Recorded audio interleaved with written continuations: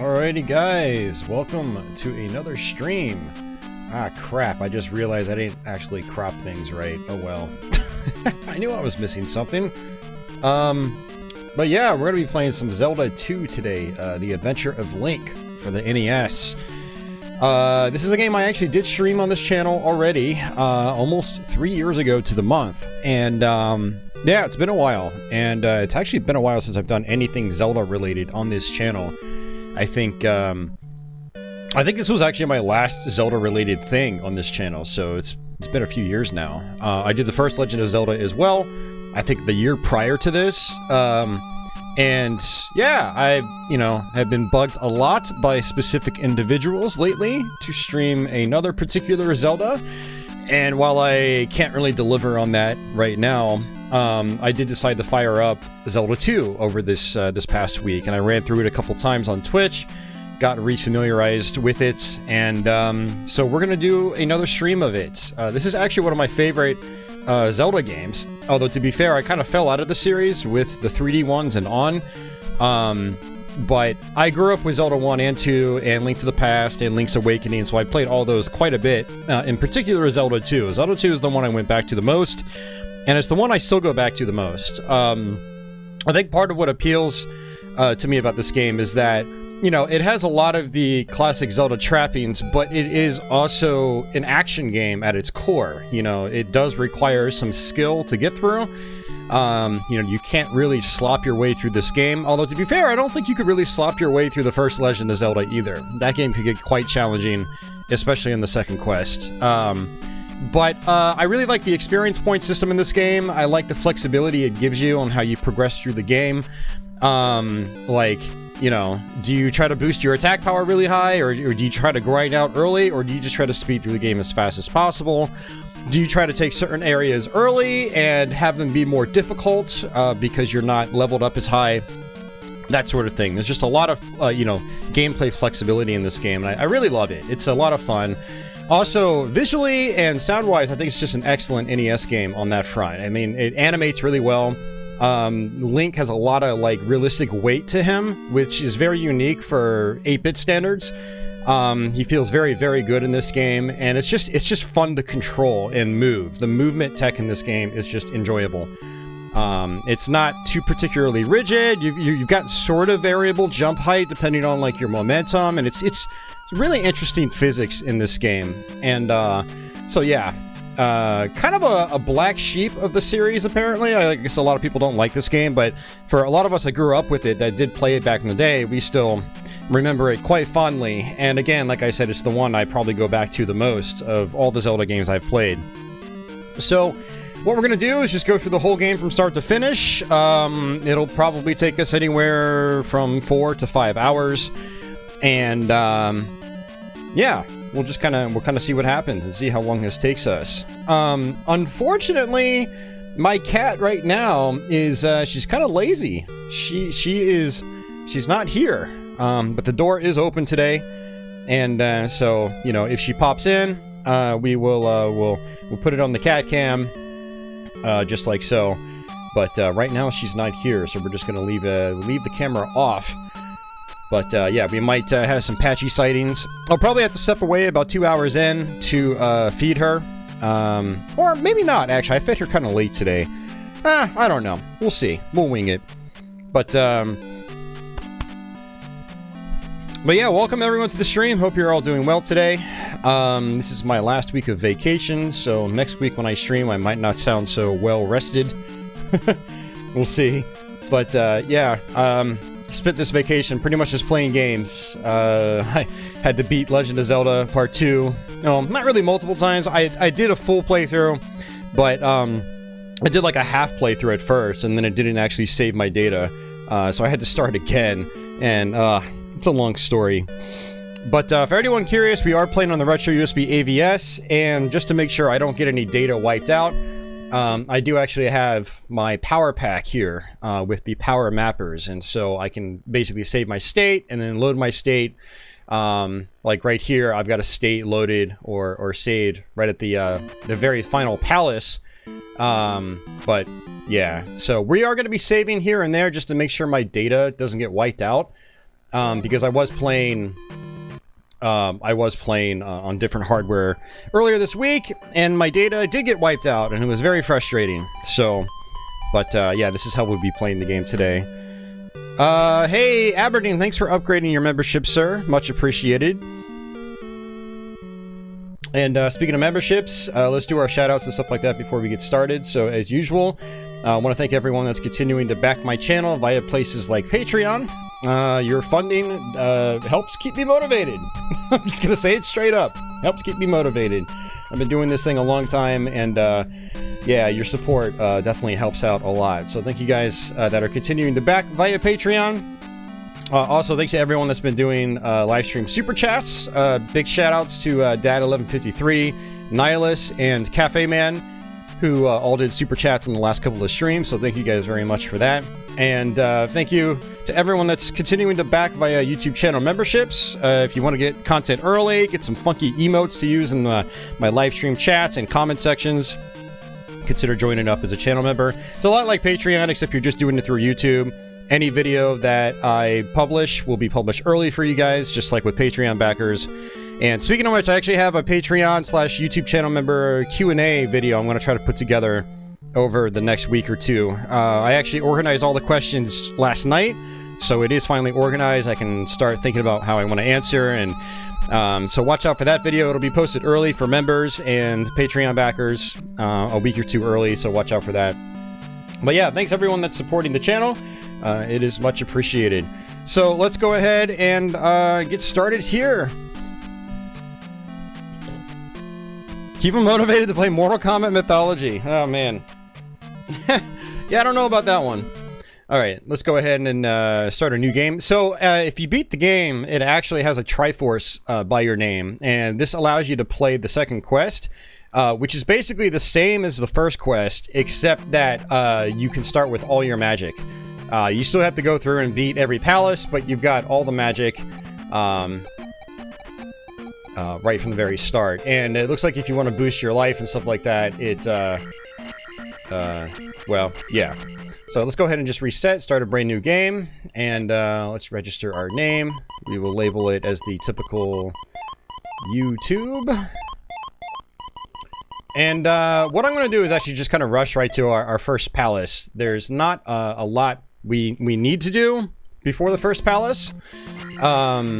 But basically the goal is you've got these sort of, I don't even know what they call them, gems or whatever, but you've got these palace icons down at the bottom. We have 6, so we have to go through, go to 6 palaces, and then after we do that, after placing all those gems, we'll unlock our final palace. But what I like to do is come here first and grab a P bag, which is basically just experience points. And that'll level us up immediately. So let's go ahead and just do that. I'm gonna go ahead and just, I don't even care if I take damage. And boom. So when you meet your experience threshold, it'll bring up this menu here, and you can actually cash out the upgrade for however many experience points you have that you qualify for. So we only have 50, so we'll go ahead and do that, which is life up. And so yeah, that's a huge gameplay element in Zelda 2. It's the experience point system. And what's cool about that is that you could, you know, wait for enemies to appear like this and then trigger fights on the overworld and just kind of grind out like an RPG. Now, I don't usually recommend grinding out on the overworld simply because there are more efficient ways to grind out, either in palaces or in very specific areas of the overworld. This area in the beginning is not a great way to grind out. You can grind out, you know, get your first couple levels because it's only 50 experience points, then 100. Yeah, you can grind out that way, get your first couple levels, and then start getting more levels inside your first palace. Now, a lot of these towns have very specific people you need to talk to. Like I need to talk to this lady right here, and she'll let me come on inside and see the wizard down, or her father, down in the basement. And these guys will typically give you upgrades or spells, and this guy's going to give me my first spell, which is going to be Shield, which when I use it reduces the amount of damage that that I take. So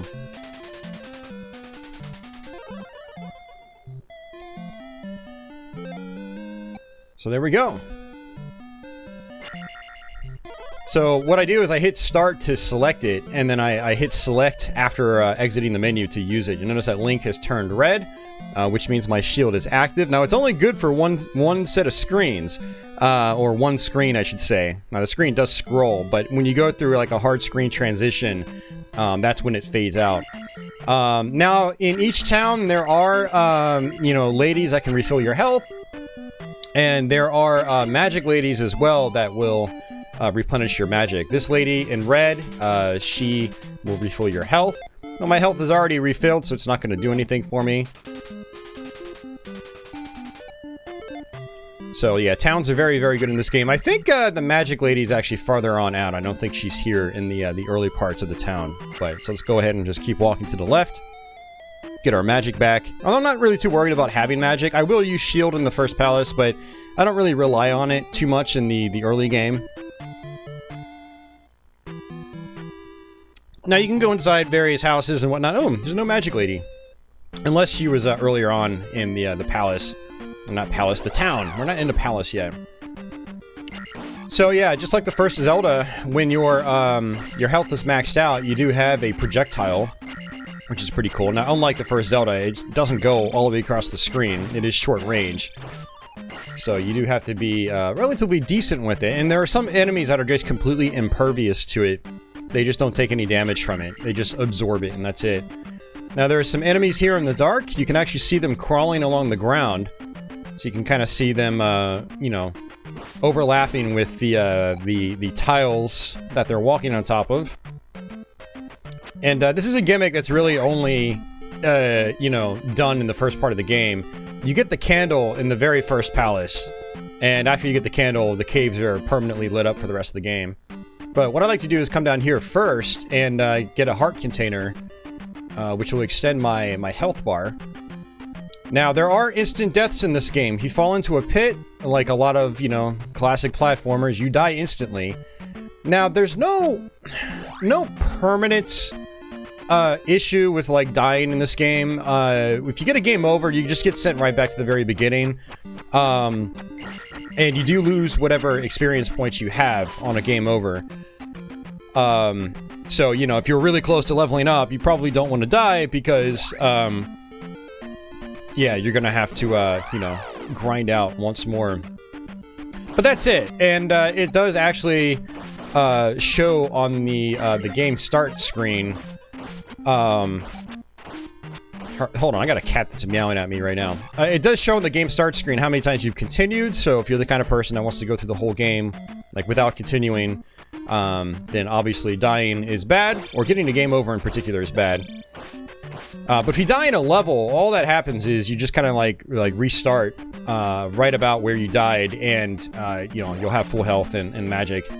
This is actually kind of a decent spot to grind out, too, if you wanted to do that before going into your first palace. These blue spiders, they hop along the ground, so you kind of want to time your attacks appropriately. So we're at 84 experience points already. So what I do is I come down here and I'll get, yeah, there we go. So my magic will go up, which refills my magic. Hold on, let me get my cat up here. She's being fickle right now. She's doing what she does best. But Julie, hey, come here, babe. Come here, hi. How are you doing? Here. Come here. Hi. Oh, I gotcha.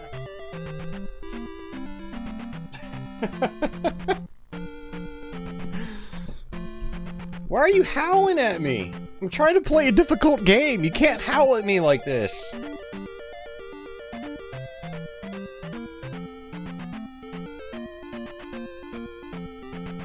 Oh, man. Chill out, Patchouli. I got hard games to play.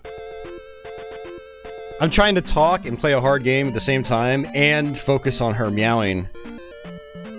You're a declared fan of this cat. Well, there you go. Oh. Patchouli. What? What? Alright. Back to the game. and see how long she stays. You guys can all place bets on how long she sticks around. Alright, so these parts, these bubbles, they do knock you into the pit if you're not careful, so just take these parts slow. There's no rush in this game, although it is fun rushing because, again, like I said earlier, the movement physics in this game, or the movement tech, is really satisfying. It is fun to just blaze right through the areas. Alright, so this is our first palace. And this is a pretty easy palace, it's not too long. The palaces do get longer and much more complicated as the game progresses. And here in the beginning, we're going to go ahead and just take a left. Now, I don't have a lot of the later palaces memorized. But I do know the first palace, and second palace, actually, pretty decently.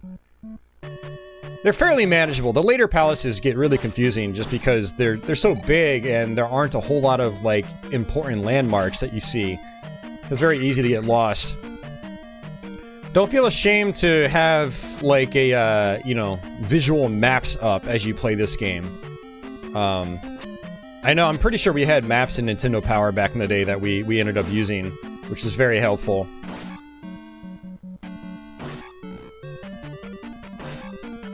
So these guys actually don't give any experience points. So what I like to do is, if you duck and attack, you'll duck and attack. Now you can also duck and attack in the air. And so what I like to do is duck and attack while still moving forward. And I can just smash through these guys pretty easily while still keeping my momentum. Now these guys right here, these skulls, they take a ton of hits to kill in the beginning. But if you spend the time, you can actually grind out and get some good, easy level ups. They give you 50 experience points, which later on in the game is not much at all. And while they do take a ton of hits in the early part of the game, I'd say it's worth grinding out, especially if it's like your first playthrough. This is a bad spot to grind out on these things, though, because you've got these other enemies constantly moving at you. But I'll go ahead and just try to kill this thing.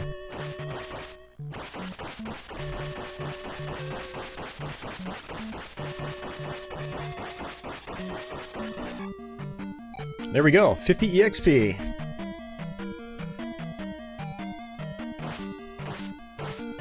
To enemies with shields, the shields will block your attacks, so you have to watch out for that. And there's another one right here. Now I'm going to move to the right, because I think down this elevator is a couple of locked doors, or at least one locked door. And let's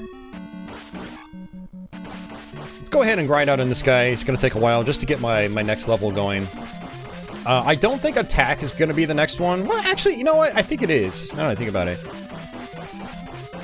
Hey, Crestline. And yes, Leo, Apache has joined the stream. Temporarily, at least.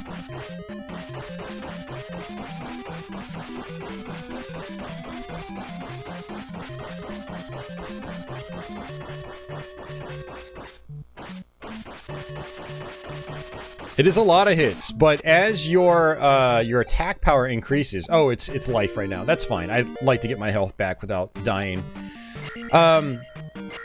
Every time you level up your attack, your attack power goes up. And those guys will effectively take, I don't know, half as many hits as they normally would when that happens.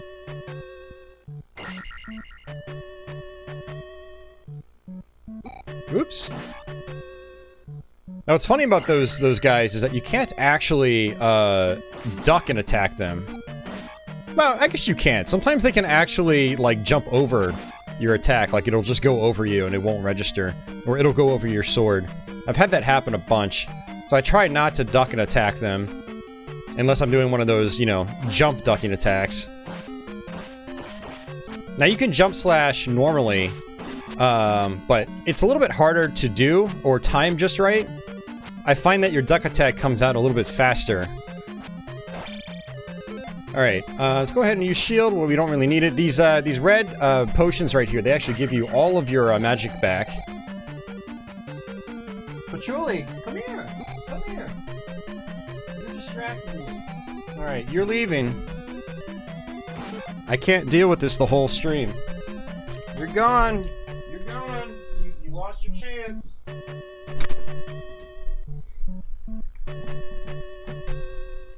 Oh. Alright, maybe I'll open the door again later, but she's gone. She's being way too distracting right now. And the thing is that we slept all day. I didn't get out of bed until like 3 p.m. And she was basically sleeping on top of me the whole time. And so she's up and energized. She wants attention now, damn it. But now's not a good time, damn it. So it's a bummer. I like having her on stream, but not when she's super needy like this. Hey, Justin, welcome back, man. So we actually have a fairy right here. Get all my health back.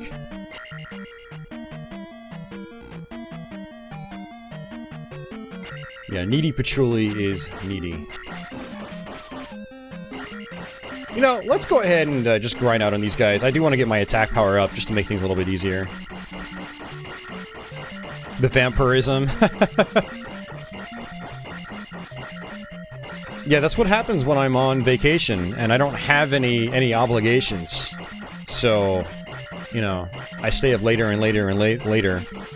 I would actually prefer to wake up earlier, not stay up all night. But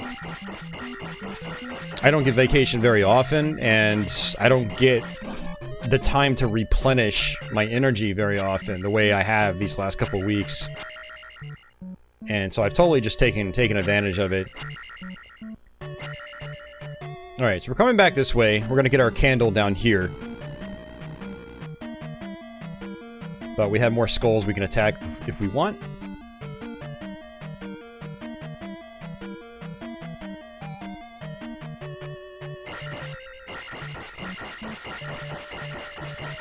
Any chance of live streaming that? No, because I've barely played it. If I do any Mystical Ninja game, it's gonna be, or Goemon game, it's gonna be the first one on Super Nintendo, which even that I still haven't beaten, so...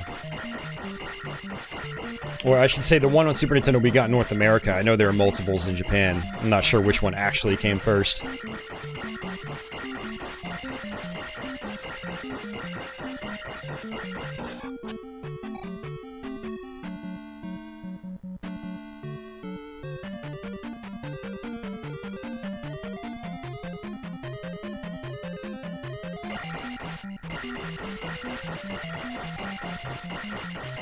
You got some good rest too, nice Uber. Yeah, getting a good rest, it's a good feeling, but I've been in this state of just like perpetual drainage over my vacation. I've just been tired every single day. It's like my body still hasn't caught up with its rest. Hey, there's Meg. Welcome back, Meg. Hope you're doing well. Go ahead and boost our attack. That's why I wanted to grind out. So now, when I attack these things, it's going to take a whole lot less hits. Probably about half as many hits. It's still going to take a lot, because we're still in the very early game.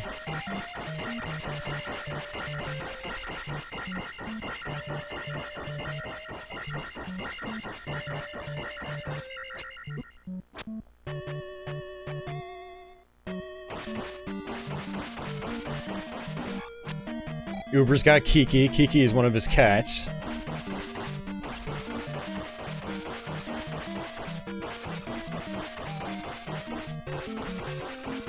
Yeah, I actually told myself I wasn't gonna grind out too much at this first palace, but, you know, screw it, why not, right?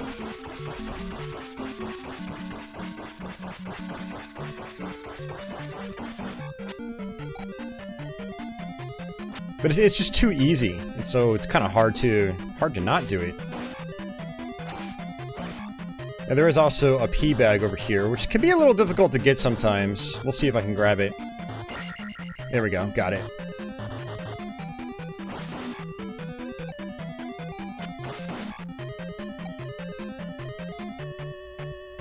And a couple more enemies. This should actually allow us to get really close to leveling up again. And I could use my shield, just so I don't lose as much health. Now, you do get a life spell later on in the game. It's actually not too much farther after this. And that was convenient. I would have preferred experience points. These knight guys, you have to attack them where they're not blocking. Now, a nice little trick is to do a ducking slash as you're jumping. And it'll pretty much be a guaranteed hit if you do it just right, which is pretty nice, so...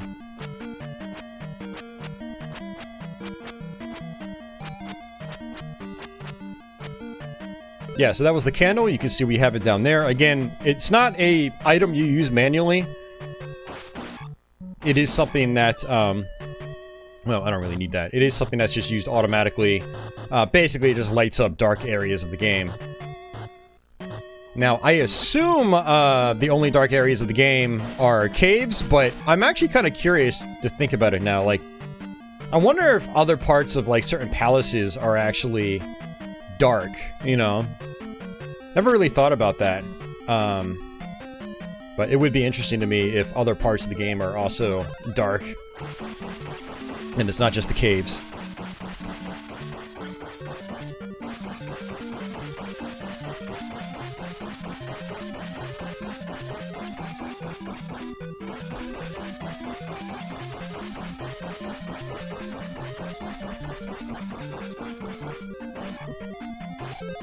And there we go. Magic will go up.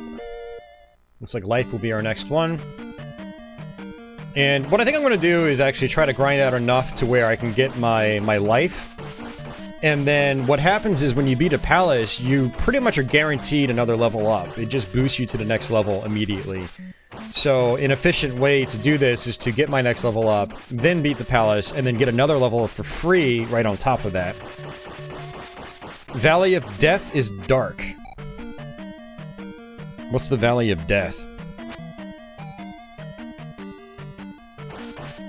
You mean Death Mountain? I mean, I'm talking, like, I know all cave areas are dark. That's just how the cave areas work.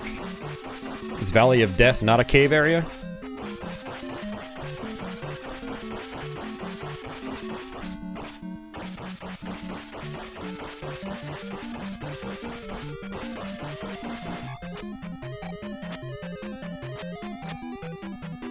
Yeah, I'm actually terrible with location names in this game. And not just this game, but games in general. It's not something I usually memorize. It's like music albums. Like, I could never tell you, like, a specific track, like, name. I can tell you what track number it is. Or where on the album it is. But I can never tell you the actual name of it. Last area in the game before the Great Palace. Well, I mean, yeah, that's a cave area. Those are caves. Those are caves, so of course they're gonna be dark. Unless you mean the, like, the place with, like, the fence behind, in the background.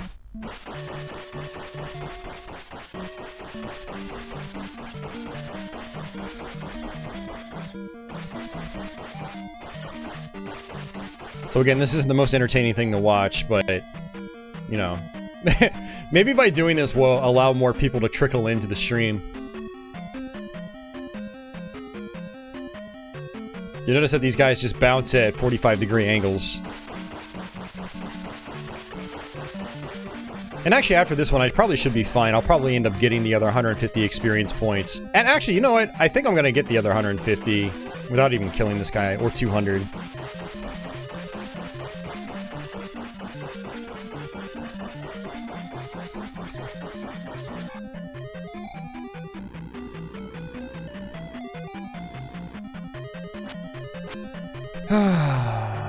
Hey, Red Zero Ranger, what's going on?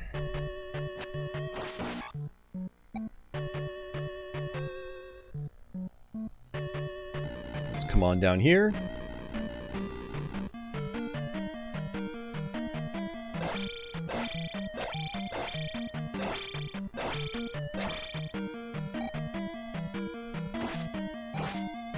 Yeah, we'll get another level up before we even get to the boss.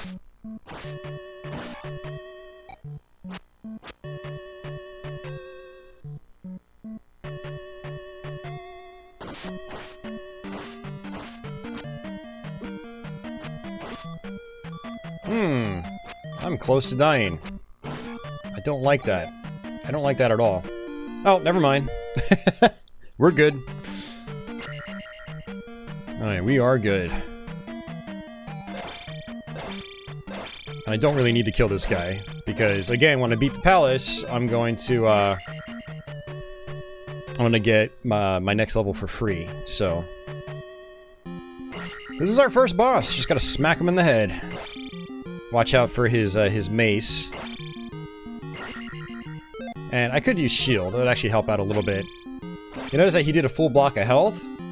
So the shield, it looks like, you know, it takes your damage and cuts it in half, just about. So shield is actually pretty important. It's a really good crutch. And there we go. Our friendship is over? Well, at least I won't have to play Ocarina of Time.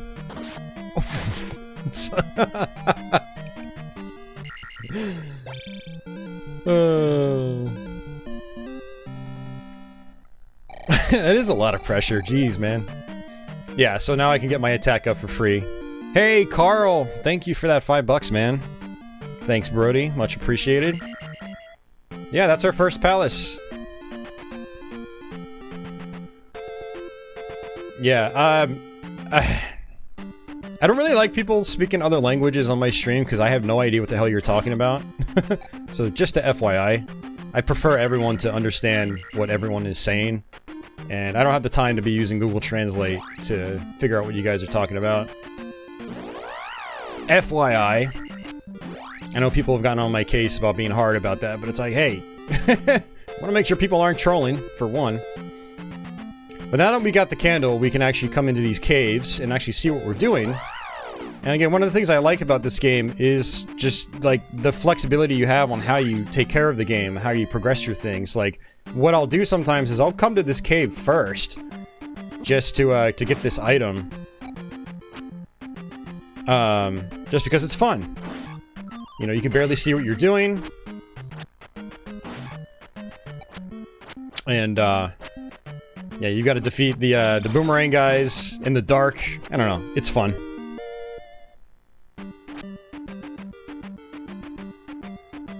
You can't be considered at... Well, I don't... That doesn't make any sense, Crestline, but okay. I'll pretend like it meant something harsh.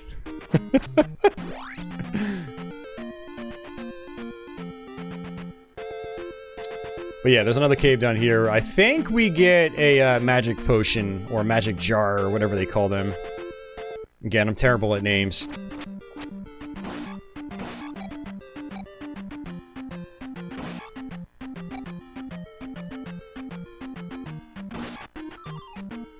Wow. Wasn't expecting to get one of those.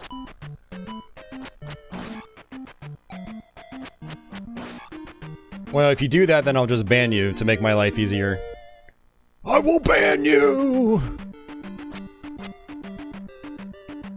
I don't see why you'd want to have possessed people in chat anyway. That's just weird, Dad. Come on, man.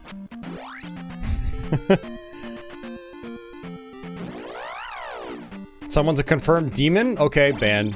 Then I don't have to deal with them anymore. Alright. So we can come on up this way.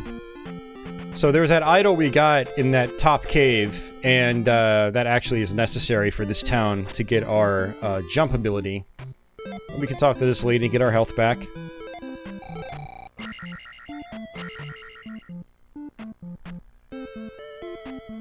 That orange old lady, by the way, was a magic refill. And we can talk to her, I believe. You saved the trophy. Oh, it's a trophy. Come see my uncle.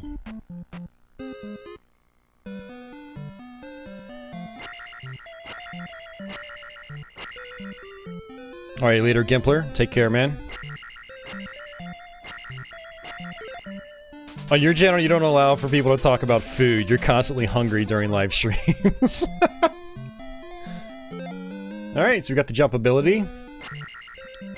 Which is, you know, this is one of those games where you have to get certain abilities to actually make progress. But, outside of those handful of moments where you have to use jump, the jump ability is kind of nice because it will let you get to power-ups that are a little bit higher up, or might give you a little more jump flexibility. Well, yeah, the problem is CM Retro, I find that when you time people out, they just come back more dickish than before, so it's easier just to permaban them. It's like I got too much crap to, you know, to keep track of. I don't need to babysit people.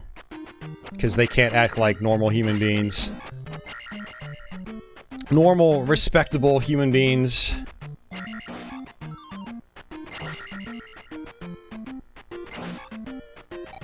And I've been on way too many like message boards and forums over the years where like, yeah, you just time someone out and they just come back and they might be good for a little bit, but then they snap again and turn into a major asshole. And I'm on the mindset where like, I just don't want to deal with that crap. I don't get paid enough for this stuff. Not nearly enough for that to have to like babysit and deal with people like that. So a stern talking to, yeah. I mean, I don't know. And there's a ferry right here. There are actually a bunch of these over the world. And there's also a tile here we can walk on top of, which will give us an extra life. There are several extra life tiles in the game, just sort of hidden. But again, one of them is right here. It's a mini-me! Are we in the caves yet? I mean, what caves? There are a lot of caves in this game. Unless you're talking Death Mountain. Probably talking Death Mountain. That's the one everyone talks about in this game. But we'll be there in a few minutes, I'm sure. I might even just try to do that first. Although it would be kind of risky. What I'd like to do is actually get the life spell first. That'd be better. So, okay, this is kind of dangerous.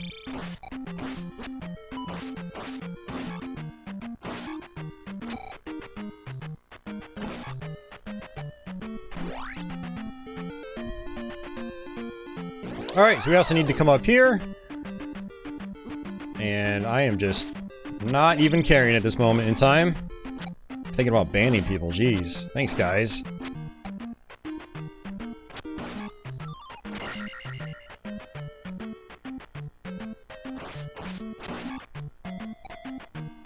Actually getting kind of close to leveling up again. Alright, where is it? Alright, it's here. Cool. So we come talk to this guy, and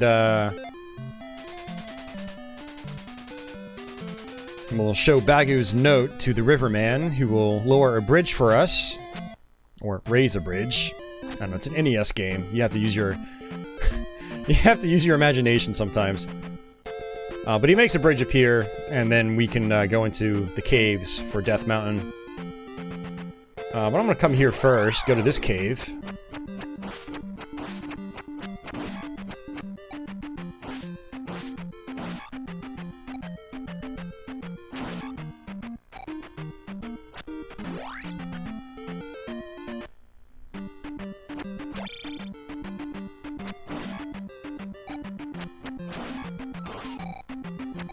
I might as well use my shield. I'm kind of low on health. And apparently if I die, Meg will no longer be my friend. Which will make me very sad. So I have to make sure I don't die. Hey, Emmermon. And it's a pee bag, which is good. Because, yeah,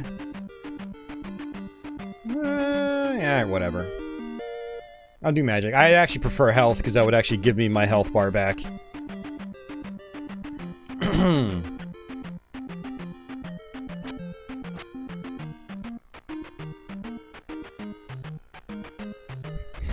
I am really low on health. Oh, that's Meg's friend, Frank.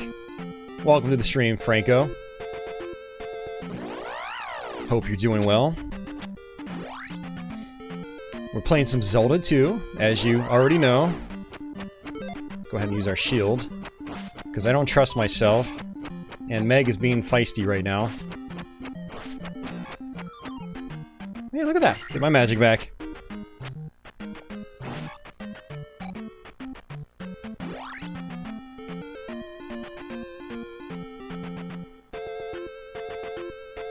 Gotta go attack, right? Nah, you don't have to. If you're good at the game, you don't need to boost your attack fast. But that is a good strategy. If you want to make your life easier, boost that attack first. But I don't need that crutch.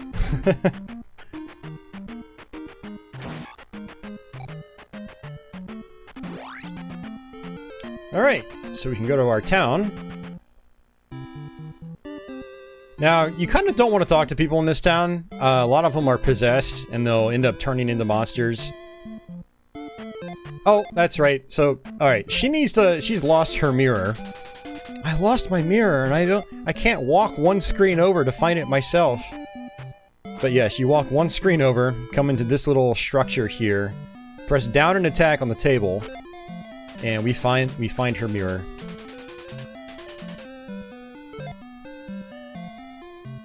By the way, one thing you'll find about this game is people are really lazy. But that's fine, you know? I'd rather than be lazy and not have stuff be too cryptic than have things be, like, really complicated. It's one thing I like about this era of, like, action-adventure game is that a lot of the objectives are pretty straightforward compared to, you know, later generations of action-adventure games.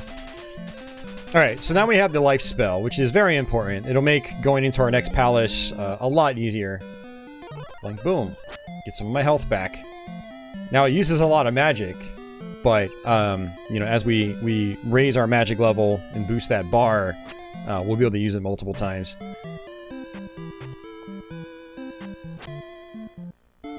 So I'm trying to debate if I should go into Death Mountain first.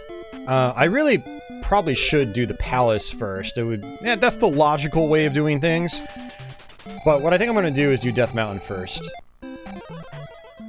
And we can just wait for her to come back out. Oh, look at that! It kept refilling. Nice.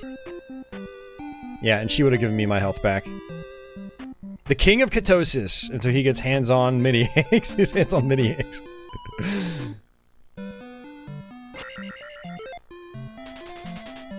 You know, Bagu, then I can help. And then a bridge magically appears.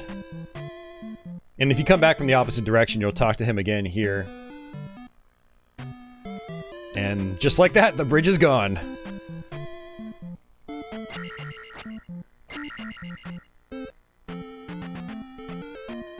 I do love me some Simon's Quest, though. So yeah, this is Death Mountain. This is the big area I think a lot of people get caught up on. But, you know, when you know the way to go, it's not too bad to deal with. You just gotta make sure you're dealing with these guys a very specific way. This is where some of these axe enemies start appearing. We'll see in the next screen or two, most likely. I don't need that. Yo, Aquas! How are you doing, sir? How did your Smash TV runs go? Aquas has been playing some Super Smash TV.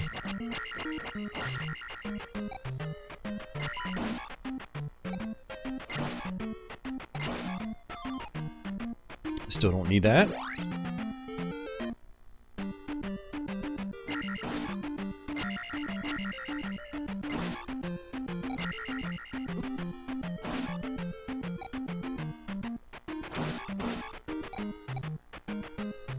Alright, we're just gonna keep going to the right, and it's these guys that people struggle with.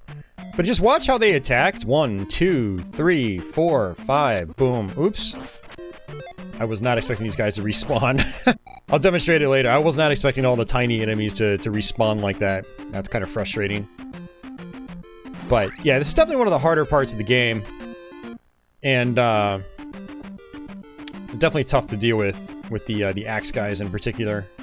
Go ahead and use our shield again. And I don't know if these guys actually drop magic potions. Nope, they do. Good. So with areas like this where enemies just constantly respawn, you can just sit here and grind out just to refill your magic, and that'll make your life easier. See? Just like that. Now I have a full magic bar. And so if I need to use my life spell, I can. Or if I need to use another spell like jump, I can. And I'm going to use jump actually here, and also shield. Because, check that out. So these guys actually throw axes. They can be a little challenging to deal with. And the rate of fire seems to be fairly inconsistent. Sometimes they'll throw 2 back to back. But usually they give you enough time to, you know... Oh, I see it like that. That was 2 back to back. And you cannot block these, unfortunately. And I don't have enough magic to use life again. That's okay. I used what I did there because I knew there was going to be that red potion up top. It's going. Happy Whopper Wednesday. Whopper Wednesday. Guess who ordered Domino's tonight? Oh, hell yeah, Meg. I'm jealous. I went to Subway for dinner, or lunch, or technically breakfast. It was my first meal of the day. I guess it was technically breakfast.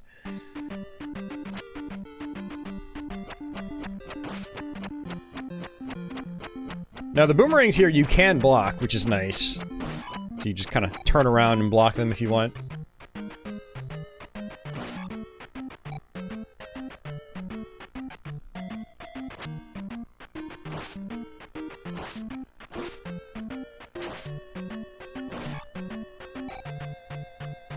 Yeah, the orange axe guys are definitely the easiest of the bunch.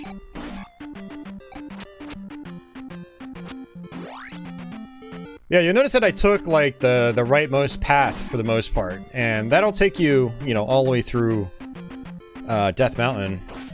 So just wait for him to attack. 1, 2, 3, boom. 1, 2, boom. 1, 2, boom. 1, 2, boom. Oops. Still have to have good timing, because you notice that they do start to walk back a little bit as you approach them. And then, wow, okay, I'll take that.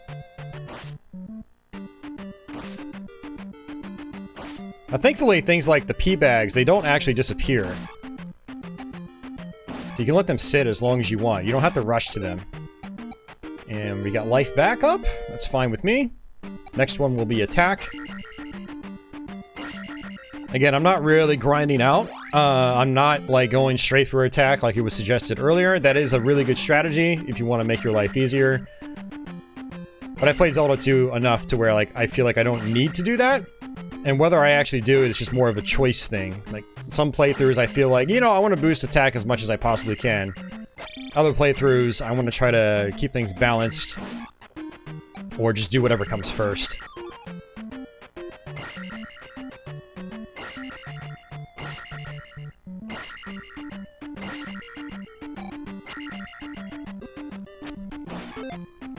Oh, so I'll go ahead and actually use my life spell, since that was a potion that refills pretty much all my magic. And then that's Death Mountain. We come down here. I think we'll get the pickaxe or something like that. Let's go ahead and use shield. 'Cause I know I usually take hits against these guys because, again, their attack patterns can be a little inconsistent.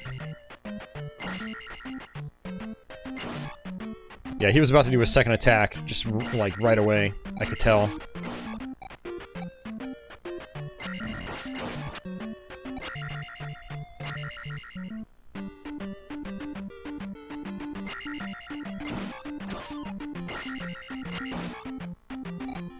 Yeah, I'm gonna have to use, actually... man, I cannot talk today. Holy crap. I'm gonna have to use the restroom after this place. And I'll open the door, see if the cat wants to come back in. I'll try to give her another chance.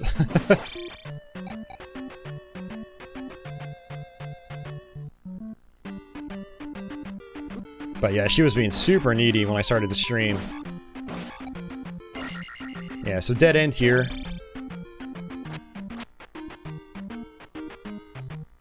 John Evans heading out. Take it easy, man.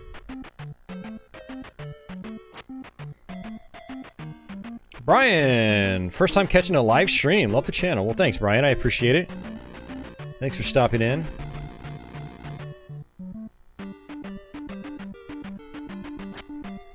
Let's go ahead and use shield. Now, I think over to the left, I think it might just be like a potion refill. Or a magic refill, I should say. Potion refill. Well, okay. Well, he'll give me one too, apparently. That's fine. So the potion drops from enemies, it's like every X amount of enemies you kill, a potion drops. It's generally how it works.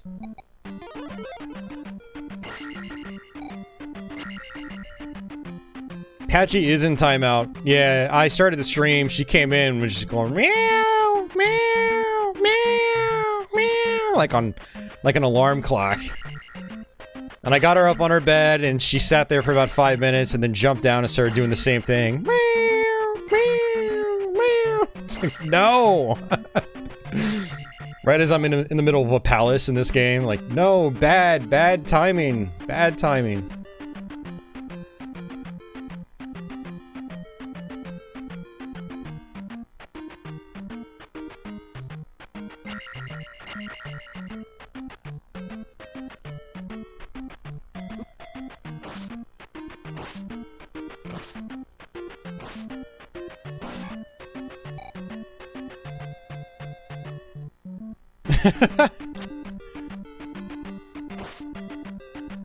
Wow, Patchouli loves spinach, Meg.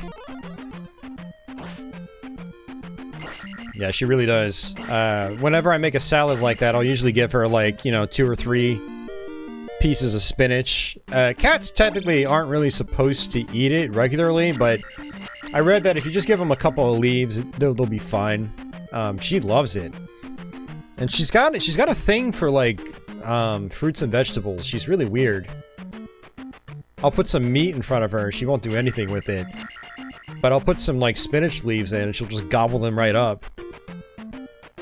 I had, tomatoes on the counter a couple weeks back. She just tore a hole through. She, like, took a chunk out of the tomato. Like, yeah, she's very different from other cats I've had. I mean, my outdoor cats in the past have liked, you know, chomping on grass and plants and whatever. But I've never had a cat that would just, like, ignore human food completely. Well, not really human food, but, you know, like meat and stuff like that. I mean, I had a cat that would eat potato chips. That would be Meg's favorite cat. Yeah, he would actually eat potato chips. But I've never had a cat that would eat vegetables outright.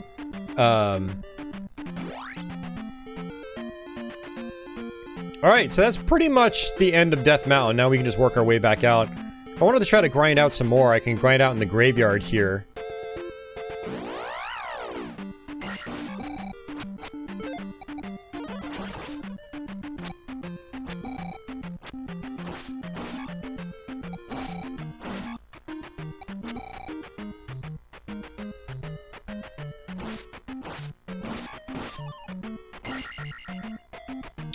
Yeah, so one thing, if you've never played this game before, you'll notice that on the overworld map, there are enemies that are shaped like blobs and other dudes that are shaped more like, you know, human-shaped.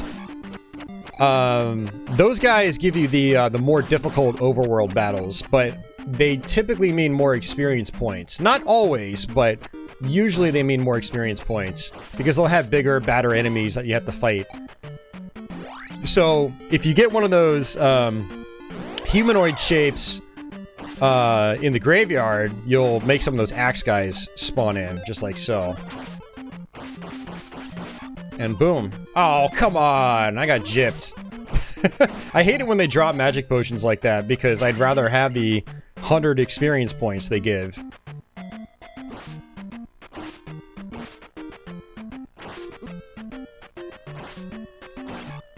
There we go. See? Much better.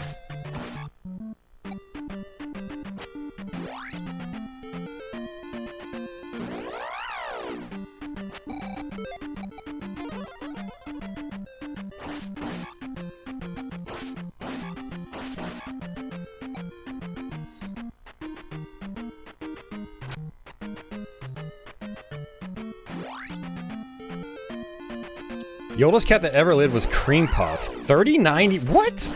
That is insane. That's insanity. I mean, it's awesome. I'd love to have a cat that lives, like, half my life. Or longer. Shit, at this rate, I won't even live past 39.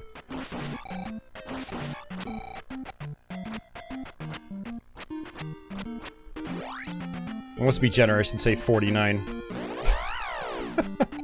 Alright, shield.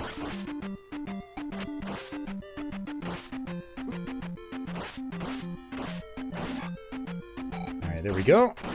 Let's kill the other one. Oh, I'll take that. A Texan kitty.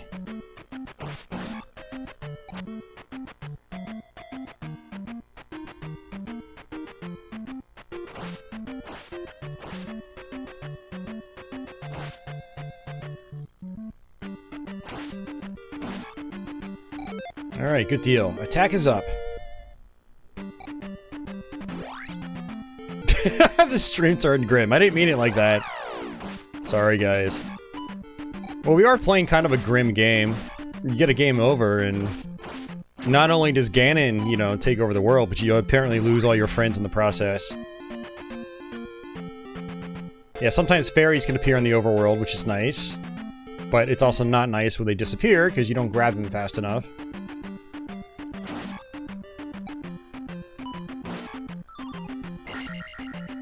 Oh, shit! Fuck! Alright, Meg, it was nice knowing you. At least I don't have to play Ocarina of Time! And actually, that actually reminded me, it's a good time to probably save the game. Just in case something happens.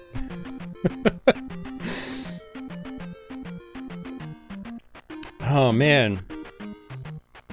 A vial of red wine every other day. What?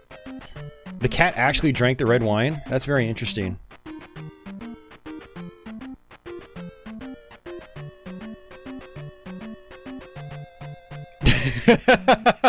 You never die if you don't unpause. This is true, yeah, so you can actually get a fairy spell later on in the game that turns you into a fairy, and, what the fuck? Again? Are you serious? Okay, pardon my freaking French, man, but what the... How does this even happen? Come on. I don't even think that's ever happened to me, let alone once. Oh my god. I go pretty much well, not unscathed, but no deaths up to that point, and then I died twice to, like, the most ridiculously tiny enemy in the entire freaking game.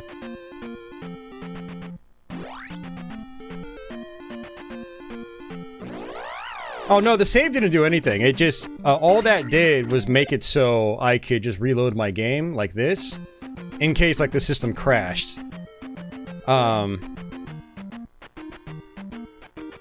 Oh, and actually, you know what? I'm gonna kill myself again, because that's only right, because, yeah, because I did technically die twice here.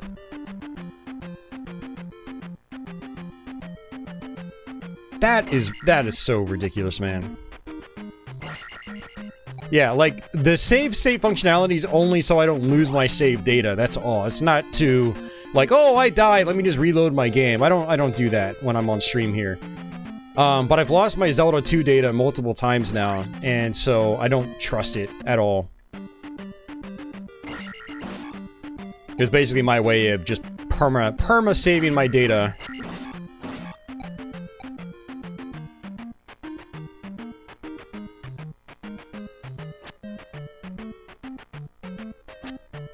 Did I ever win any contests from East Starland? No, I don't participate in those. They do this thing where, like, every day they do a giveaway.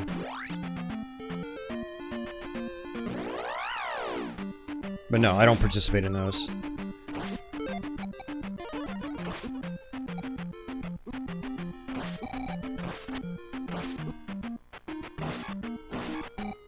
Hey. Let's go ahead and use the shield. I'm not even gonna bother with these guys. I just wanna get to town, get my health back. So you'll notice that if you take the safe path here, you actually don't make any enemies appear. Let's come on up this way, go to town. Get some health back. I've lost 3 friends by now. What's new? Alright, get my health back.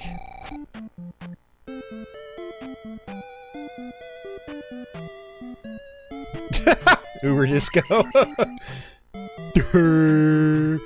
There's 69. Alright, so if I use the jump power up here, I can get up here.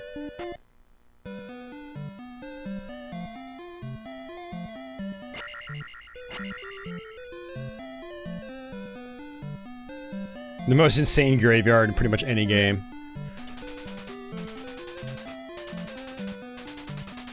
Alright, so now we have the down stab.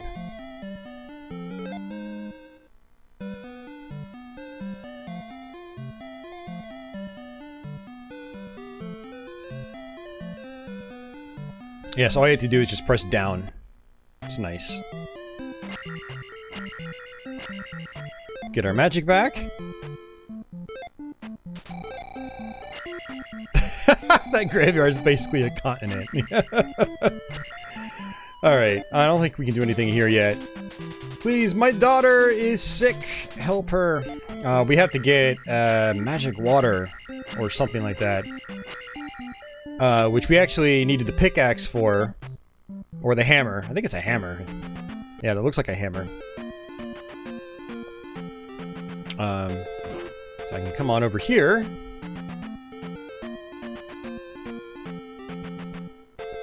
And come in here. And we'll do this cave. Having the down stab is actually kind of nice for this. Because then I can finally, you know, down stab some of these tiny enemies. You can also down stab the bigger enemies too. It's kind of fun.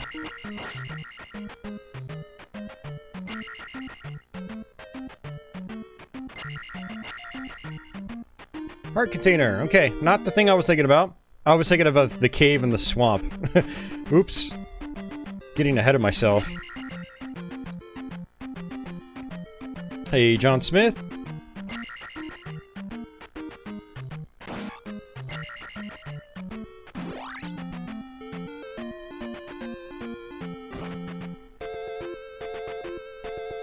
So we'll come on back down this way.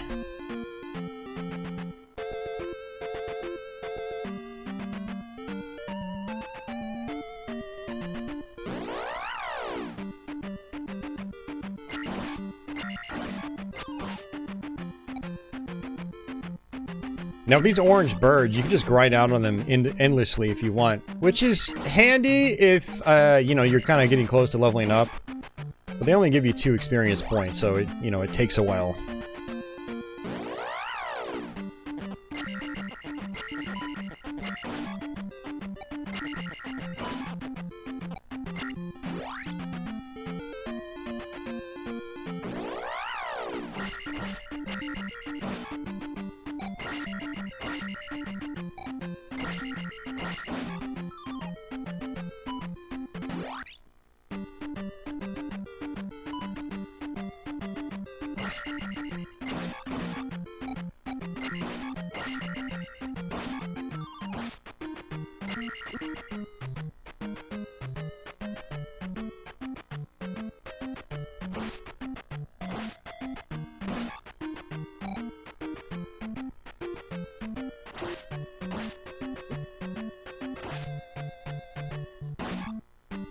It makes it a little bit easier.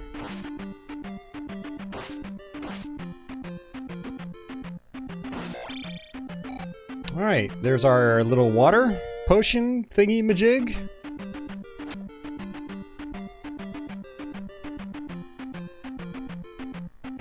Oh, it's a great game, Uber Disco. Like, it's got some hard parts to it, no doubt. But, I mean, it's like any difficult game from back in the day. You eventually get over it when you learn how to play it.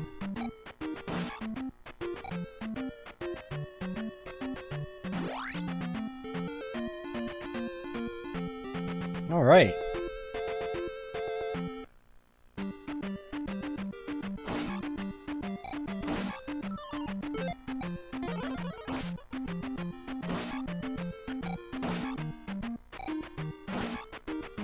Alright, before we take care of the second palace, I'm going to use the bathroom. I said that a couple minutes ago, but I never went.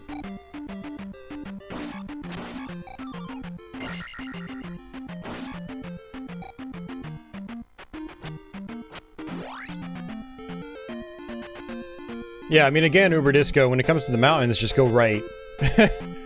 Take your first door to the right, and then just keep taking every door to the right from there. Assuming right is an option. Sometimes you can only go left, but basically just every time you have a choice, take right.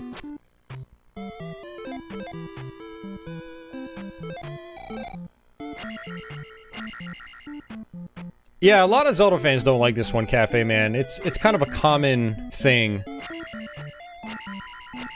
But I mean, Zelda has been around so long and it's had so many different gameplay styles that, like, every Zelda is bound to have some shade thrown towards it, you know?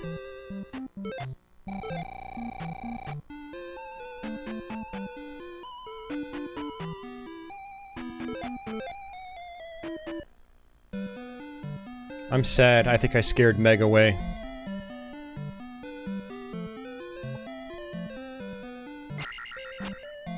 Hey, we're talking about PCFX now? Yeah, most of that library is very, very much in Japanese.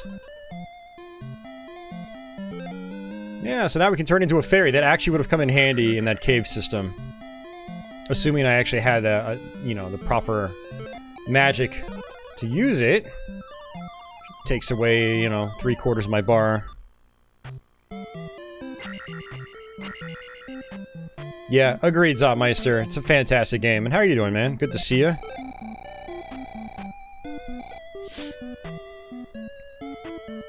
Honestly, I think it's, a lot of people don't like it because it is a challenging game. You know, Zelda is not really a franchise that, Zelda's not really a franchise people, gravitate towards for the difficulty. So, yeah, I mean, Zelda 2 is, like, a legitimately challenging game. It's, quote-unquote, NES hard. There is actually an extra life down here. Let's see if I can get it. Wherever it is. Yeah, so there are a bunch of extra lives over the course of the game, which is nice.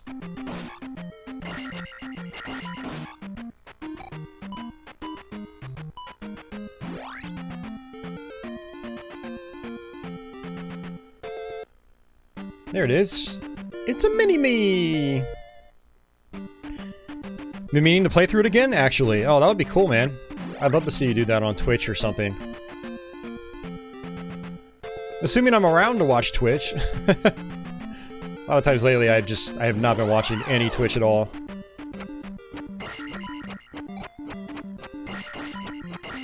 I pretty much just watch a tiny bit when I raid someone, and then that's it.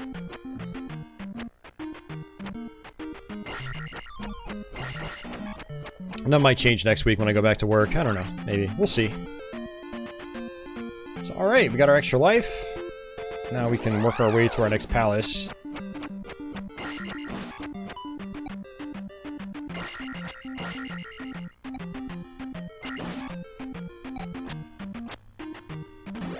Hey, push play. How are you doing? Oh, no fairy. And if I really wanted to, I could just grind out on enemies here before we even go to the palace. But I'm not too hard-pressed about it. It's not a big deal.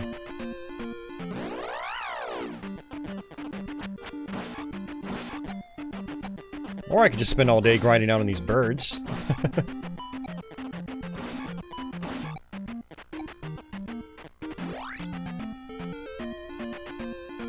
Ah, screw it. Might as well just have a fresh start on the palace.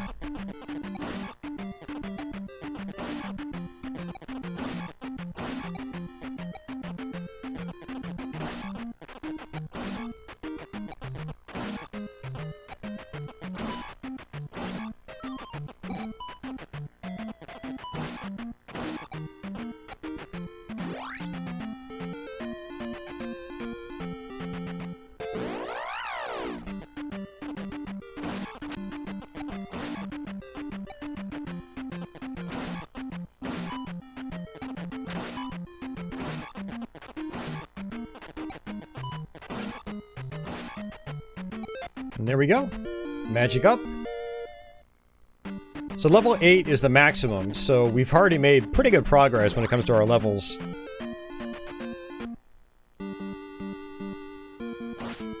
Alright, I'm gonna go ahead and use my life spell. Grab that magic refill. And actually what I said I was gonna do is use the bathroom. Let me do that, and I will be right back, guys. Don't go anywhere.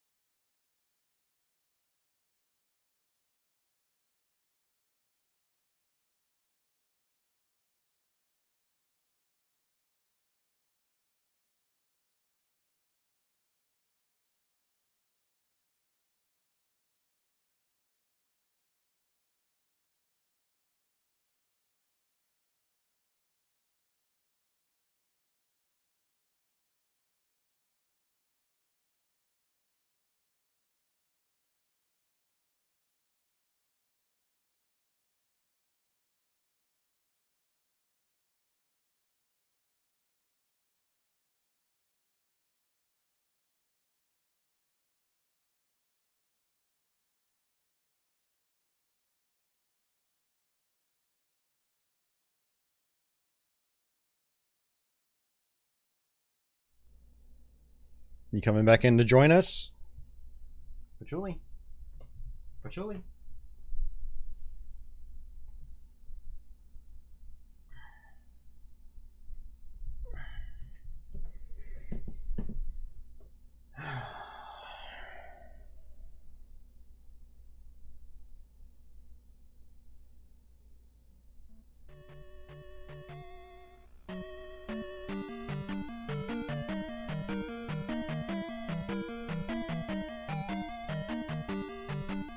Let's see if she stays.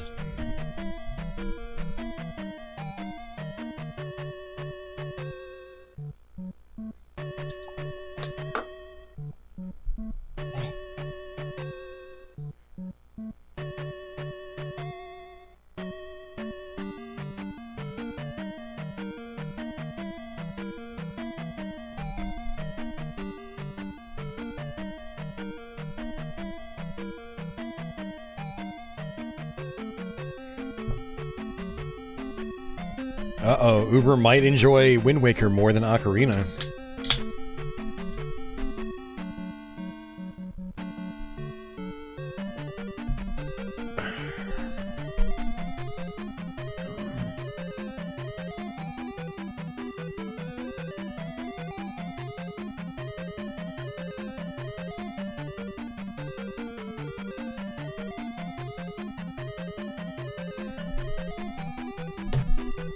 Hey, Tony.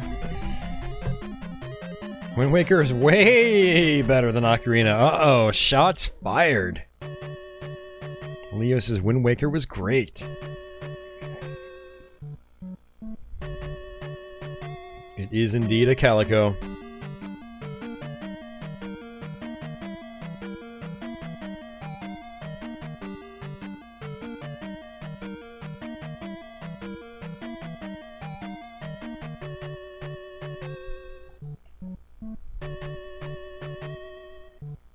Alright, let's get back to this. Now with Cat Cam. Most likely temporarily.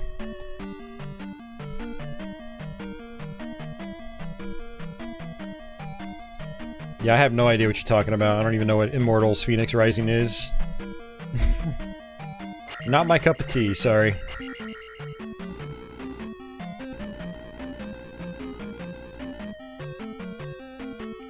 Alright, so we're just gonna kind of work our way through this palace. Probably end up going the wrong way multiple times, but that's okay. I'm petting the cat with my cursor.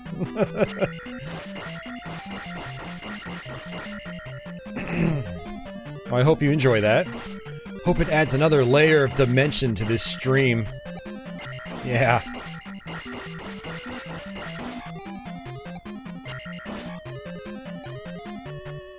Yep, need a key for that door. That's what I thought.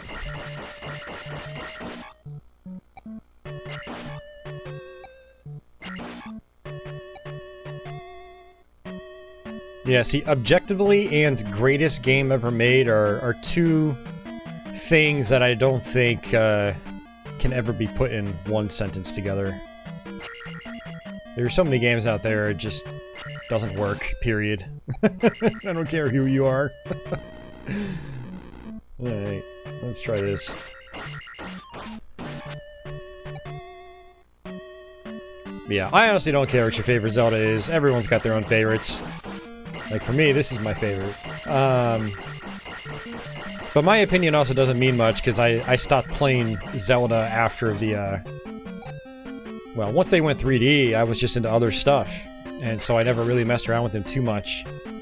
Breath of the Wild being the only exception. I did actually play the hell out of that game. And loved it. And there she goes again.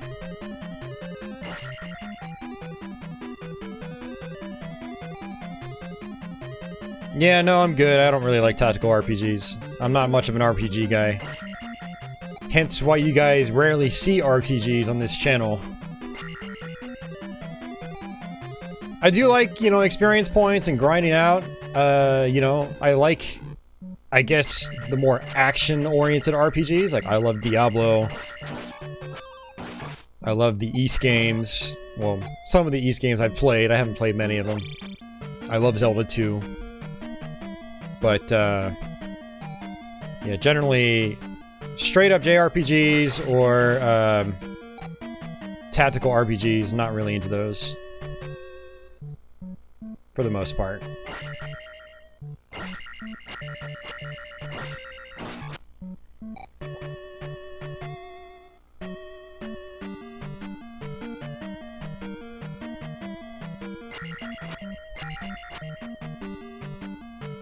Not yet, Dad. I've been meaning to do that. I'll do it sometime. I'm not really in a rush. It's like all the rage right now. I'll wait until the hype has died down a little bit, and then I'll try it out. Let's go back up this way. But yeah, I definitely want to play it. It's really awesome that it was discovered and put out there. I was worried that some big shot collector was going to buy it and then never release the prototype. That would have been highly disappointing. Kevin has downloaded it already. Look at all you Castlevania Dreamcast hipsters. I don't blame you.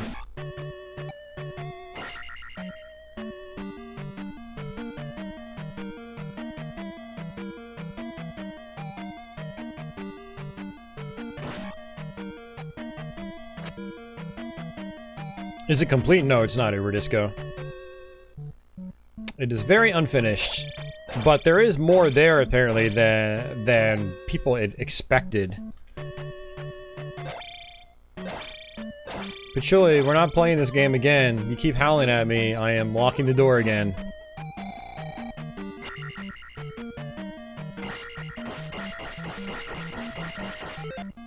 Hey, come here. Hey, come here. Come here, baby. Come on.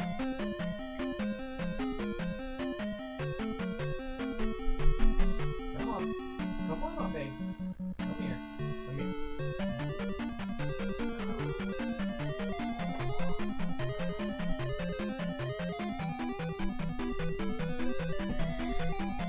Yeah, I don't think she's gonna have it. I think she's gonna leave.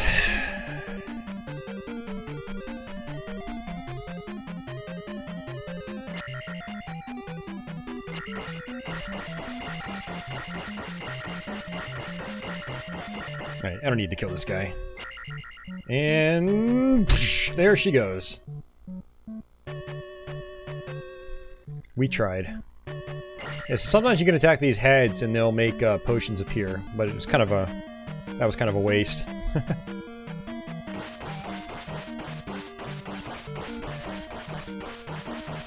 Last of Us? I have no desire to play Last of Us. The game doesn't look very fun to me.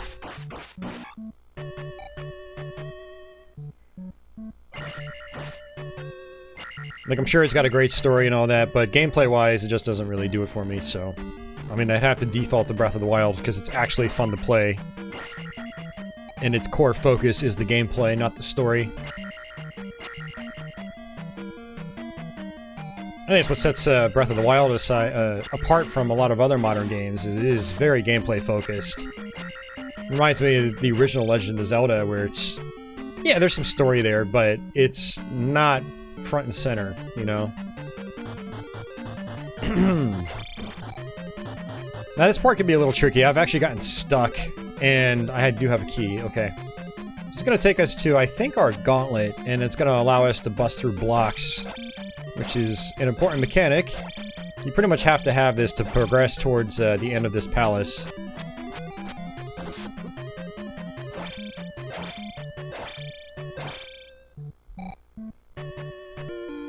Last of Us is a blast! Sure, sure, sure, sure.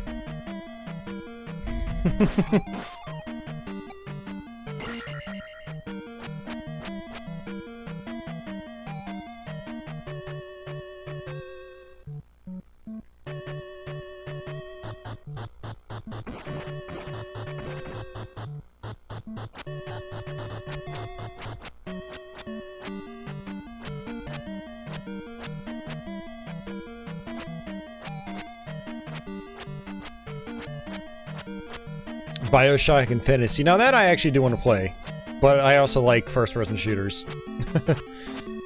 And I did play the first Bioshock, so I'm already slightly invested in that franchise. Ooh, that was close. Let's go ahead and use my shield. I want to see if I can kill this guy. He's kind of a pain. He takes a lot of hits, too.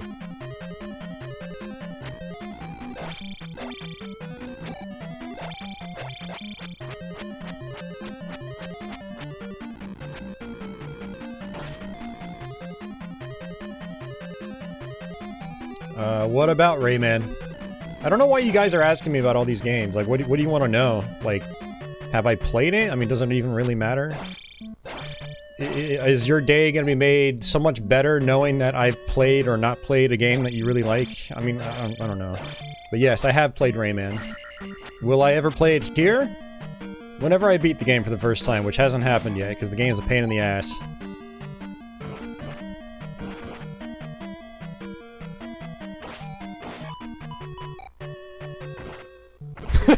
We need to know!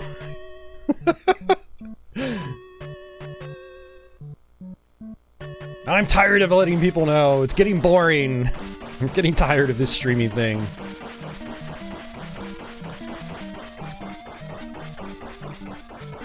When it comes to your favorite game of all time, I didn't ask you what your favorite game of all time was, so I don't really care. Not sure if you guys understand how this works. You telling me random stuff like that, I really don't care. I'm not gonna go to bed tonight thinking, man, I'm really glad I know what that stranger's favorite game of all time was. I feel enlightened. Maybe I should play that game because it's his favorite game of all time.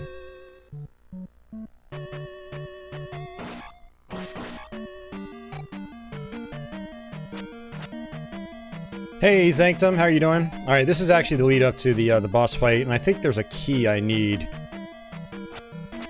I don't know, let's see. No, this is very true, Spike. Like, I say all the time, so many games, so little time. And I don't mean that, like, facetiously. It's like, it's true. I'm not, you know, 15 years old with all the time in the world, with no job and no responsibilities. It's like, I treat YouTube like it's a job. It can be a fun job, but it's also more of like, I just don't have all the time in the world to play everything. I'm getting old, and I can't operate my life like I'm a 15-year-old, and so I have to prioritize things. A lot of those things I prioritize is stuff I actually want to play personally.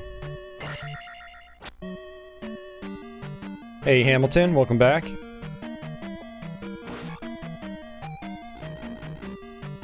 No, I'm not saying anyone's favorite game of all time sucks, Ronnie. I'm just saying I don't care what their favorite game of all time is. It doesn't matter to me. I've probably played 10 times as many games, and I just don't really care that much. Alright, let's see if we can get this. Ow! No. Oh, no, that's right. I could have just downstabbed it. I mean, I did, but it was completely by accident.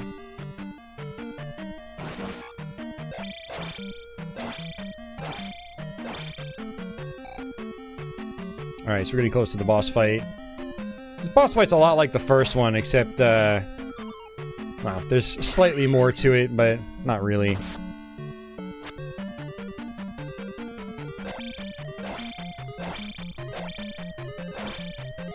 I don't know how many years you've left, decided you wanted to focus your content on what you're most invested in. Yeah, and that makes perfect sense, Pensive. I don't know. That's kind of where I am right now. I mean, I don't know about with like the whole how many years I have left thing, but well, I mean, that's a good way to think about it though, because yeah, I mean, you could get hit by a bus tomorrow for all you know, and you won't be doing YouTube at all. I know it's morbid, but it's also realistic.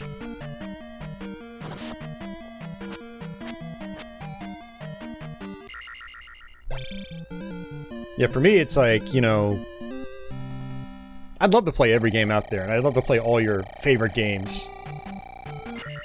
But the fact is, I just don't have the time. Or the lifespan to do something like that. Hey, JK, thank you very much for that $5. Meg! has reappeared.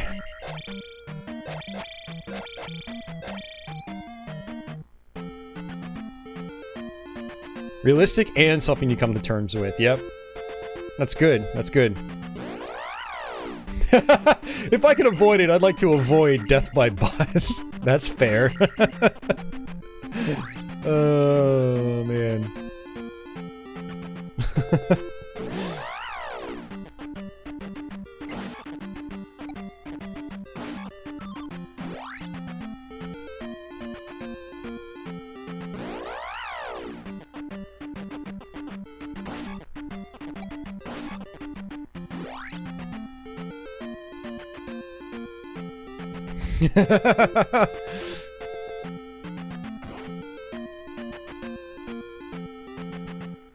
Alright,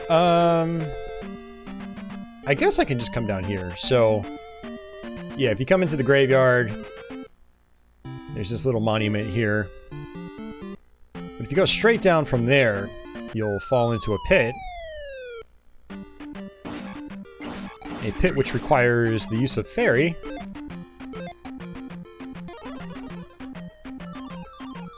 Having a Dorito night. Oh, Julie? Okay. Hey, you. Hi.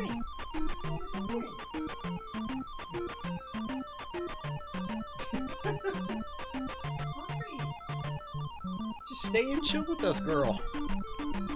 Chill with us, Patchouli. She was on the second tier that you guys couldn't see.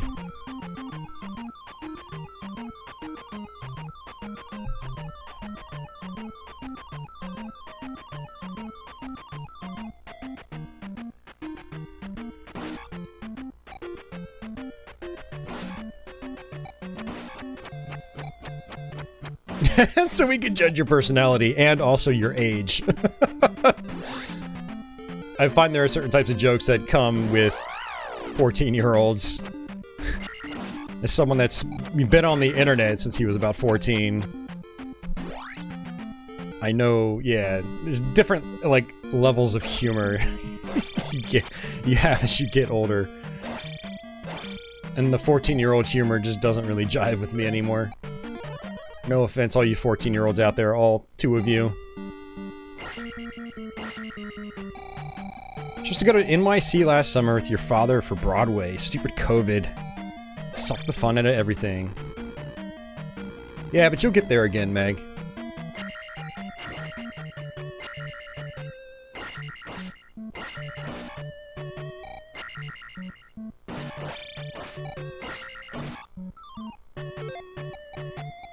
Go ahead and use shield, just in case. Nope, nothing else. There she goes, she finally laid down, jeez.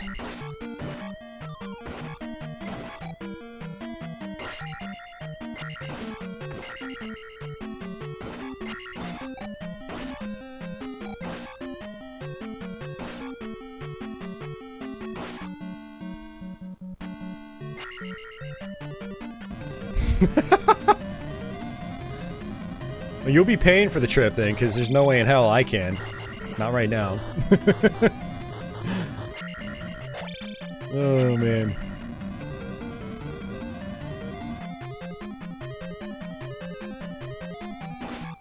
Damn, Kevin. Hate is such a strong word.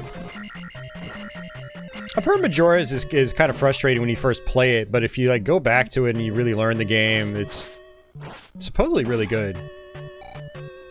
From what I've heard, it's like the most dark and quote-unquote mature game in the series. I do want to play it eventually, but like Ocarina, it's just kind of like I keep pushing it off and off and off and off and off.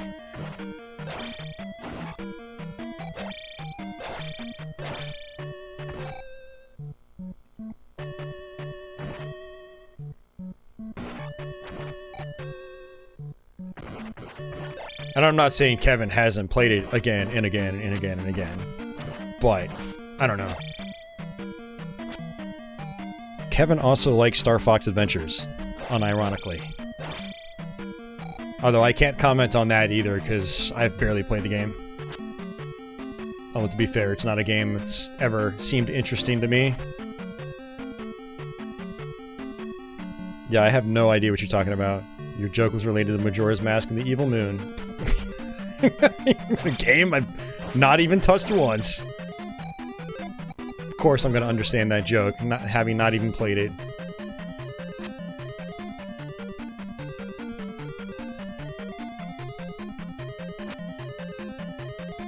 When you learn how to slow down time in Majora's Mask, the big complaint folks have with it basically becomes irrelevant. Yeah, that's what I've seen. Yeah. You end up with plenty of time and a 3-day cycle becomes a little more than a story element.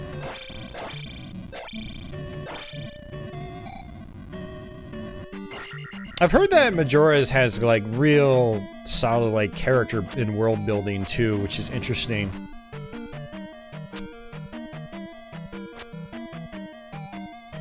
Creeps you out so much? Well, maybe that... Oh, okay. Maybe I should play that first. Alright, we have 2 keys. I'll take this way first. Screw Ocarina, I'm just gonna play Majora's Mask.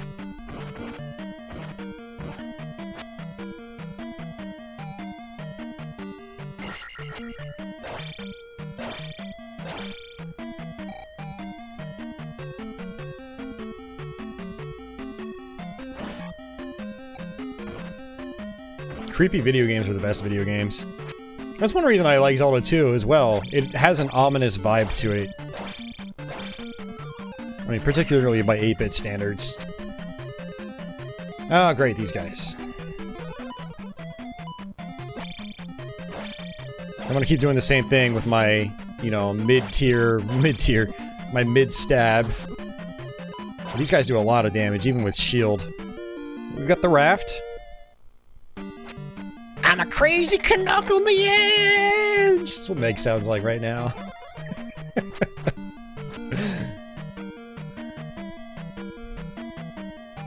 I'm a crazy Canuck on the edge of this pizza crust! I'm about to demolish! I'm going to grab another slice after this! Yeah! Dominoes! Man, I want Dominoes.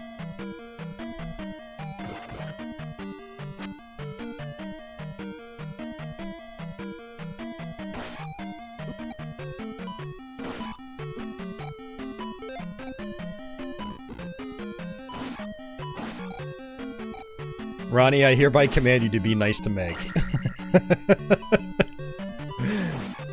Oh, man.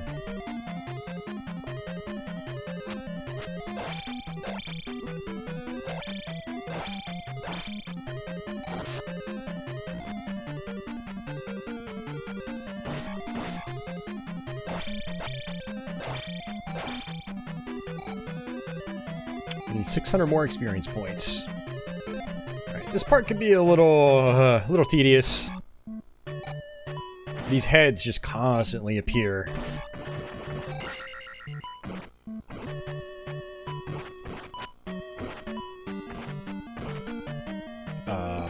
Great.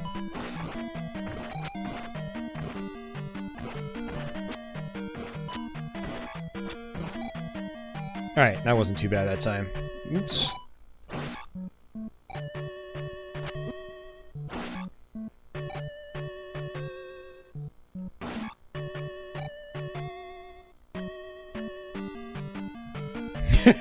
We could just abuse Tony and Uber Disco. Don't abuse Uber Disco, man. You can abuse Tony all you want, though. Man, I need some health. Maybe I'll get a red potion. I don't know.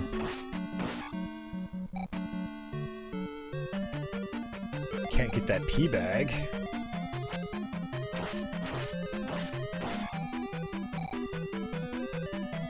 I don't have the jump spell.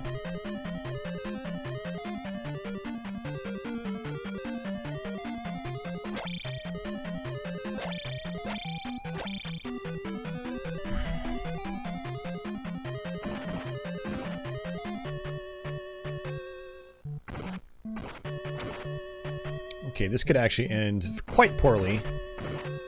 I don't know how I want to do this.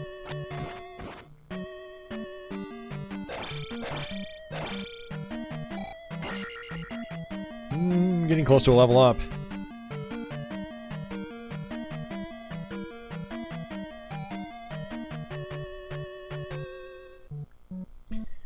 The Adventure of Link was the first Zelda you ever played, and you beat it back in the day. It's made you a Zelda fan ever since. Very nice. Good to hear more Adventures of Link fans.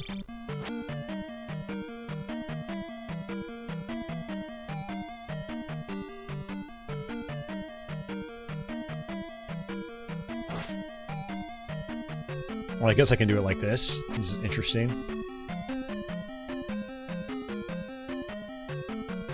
Come on, man. Come back over here. Over here.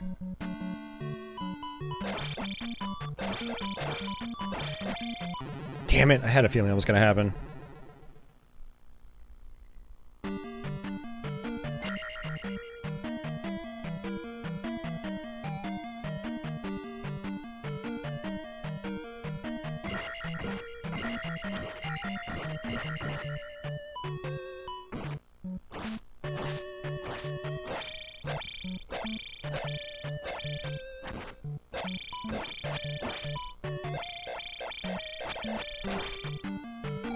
$150.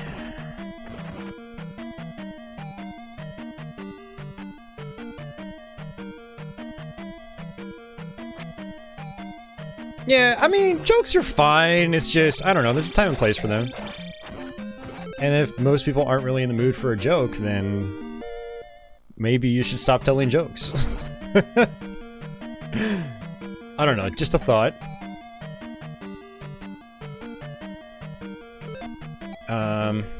I mean, that goes for anyone out there. I'm not just targeting this towards a very specific individual. But you gotta read the room, man. You know, that's the thing. About chats. Hell, it's the thing about being in actual rooms with actual real people. You gotta read the room.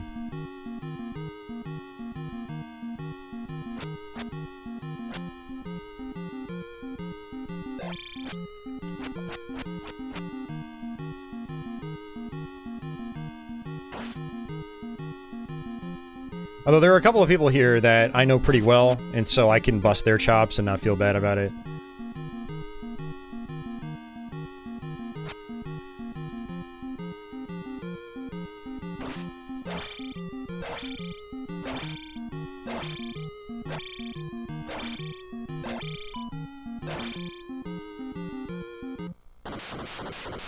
All right.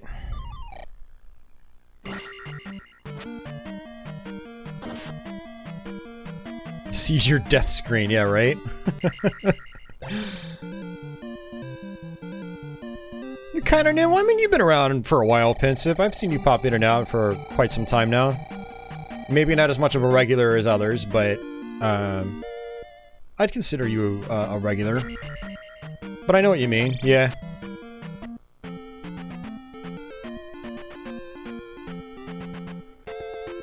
Yeah, it's kind of a double-edged sword, Meg.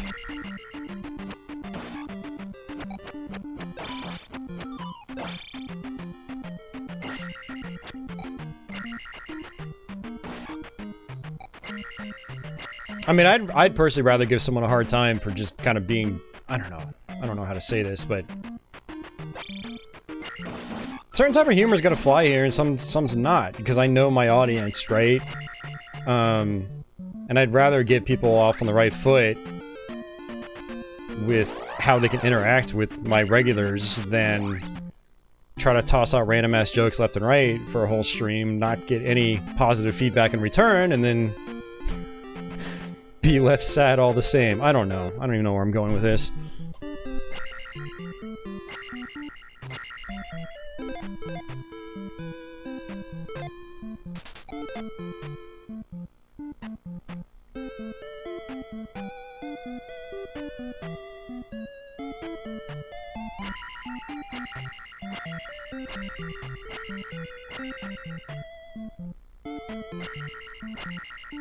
You played a song on guitar, hell yeah. Hey Stocklock, how are you doing? I mean, we do have a lot of chill people here, but I think a lot of us are also older. You know, we've got certain personalities that might not jive with other personalities. Doesn't feel good to you.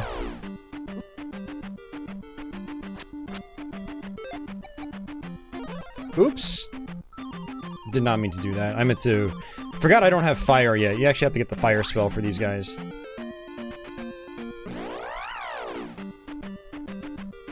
I don't know, Meg. See, I think where we differ is, like, I'm not of the mindset that, like, I can be friends with everybody. But I also don't feel like I should have to put up with everybody as well. And just like people are free to dislike my stream and go somewhere else and never come back and hate me, that's... I'm kind of free to do that with people that come and go here. I don't like topics like these.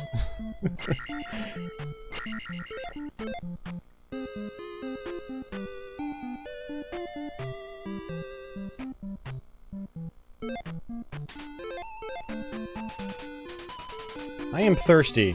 Yeah, so you actually come over here, grab some water. To get some water. You come give her the water. It's not even one screen over, it's just there. You have water. Come see my dad. Yay. Meeting the parents, and I don't even know you. That's kind of creepy.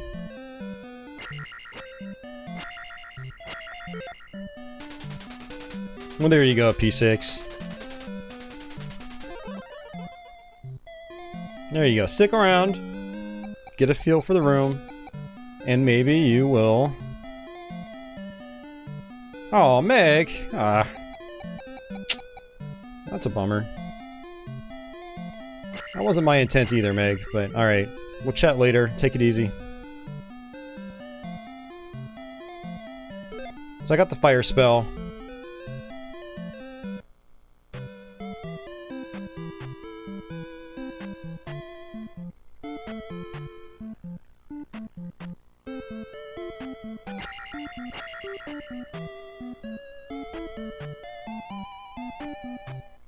Yeah, I was looking forward to this stream all week, too. Because Meg was gonna come hang out with us.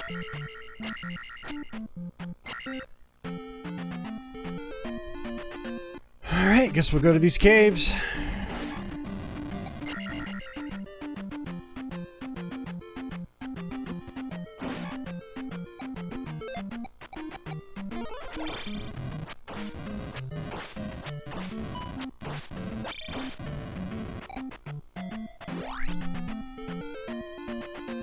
And what I'm going to do is come to the right.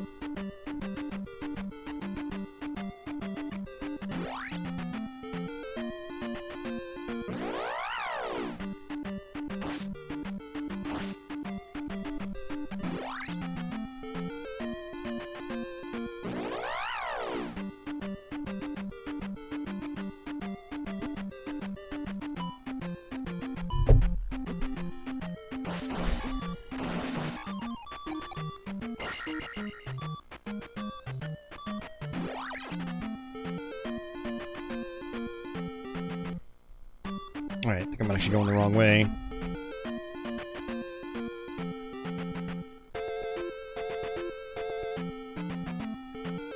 But we come down here.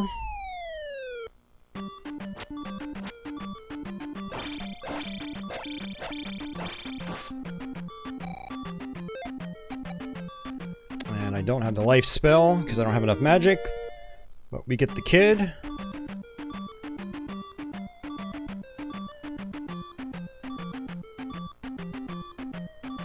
That's that. Yeah, this is an interesting area, but we have to get the kid first in order to get, I think a spell of some kind. And, let's see if we get that. Oh, no fairy.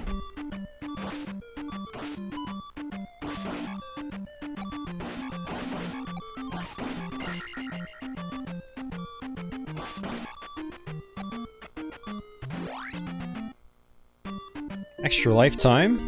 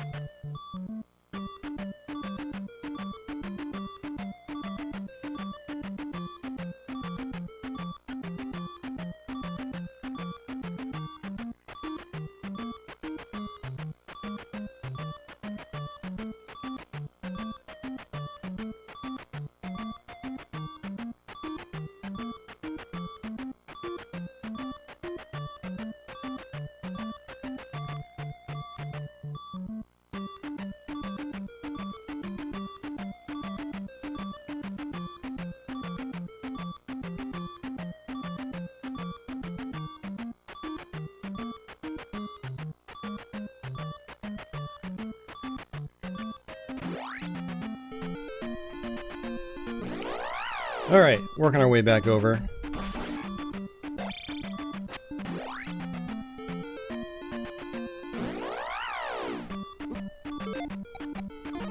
Use my life spell.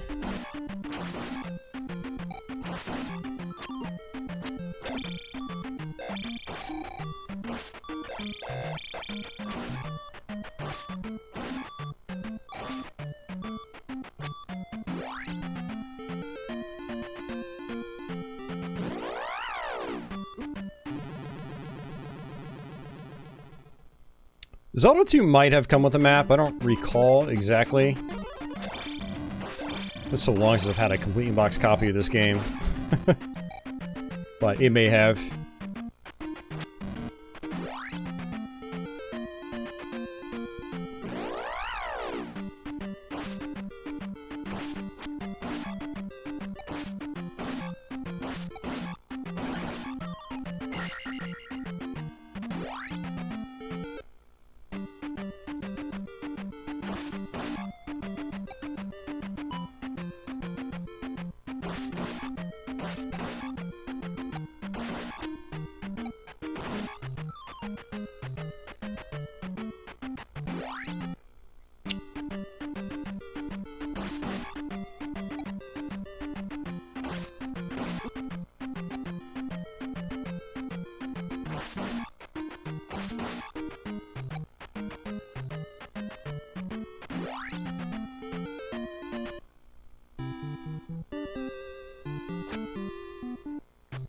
So we can actually get a up stab here. Let's talk to her. Oops. Get our health back. Yeah, the first Zelda definitely had a map. I'm not quite sure about part 2 though.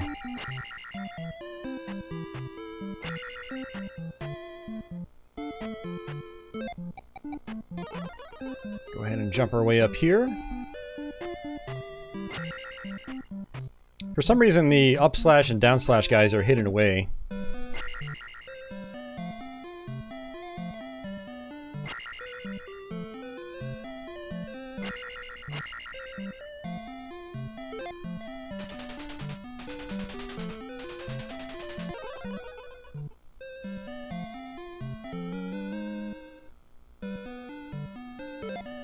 You hold up while you jump to up slash.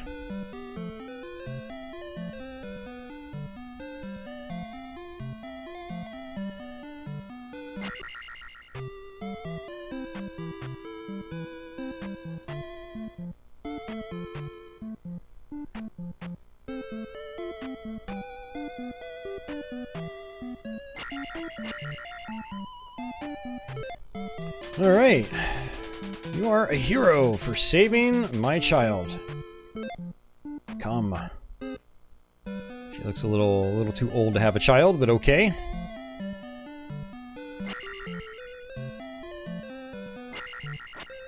Maybe she was babysitting him and got lost in the woods or something. Alright, so this is the reflect spell, which we're going to have to use at the next palace.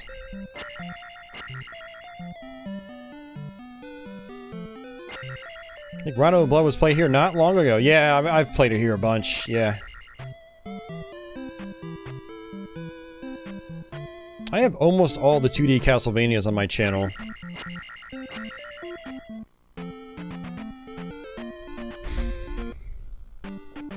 Alright, time to work our way back. And now that palace we saw, we can actually go there now.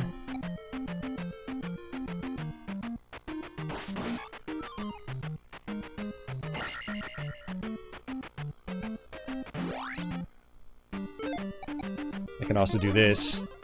Just fly over everything.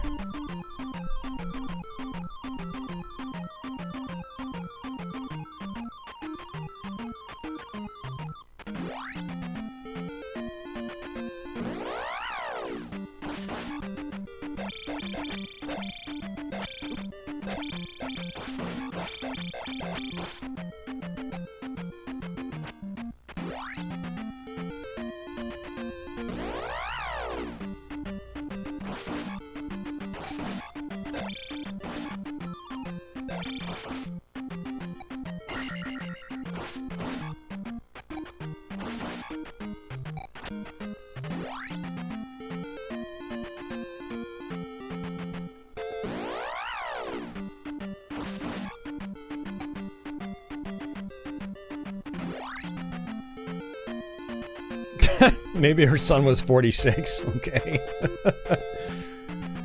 Alright,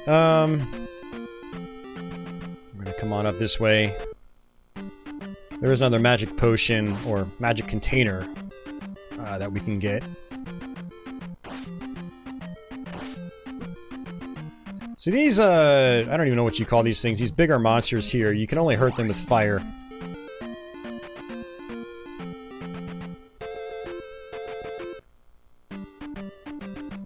I'll actually go the other way. Come around here.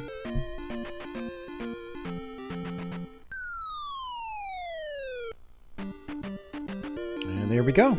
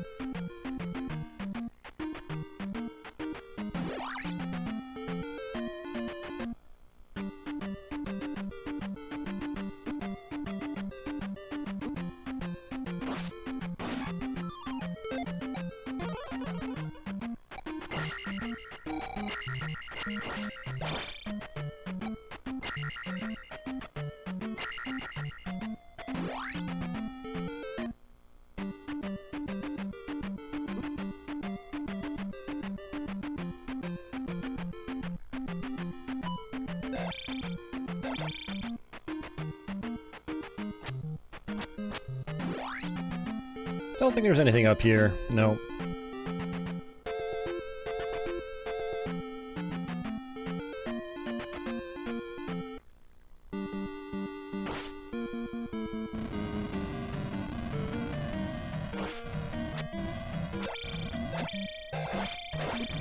What happens with these guys at the start of the palace is you can exit and then come back.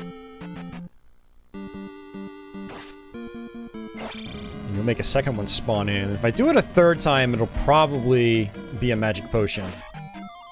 Huh, look at that. That was convenient.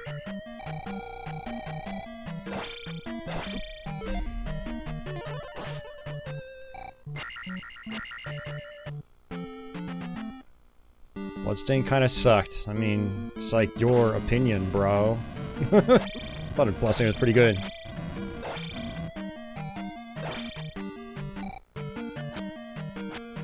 Let's try it again. There we go.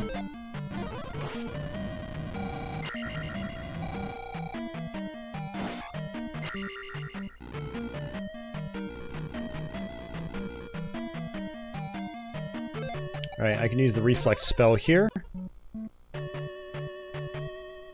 It's pretty much the only way to kill these guys.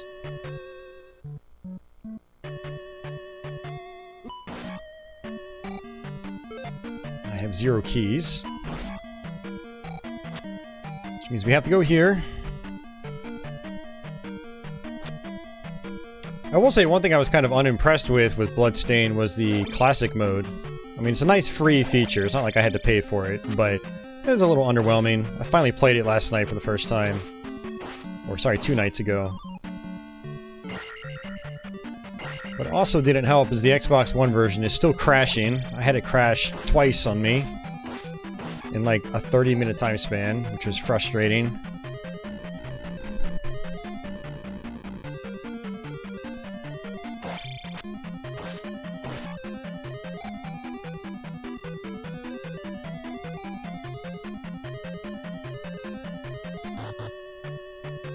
Ooh, got it. It's a tough jump. It's a tough jump without the jump power-up. Or jump spell. Alright, see ya, Zach.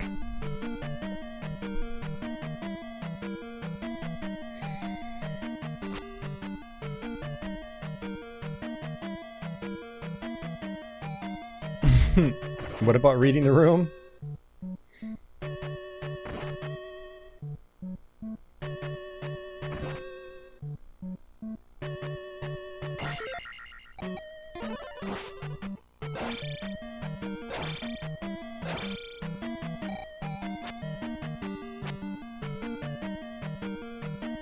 See if I... Yeah, okay, good. I wanted that guy to fall off.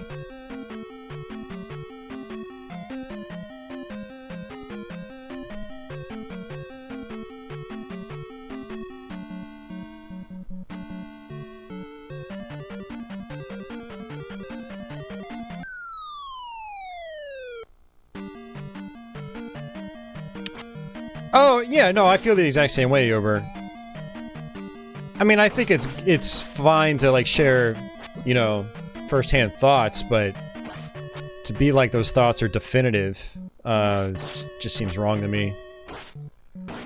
Or at least in, like, in terms of, like, a conversation, I'm not going to take those thoughts too terribly seriously as far as, like, you know, a comprehensive review.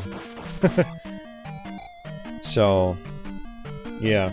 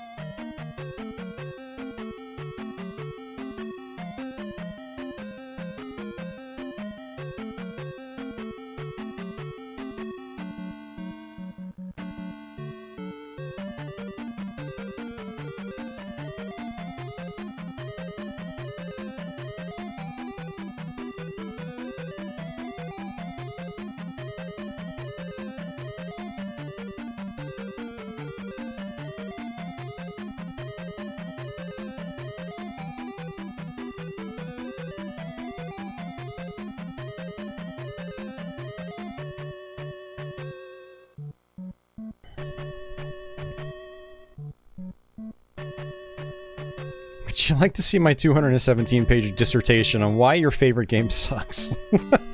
No. Actually, I would not.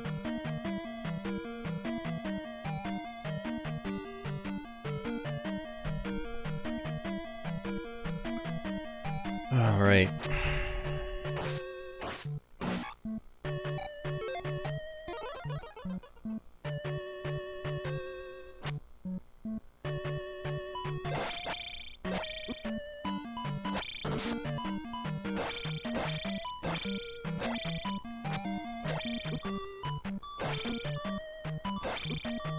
Alright, that might be our last life. Oh wait, no, I got an extra life. Good, because... yeah, if you get a game over, you go all the way back to the very beginning of the world map. Which honestly isn't that big of a deal in this game, because the world is pretty small relatively compared to modern games. And thankfully your progress in the palace is saved. So... trying to complete the last few challenges of that Final Fantasy VII remake. Alright, later, Freddy. NES, that's not a word I hear you say very often. Freddy's usually all about those modern games. That's cool to see.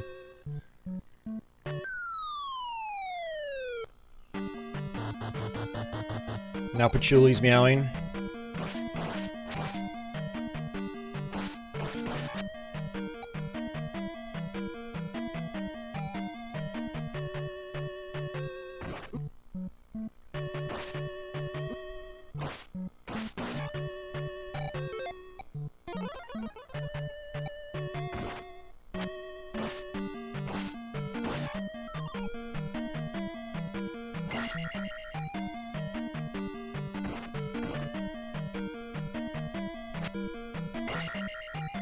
Alright, we got a key. Let's go ahead and see if we can get rid of this guy.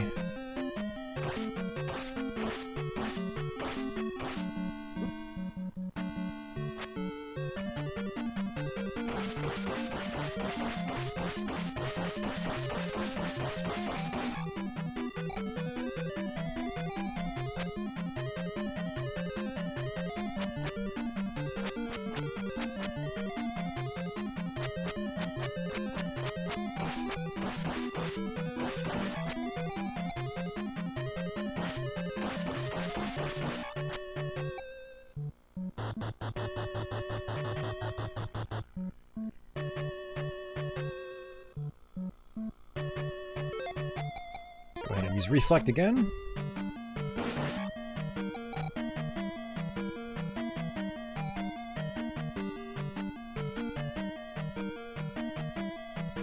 Just kind of waiting for that guy to respawn over here. I mean, I guess I can technically open this up, come over this way.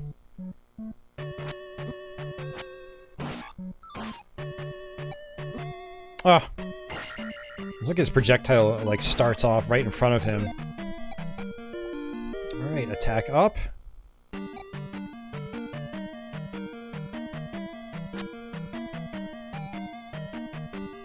Yeah, I know what you mean there, Uber Disco. Yeah, I know a lot of people will say a game is trash because of, like, really minor complaints. It's like...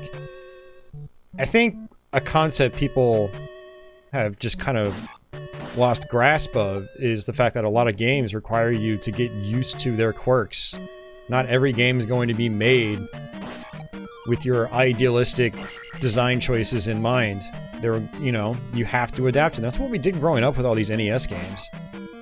There's so many NES games that you could look at and be like, they're objectively bad because of this or that. But it's like, well, not really. If you get used to them, they're no longer bad. You've gotten used to them. You've adapted. And people are so used to just being spoon-fed perfection that that's what they expect now. And it doesn't work like that.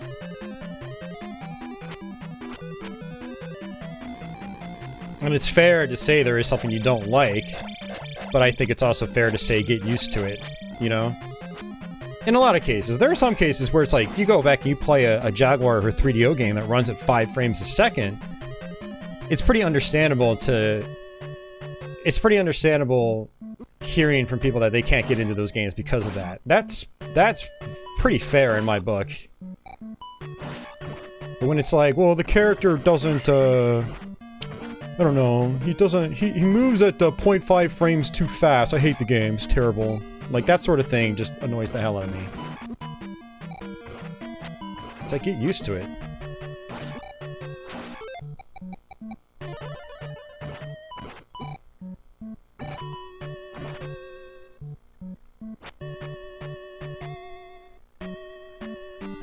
And I think it's very situational for every game as well. You know, some games are going to have more egregious issues that are tougher to adapt to.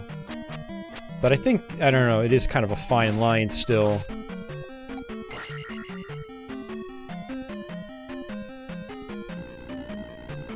Hey, Wayne.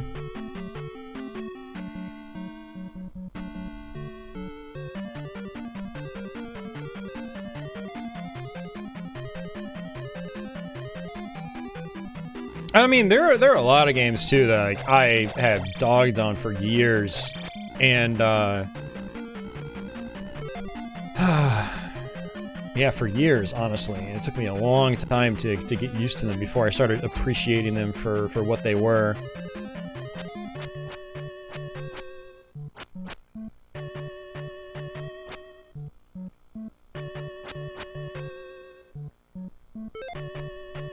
Yeah, one of the things about these later palaces, especially when I'm reading a chat and I'm not 100% focusing on the game, is that I tend to get lost. I was just doubting myself there. I'm like, am I going the right way? I have no idea.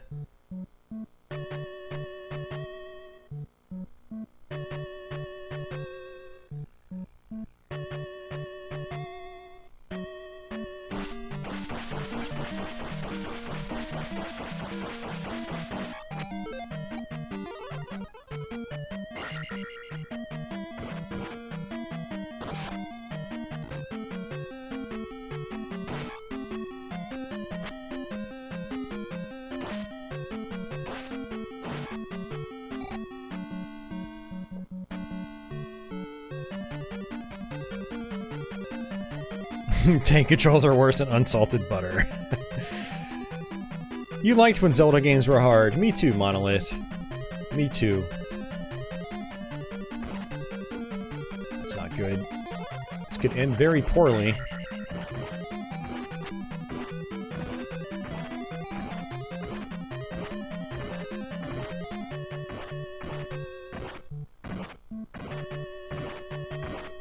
Patchouli, what's going on? Patchouli's talking to me again. This is her normal feeding time, but I fed her super late today, so it's not time to eat yet, girl.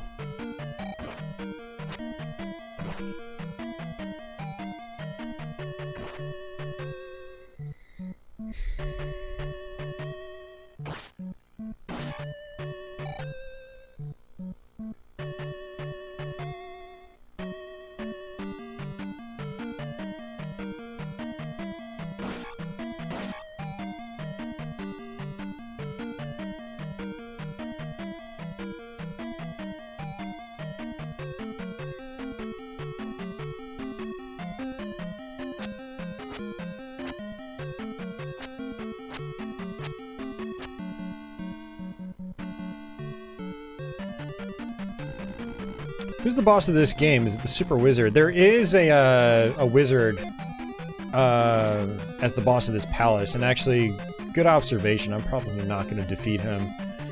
His attacks seem to be super random. Which this actually kind of sucks. It means I'm going to have to grind out here just to get my magic back and get some health back.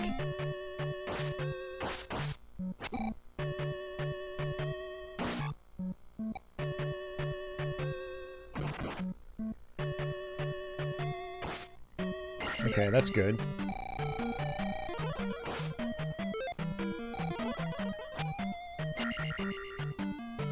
But now we're gonna have to grind out here just to get my magic back. I got my health back, but I need my magic. So this is gonna take a while. I apologize, guys. This actually happened to me last time I played this.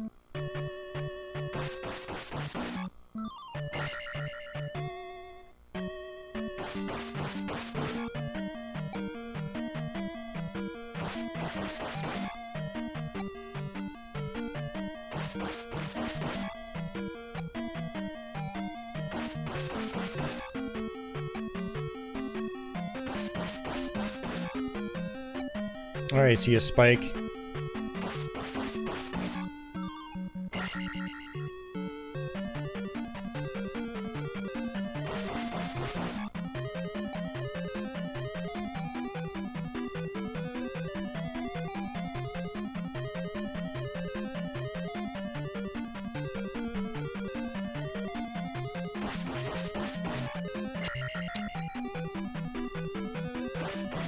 Oh yeah, Uber, I know what you're talking about. That transphobic comment also, it wasn't transphobic, it was just an actual observation about an early 90s fighting game and why a certain character was changed or something like that. It wasn't being phobic, it was just stating the facts. Yeah, for the most part, I usually end up doing whatever, kicking or booting or timing out. Unless it's really obvious.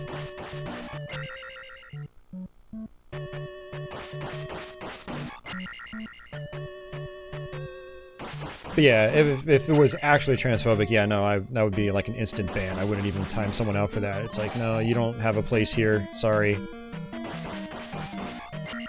Not Poison from Final Fight. I think apparently one of the early Tekken characters was like either left out or changed. Something like that. But one of the mods took it as a transphobic comment, not thinking too deeply into it, unfortunately. So that was just a mistake. And that happens. It's what you get for a wall of text, you know?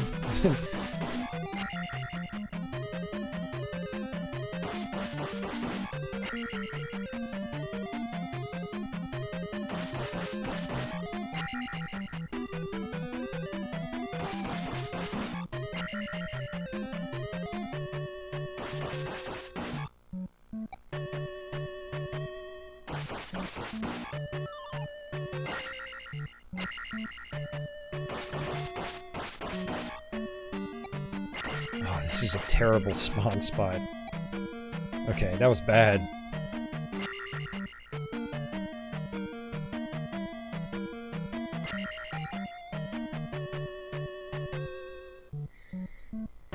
Alright, now I want to use Reflect.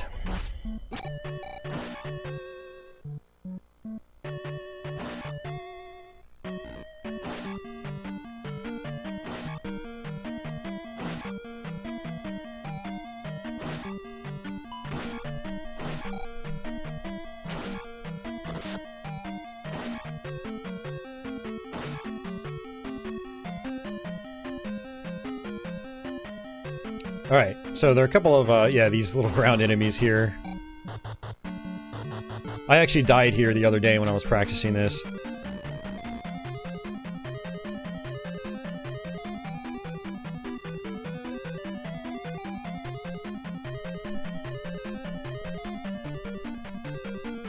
You cannot have any fun playing them? I mean, do you even know how to play them, Dad? That'd be my question to you if you don't enjoy them.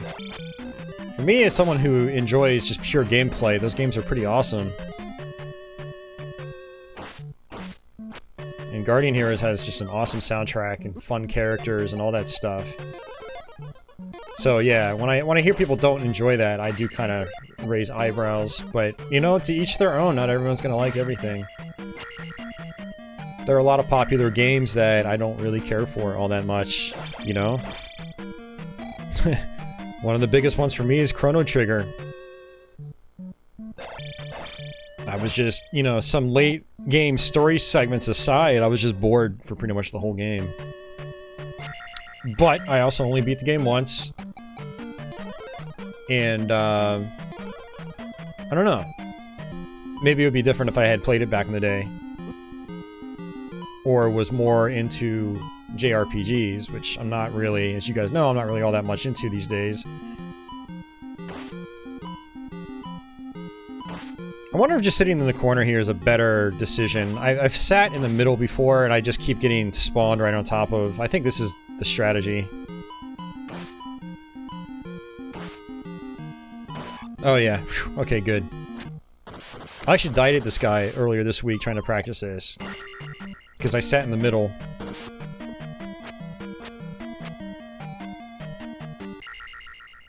Hey, Retro Simon.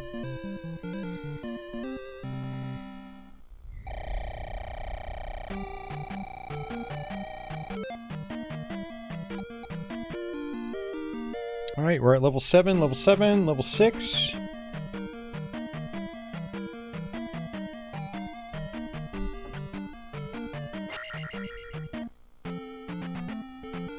Yeah, now we got these boots, we can actually walk through water now. Or some sets of water, which is nice. There are a couple of secrets as well. Oh yeah, I need to play DuckTales 2. I have barely touched that game, and it's been on my to-do list. You've always sat in the corner for that boss fight. Okay. Yeah, that's the thing about this game. There are some good strategies for specific fights and areas, and I don't know all those strategies, so some fights I still kind of just do the hard way.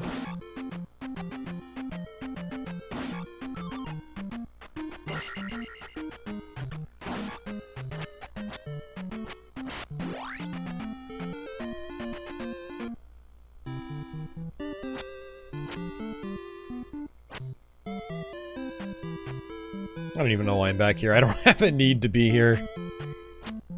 All Scottish people sound like wizards from time to time. And where's Red Dwarf, man? He sounds like a wizard. Alright, so this actually takes us to another palace. The palace is over here. But if we come up one of these ways, we can actually find ourselves another heart canister. Heart container.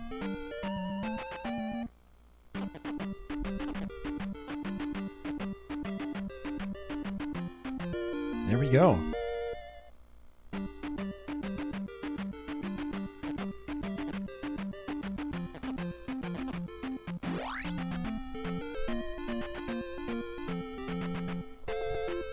Yeah, but I did want to go back on the topic of you know, game opinions and stuff like that. And the one reason I've kind of veered away from my content being more opinionated oriented is that everyone's opinions are different, and at the end of the day, they don't really matter that much. So when someone comes in and they're like, this game's bad, I'm just like, yeah, whatever, like, who cares, you know? Don't really care. Maybe that limits the types of conversation we can have here, but I don't know, it's just not an interesting, it's not an interesting topic to me anymore. I remember when I first started YouTube, it was all about the opinions. Everyone was like, my opinions matter, blah blah blah, and there's still some channels like that that are just hardcore review focused. And that's fine. It's just, it doesn't interest me that much. I know what I like, and I know that not everyone's opinions line up with mine, and so, like, what is me talking about them even really accomplish? It doesn't accomplish much. I'm not gonna lie here, I'm actually looking at a map as I talk. This gives me an excuse to look at a map. I'm trying to figure out where, like, the other potion locations are and stuff like that. Trying to get a refresher. And I think there's actually one in this cave. Because that'll help me out at the palace, because you'll notice that I got pretty close to dying there at the other palace, and again, if I die one more time, I get a game over. Which means I lose my experience, and I get sent back to the starting point of the game. So if I can get this boost by having an extended magic bar, that'd be helpful. These guys shoot fireballs, they're actually kind of tough to deal with. Oh, this is a pea bag. Ha! Wrong cave, I guess. Whoops. Yeah, you can actually stab those guys in the eyeball.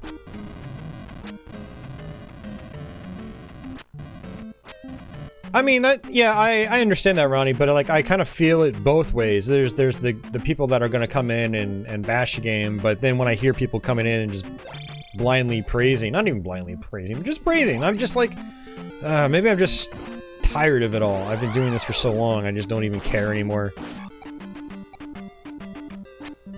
I know what I like, and I feel like that's the important part. I can actually skip a lot of this desert stuff just by walking on the water, which is kind of nice.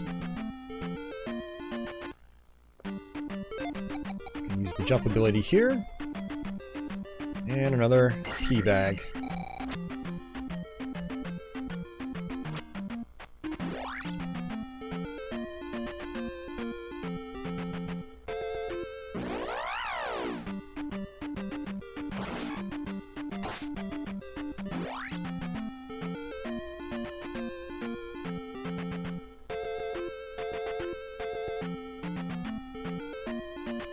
We'll actually get the flute, I think, at the next palace.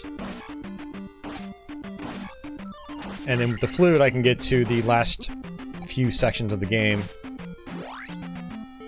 So I'm gonna go back and get my health, and then, actually, you know what? I think I missed this, too.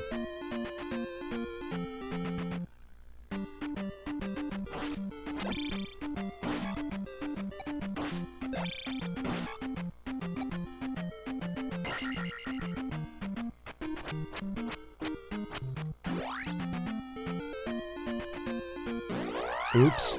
I just sat there. Now there is a fairy down below, but I don't really need that. I'm just gonna come here, because I need my magic back too, not just life.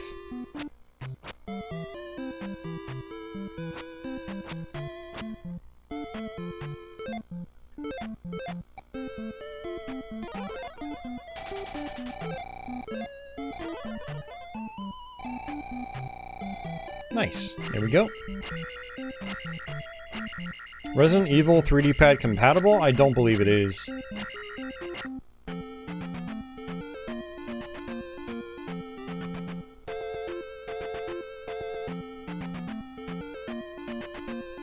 I mean, it might. I've never tried it.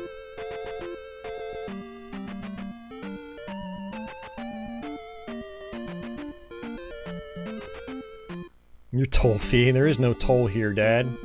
But if you say so, I will gladly take your... I'll gladly pretend to be a toll person.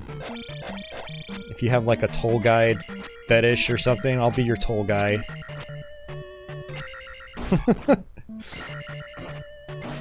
If it means me potentially buying a RetroTink 5X, then sure, I'll take your money. Could retire the Framemeister. Not necessarily retire it. I would probably put the Framemeister in my living room, or I would let my brother borrow it so he can finally taste what proper upscaling is like on an HD TV. He's got a cheap composite to HDMI converter, and it doesn't look particularly good.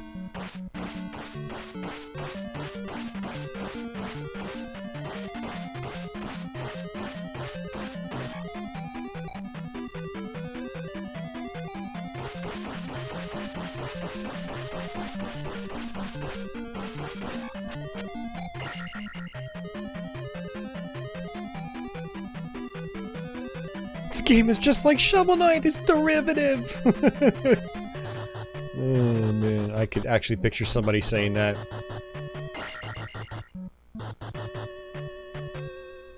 I do have to correct people sometimes. They'll be like, this is...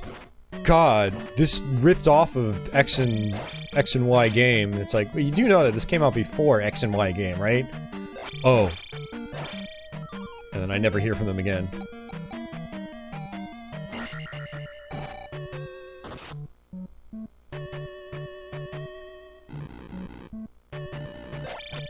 I'm not getting a RetroTink Mini Uber Disco. It's 5X Pro or nothing.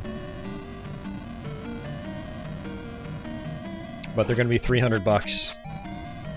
And they're going to be on sale this Saturday. And I'm probably not going to be able to buy one right away, which is fine, you know. I've got my Framemeister, I've got multiple XRGB devices, and I have a Mister. I don't really need it, but I would like an all-in-one device that'll just completely replace the Framemeister.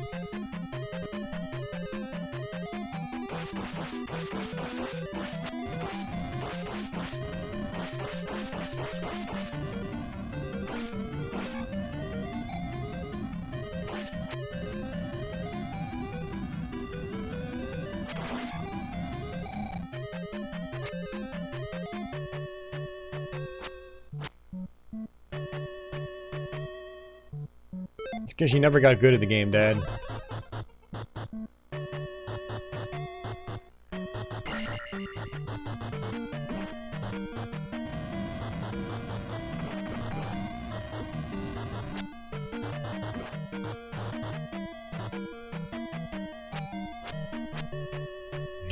Link is a Peter Pan ripoff. See, this might actually be true, since Peter Pan did come before Zelda.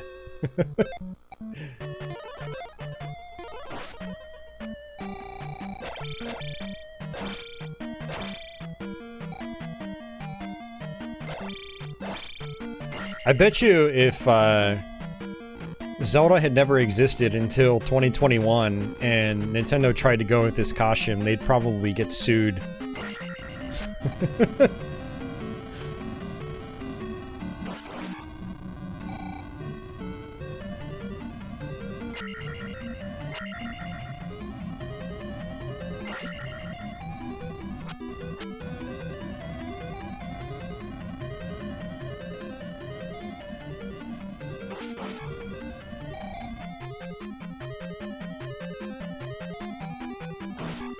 Let's go ahead and use jump.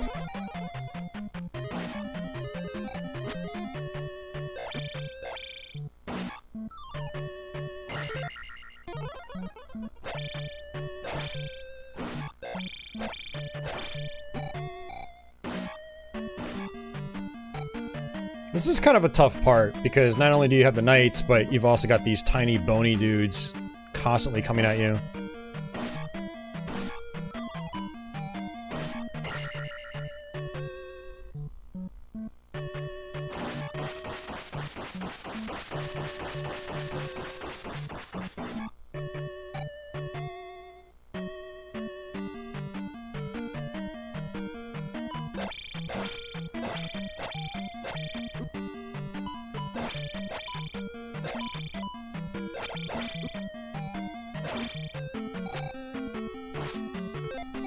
Let's go ahead and use life.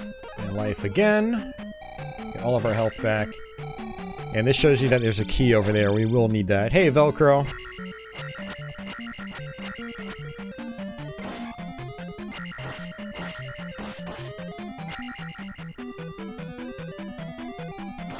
I like using the up stab for these guys.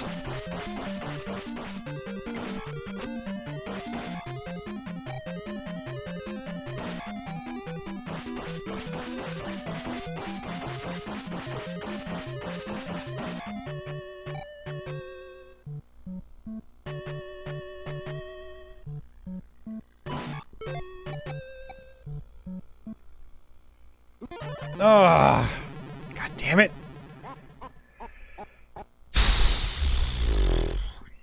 Alright, good time for me to use the bathroom again. Well, I don't really need to save it. What I will do is make a save state, though, since I haven't done that in a while. Alright, I'll be right back, guys. Gotta mute the audio.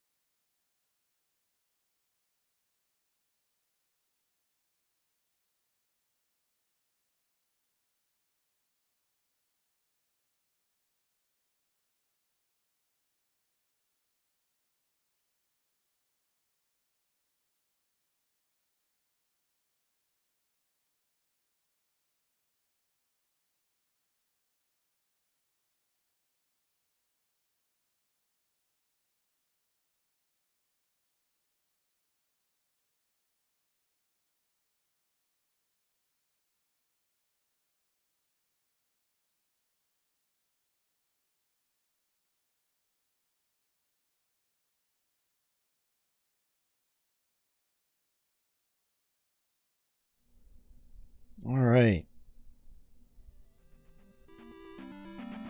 I knew that Patchouli wasn't going to stop, so I went ahead and just gave her the boot. She'll probably be gone for the rest of the stream, 'cause I don't think I'm going to have to take any more breaks.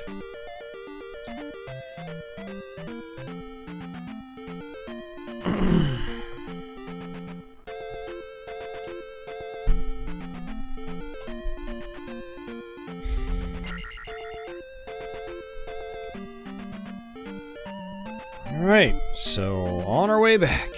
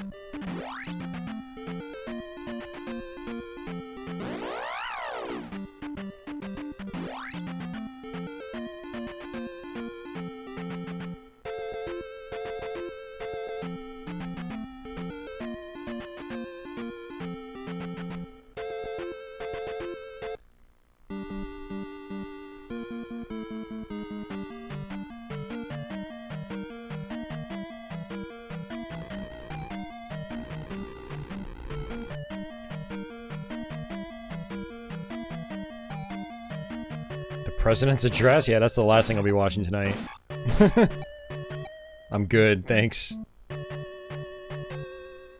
If I finish fast enough, I can go stream MS-DOS and Windows 98 stuff on Twitch.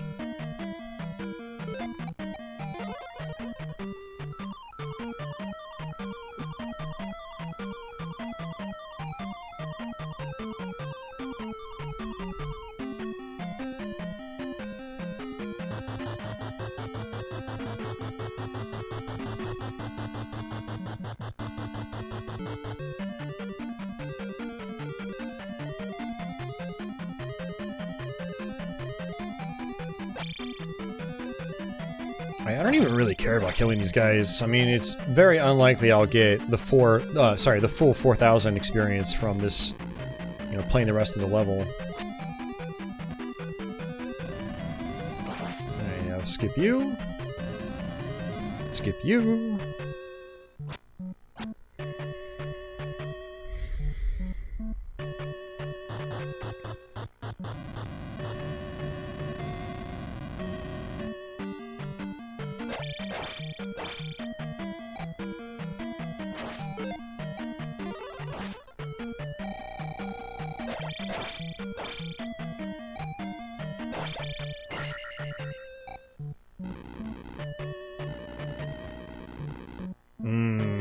Don't remember where to go. Gotta love these later palaces.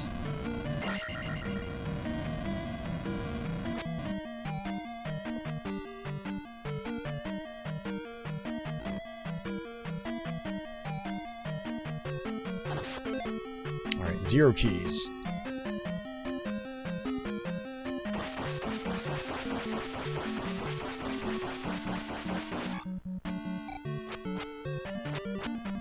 I wonder if I should take that elevator.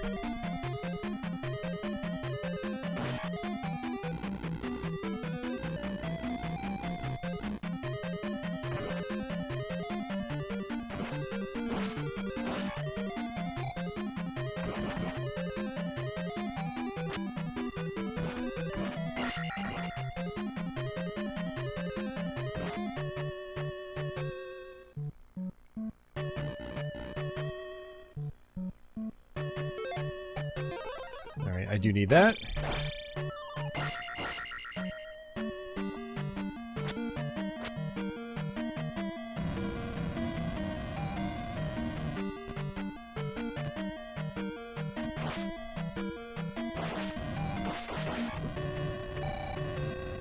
I mean, if I killed all these guys, maybe I would actually get the 4,000 experience points.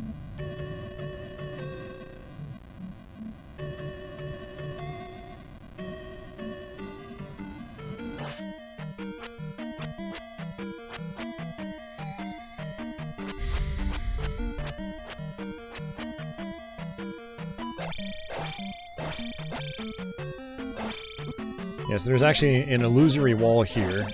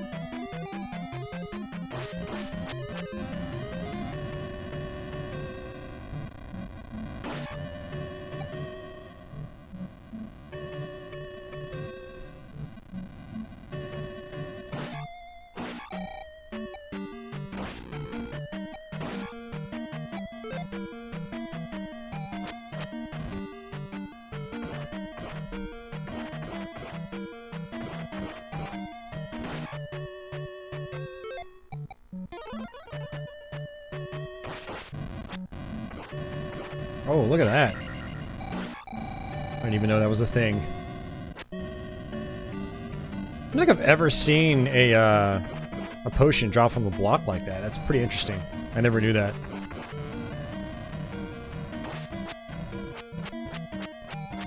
I like it when games have things like that. It gives you incentive to actually destroy the blocks that you see, even though they don't really give you much most of the time, there can be that one that might save you.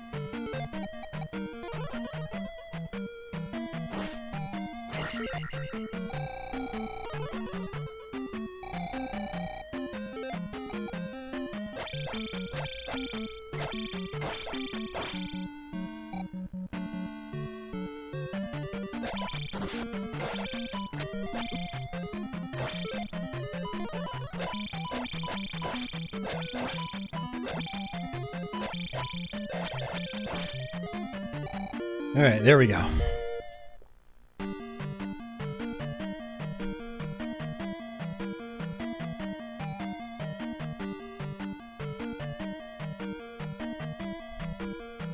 Yeah, Dad, a lot of people like Zelda 2. There's just a lot of people that also don't like it. Okay.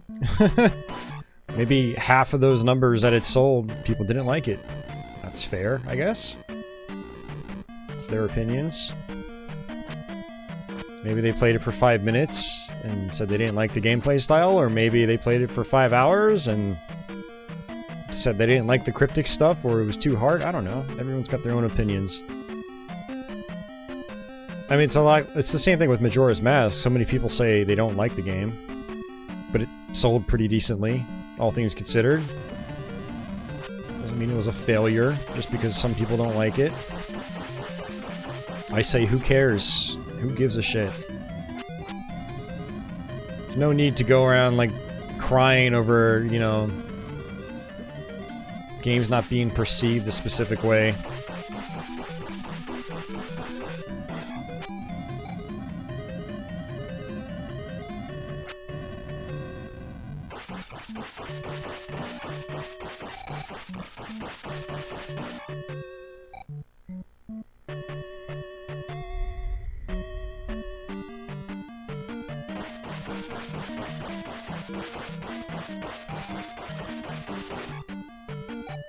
break-in form. Well, that's the thing. The thing about Zelda 2, and this wasn't just with Zelda 2 back then. A lot of NES games were mixing things up, evolving. Rather than just repeating the same concept again, they were trying something new. And honestly, at the time, that was a cool thing, you know? For us that were actually around back then, it was nice, you know? Our Super Mario Bros. 2 in North America was very different from the first game. Our Zelda 2, very different from the first game. Our Castlevania 2 is very different from the first game. And honestly, personally, I wouldn't have had it any other way.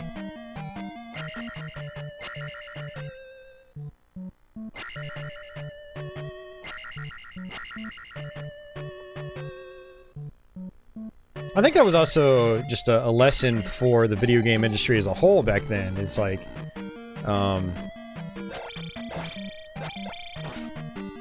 some of these companies, I think, realized that, you know, maybe sometimes it is better just to rehash the same formula. Make people happy.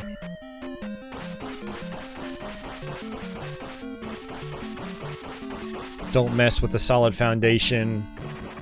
Or, in my opinion, if you do, just make it a new property, you know?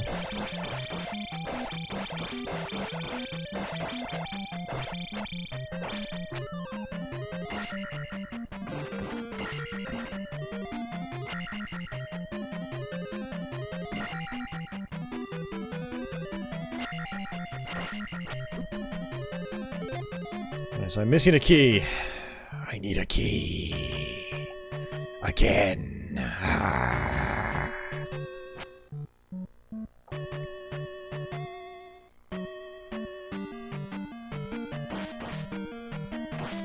Yeah, Doom 3 was very well received when it came out running. Yeah, I agree.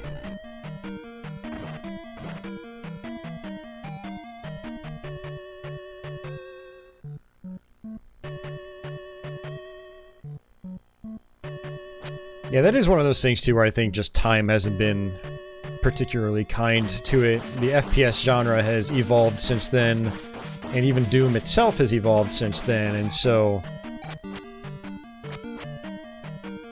you know, that's kind of multiple things going against it, unfortunately. You know, let me go back to the early parts of this palace. I feel like there was just something I missed.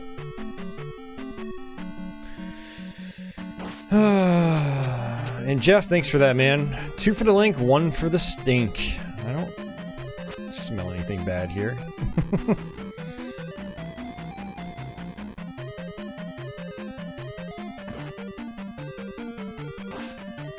I don't remember these guys.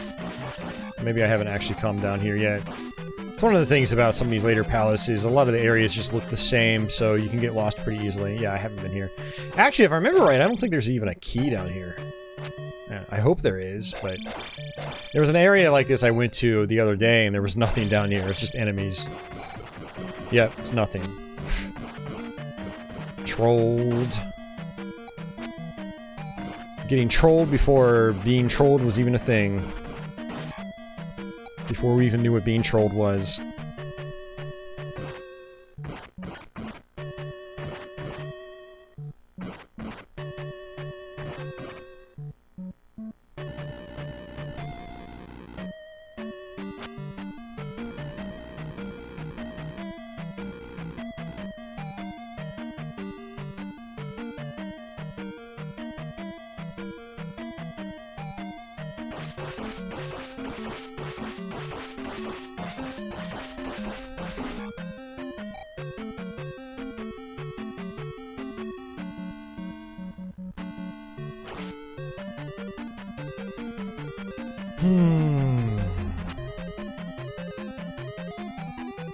I refuse to talk further about Doom 3 on this stream, because we talk about it way too much.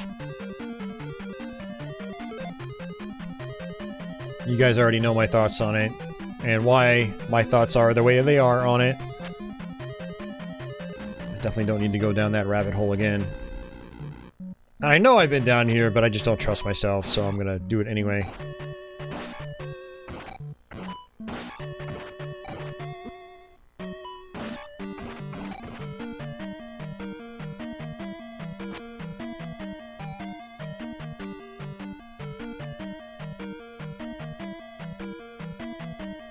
Yeah, that's what I thought.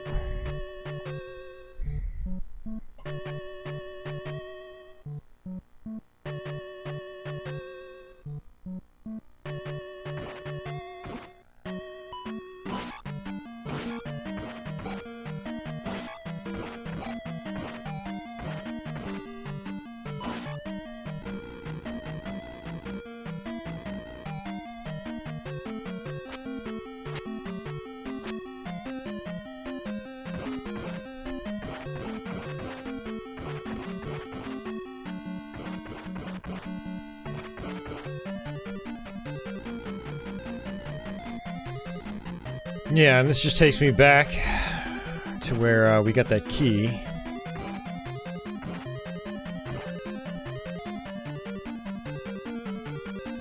Yep.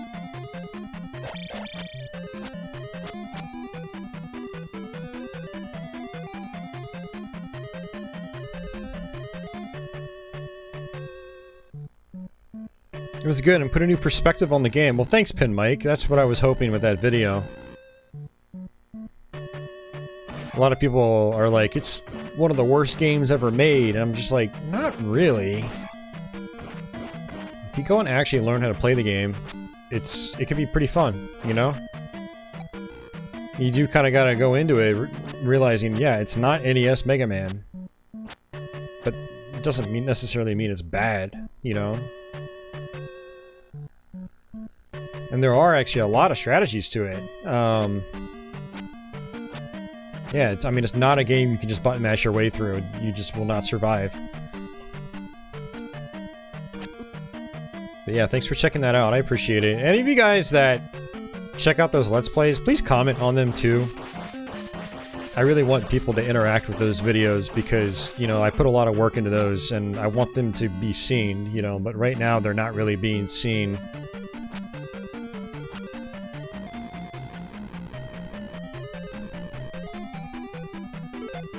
Let's go ahead and grab that.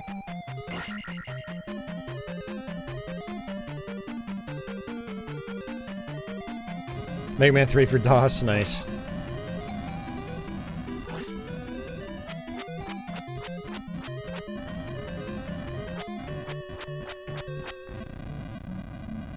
Yeah, I actually meant to Let's Play that, but I had already recorded a Let's Play of Clay Fighter, which I still need to start editing together. So I kind of put a hold on Mega Man 3 for MS-DOS. I've already beaten the game multiple times on Twitch in the last couple of months. So it shouldn't take me long to fire it up and get used to it again.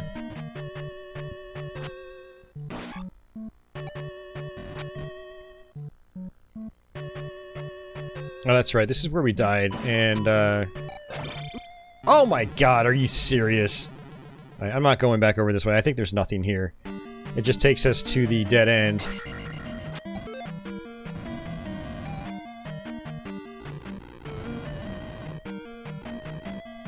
But yeah, the Mega Man Let's Play, I think, is the first video on my channel. When you go to my channel page, it should pop up as like the automatic video that plays.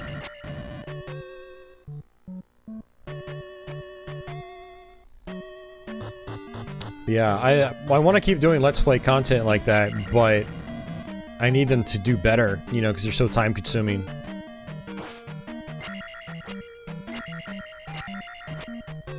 You know, it took me like it took me like a week to put that video together. It's just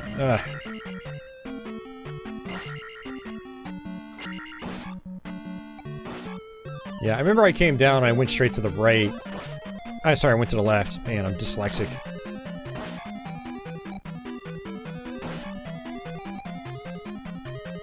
And no, I must have come to the right because there's no key or anything.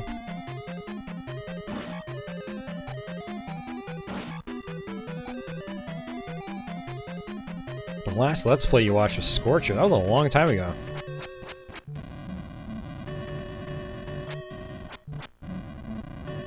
Check out my new Let's Plays that have actual editing and stuff, because that would make me feel really good. Make me feel like I'm actually doing something productive here.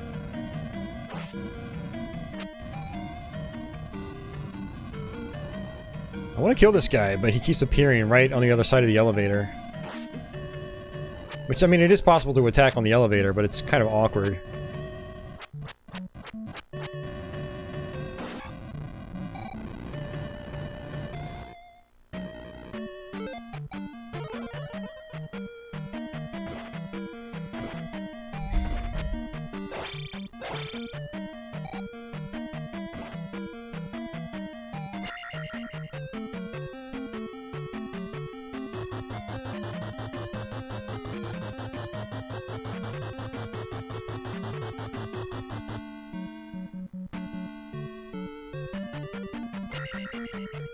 This is where I had to use the ferry.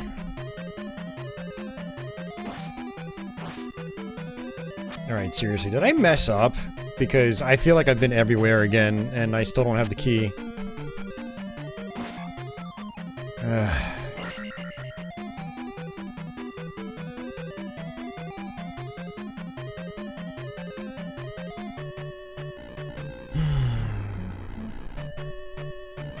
Oh my god, this is the beginning of the palace. Come on, dude.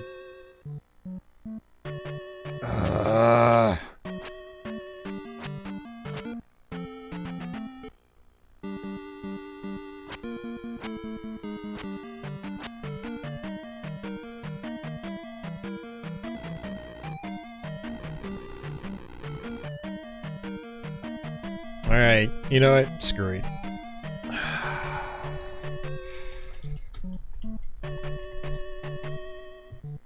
You know, part of the point of me playing this game before streaming it on YouTube is to be familiarized with, like, the palaces and stuff like that.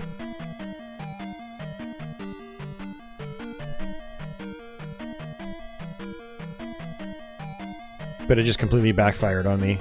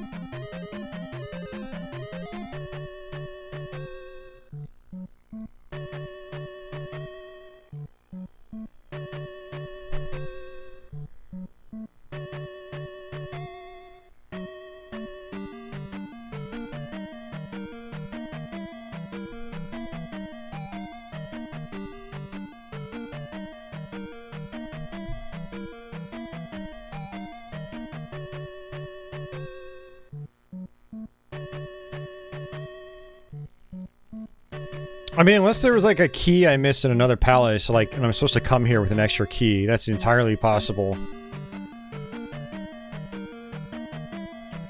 Yeah, I'm looking at the map, and I'm not seeing anything I missed, to be honest with you.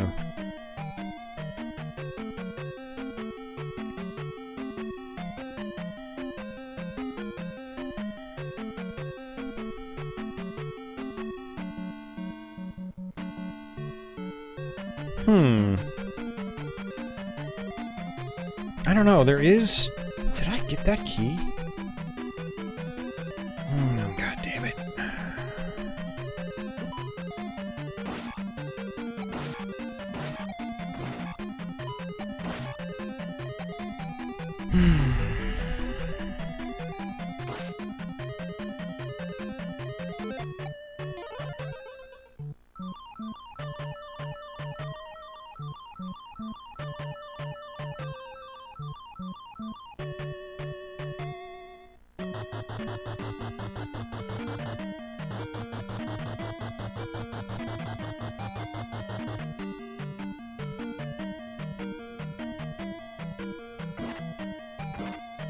Quit trying to butter me up, guys. You know it annoys the piss out of me.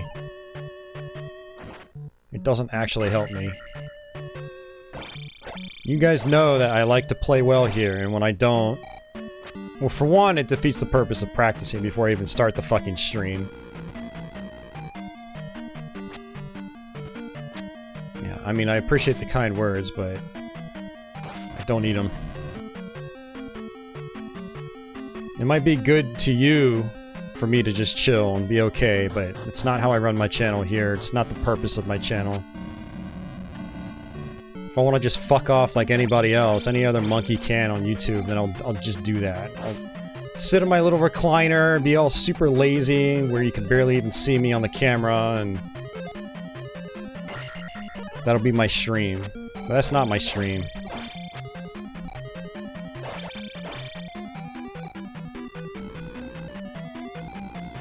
No, I mean, I hope I didn't find a game-breaking glitch. That would kind of suck a lot.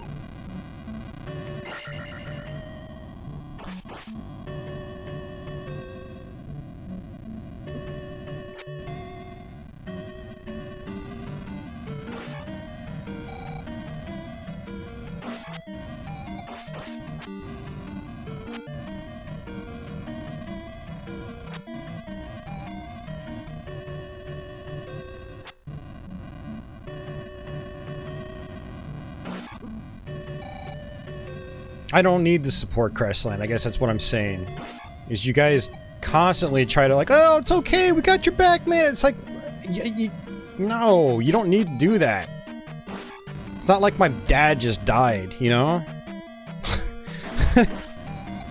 Come on. I'm also a stranger on the internet for most of you guys. I haven't met most of you out there.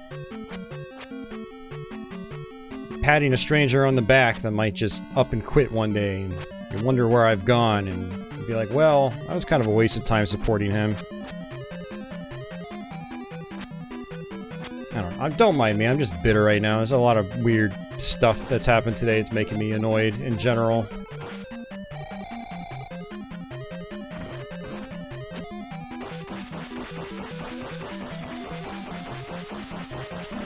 Alright, let me check my map. Now, you think I'm way too critical about it, but you also don't run my channel. Like, I try to take my channel seriously, and some people just don't get it, you know? Like... something that's just like a game to use, very serious to me, because I spend my life doing this. This is what I do. And if I don't do it right, then I feel like, what's the fucking point? I don't know if this is the right... I don't know, let me come up here. If this is the locked door, then I know where I am.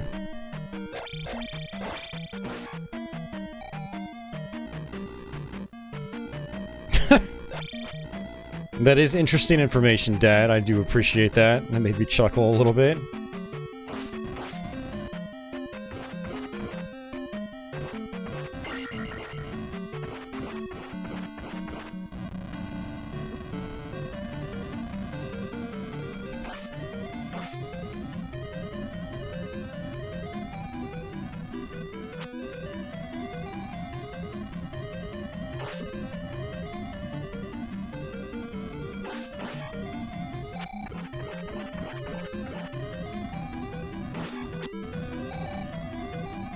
You want to be supportive? Go watch my fucking Let's Plays. I put like 40 hours in the making. Comment and share them with friends. There you go. That's supporting me. You don't need to pat me on the back when I can't find a fucking key in Zelda 2. Hey, Dustin, it's okay. You don't have to ever apologize. Don't expect people to be here.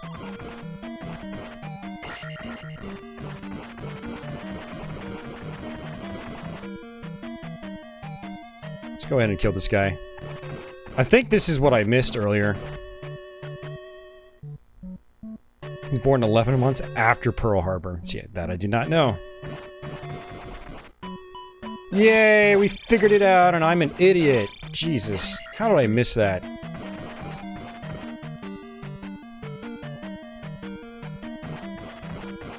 Oh, I know how I missed it. Everything looks the same. There's like 3 separate areas in this palace that look just like that, with almost the same enemies.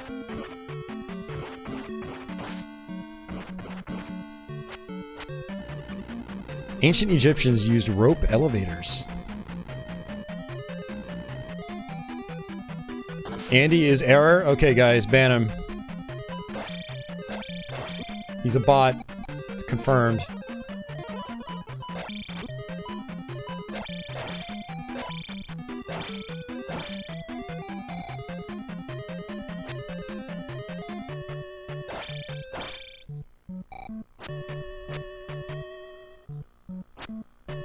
Yeah, the green doesn't help either. Fortunately, this is a pretty easy boss. You just have to go in, smack them, smack them. It's kind of like the axe guys from earlier. You just kind of wait. Ow. Take a few hits, apparently. You can go in and do a jumping slash if you want. That's actually probably the better way. Jeez, man. Talk about a hitbox. God damn.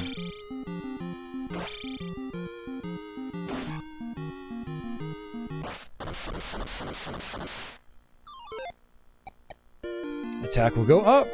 Now we can get out of this hellhole. That really annoyed me.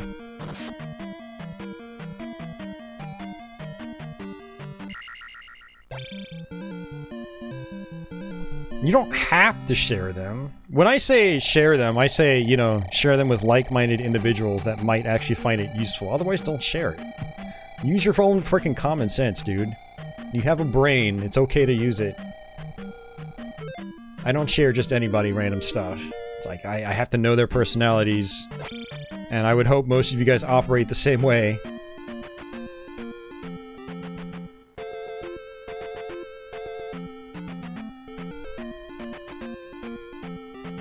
Alright.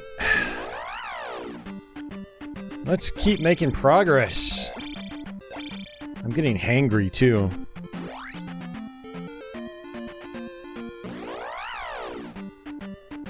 I've got no food prepped already. Are you going to stream for 3 hours? Seriously? Let's go ahead and save it just in case. Now we've got the whistle.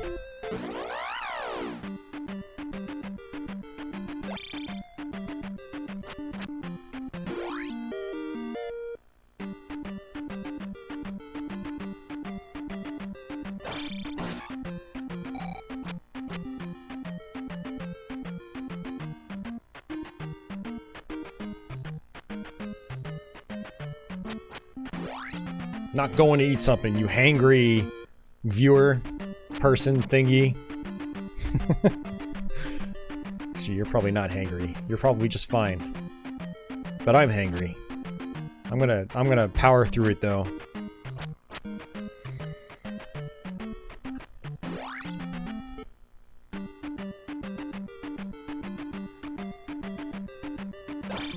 Nope, not doing Taco Bell, Jeff. My insides are still burning from Taco Bell multiple times this week. But I do appreciate that.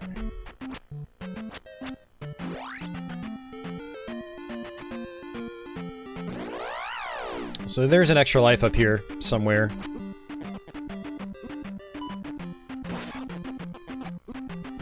Yeah, this next palace is pretty gimmicky. Question is, where's the extra life? There it is. It's a mini-me! No, not hungry, you just ate. You gotta stop eating that shit, Dad. It sounds like that's all you eat. You're gonna die. I mean, we're all gonna die eventually, but we're gonna end up dying sooner than later if you keep eating that shit. Every time I'm on stream, Dad's like, pizza, pizza, pizza! Chinese, Chinese, Chinese! Takeout, takeout, takeout, spaghetti! It's like, man, I understand it once every now and then, but holy shit, dude. You gotta watch out for your health.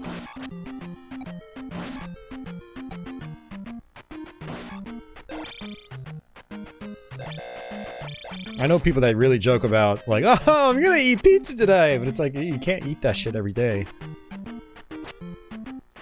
It will kill you. Scientifically proven. Cause of death. Spaghetti.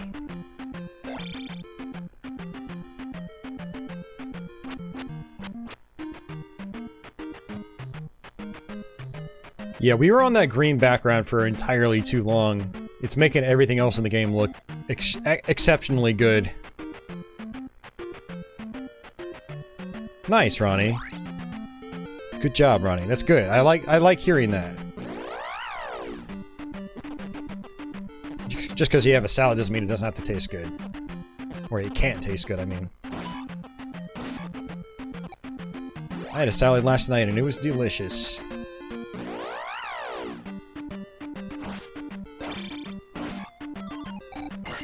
would have been better if I had tomatoes. My tomatoes went bad. So I couldn't put my tomatoes on the salad.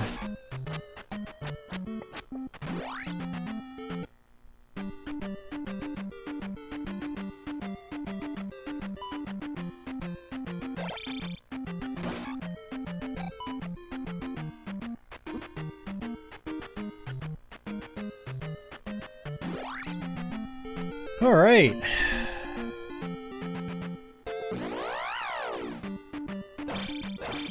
So this is actually a half-decent place to grind out, because these guys are 100 points each. And if you get the weaker version of the random battle, it's, you fight the orange ones, which are actually worth more experience points, oddly enough.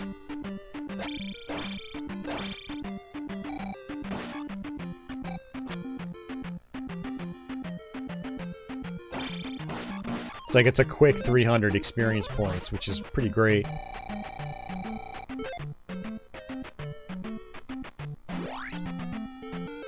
There you go, Ronnie. Hell yeah.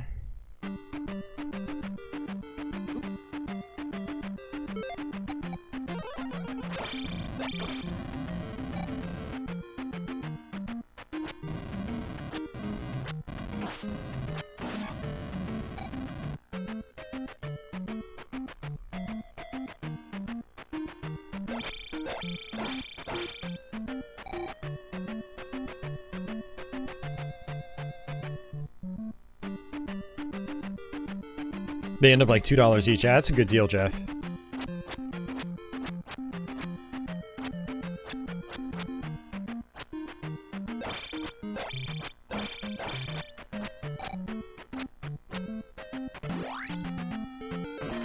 Alright, so we can actually make a town appear here using our hammer.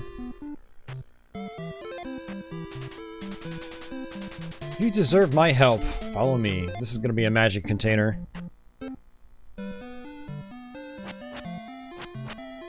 Well, from time to time is not good enough, Dad. The exercise and the eating right can't be from time to time. The junk food can be from time to time. You should have your priorities reversed. Exercising from time to time and eating right from time to time is not good. Eating right should not be the exception to the rule, it should be the rule. I'm only giving you a hard time because, like, I stream a lot, and you're always talking about the junk food you're eating, and so there comes a point where, like, I have to stop laughing about your choices and start, like, at least raising concern.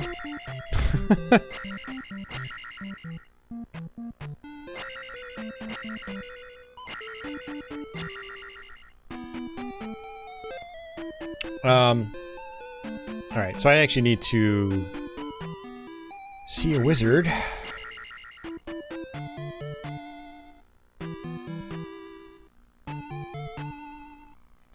Like a minimum of 5 days a week. I know, that's hard. It is. Very hard. Okay, we have to come down here. Into the chimney. Or maybe it's a laundry chute. I don't know. Have to use your imagination.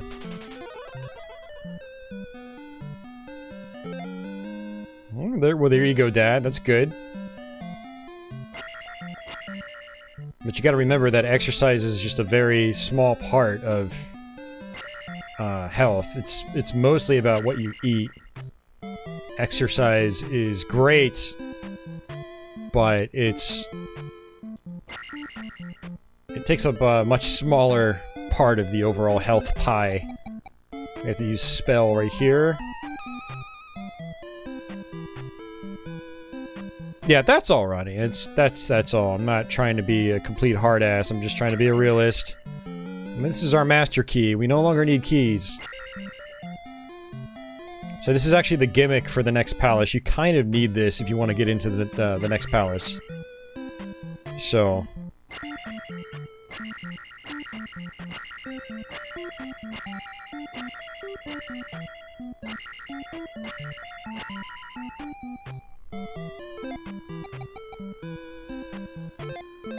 Let's get our magic back. I'd love to go to the pool, but I don't like dealing with people.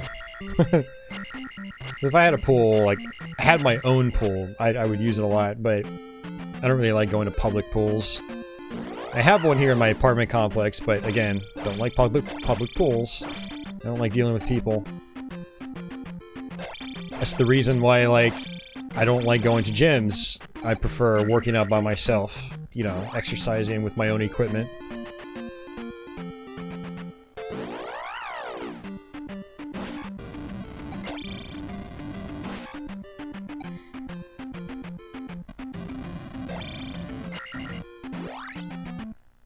I am sad because I have not worked out at all this week. I've ridden my bike twice, which is good, but normally I'll do like a bike ride a couple days a week, then I'll do free weights a couple other days a week, so it kind of balances out. But I've had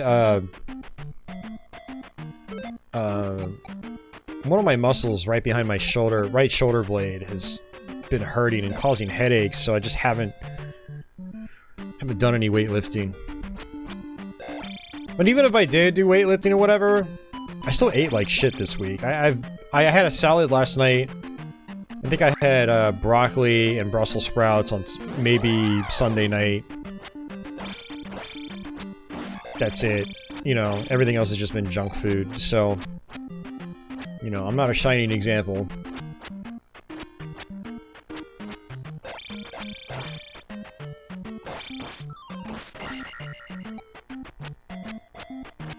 You don't know how to swim.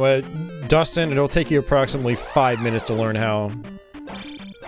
It's called you move your arms to stay afloat. That's it. It's not rocket science.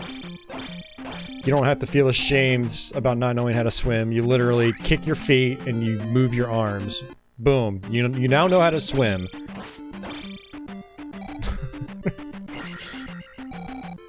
Don't feel ashamed.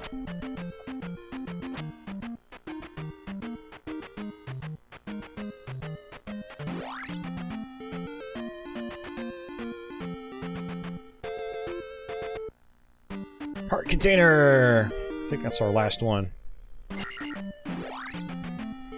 Yeah, this next level up will get us our, yeah, it'll get us our, last attack upgrade.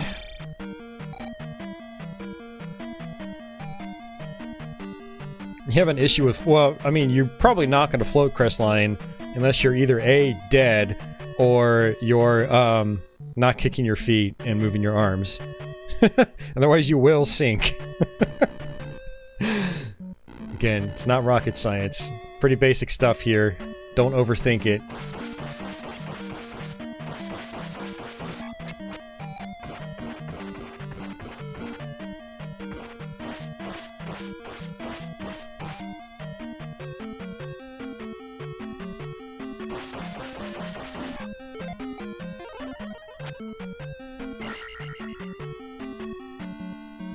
Internet took a giant crap. Well, that sucks, Simon. Sorry to hear that.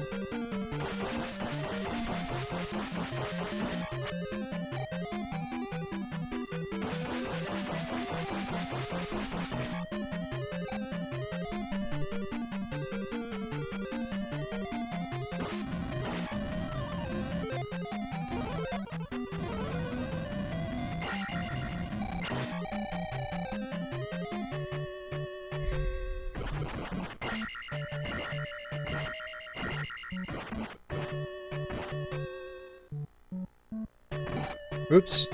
I pressed down for some dumb reason.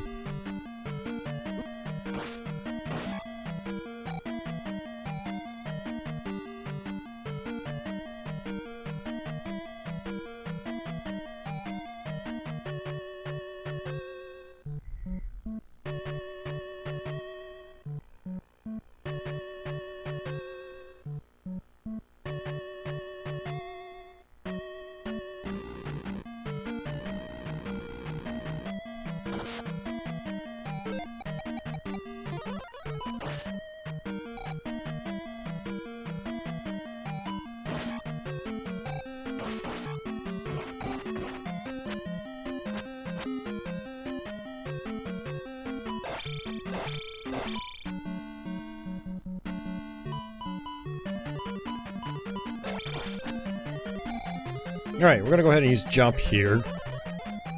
Just to make our life easier.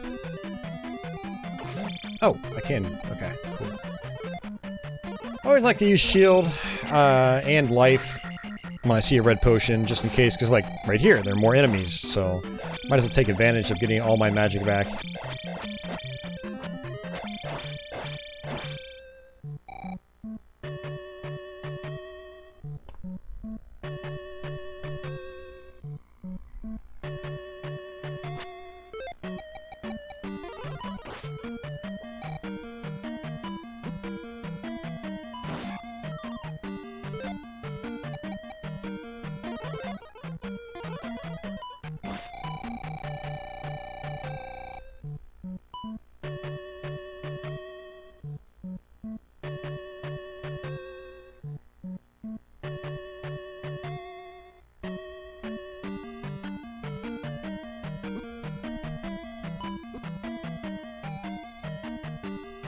Okay, he disappeared.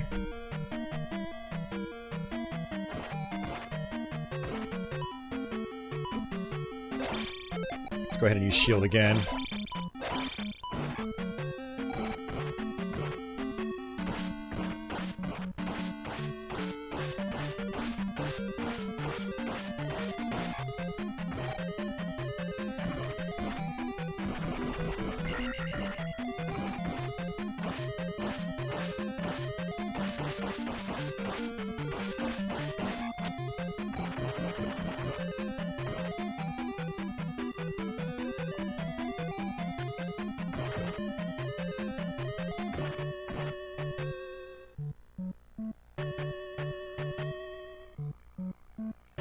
Alright, gotta build that momentum. It's a little awkward. There we go. Alright, made it. Welcome back, Daya. Alright, so if this is the one I'm thinking of, this is kind of a trollish part as well.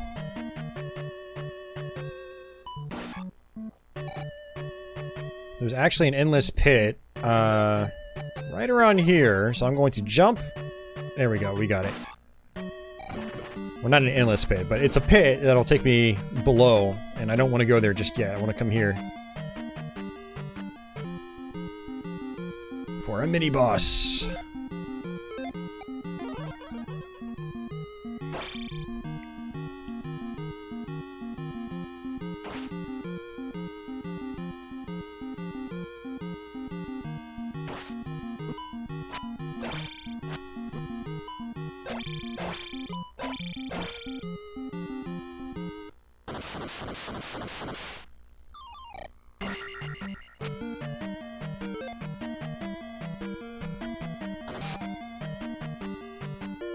Alright, so we've got the cross. And what the cross allows us to do is to see invisible enemies.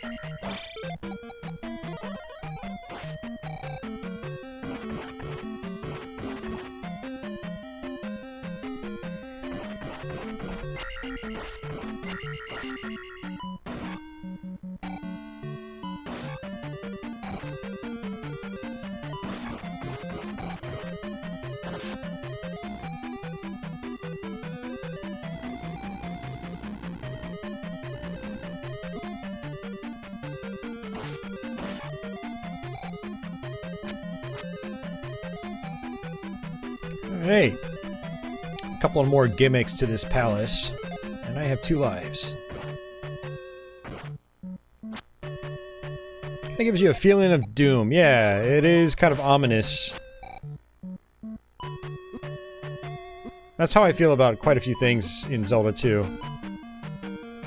And the first Legend of Zelda is the same way. You know, they did a really good job with the soundtracks.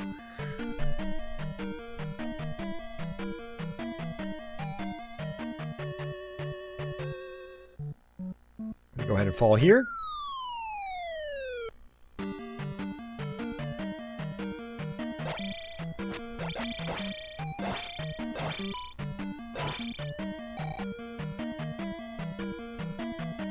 Hey, Mike.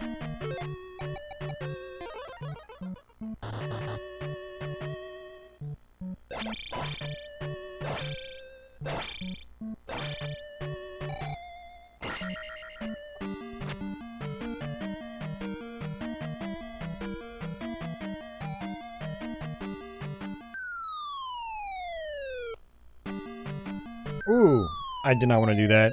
Crap.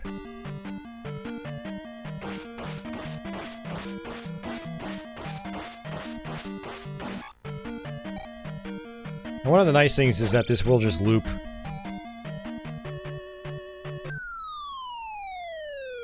Kinda like that.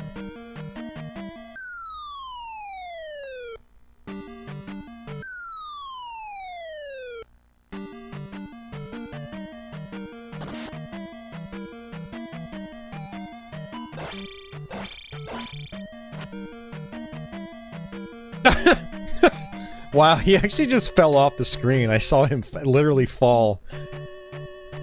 Okay, that's kind of funny. Let's go back and try it again. Yeah, there he is. I've never seen that before. It's funny how we're still discovering new things about this game. All these years later. At least new to me.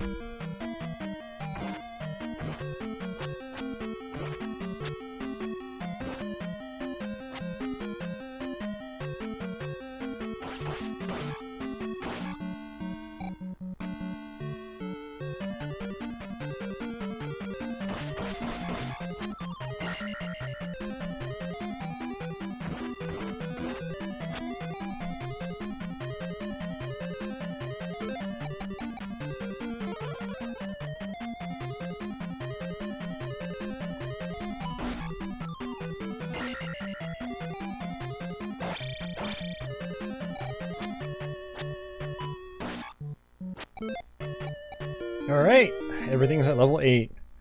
So now if you level up, it'll just refill the health or magic, whichever one you choose. I've never done a randomizer, no. I'd like to try a Zelda II randomizer, that would be pretty cool.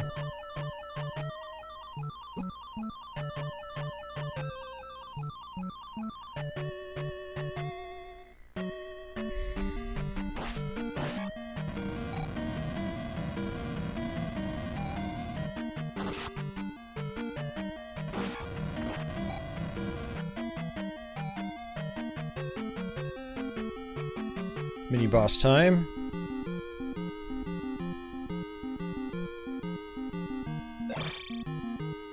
Thanks, Richard.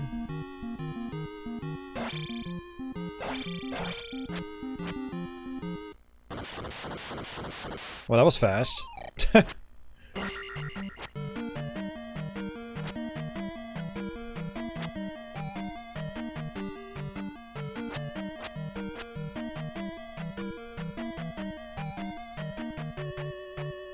Alright, let's use jump. There's an extra life up here.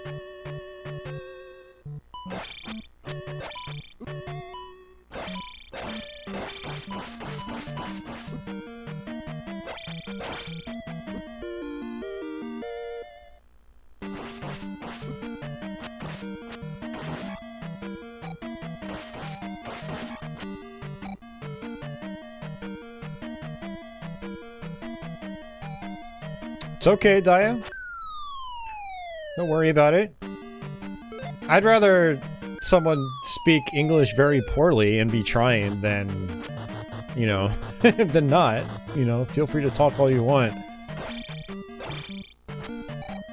I mean, it is what it is. If I went to another country, I would have to have like a guide, because I don't know, I barely know any foreign languages. It's like I know a couple of words in German. I could probably say hello in Japanese, that's about it.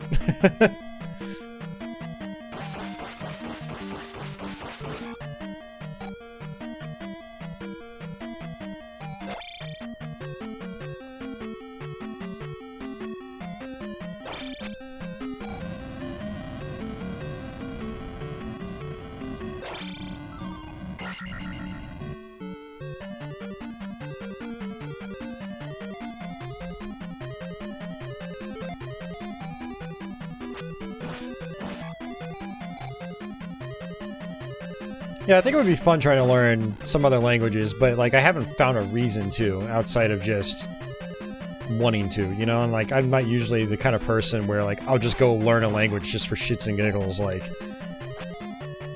If I'm gonna go to France, okay, maybe I'll try to learn some French. Something like that. That's kind of how I operate.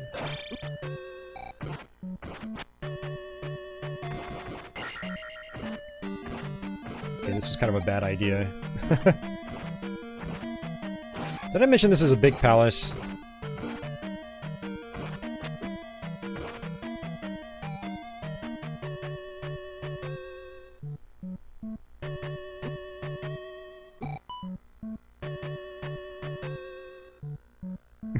I speak English and I'm not very good at that. That's me too, actually. I'm not very good at my own language.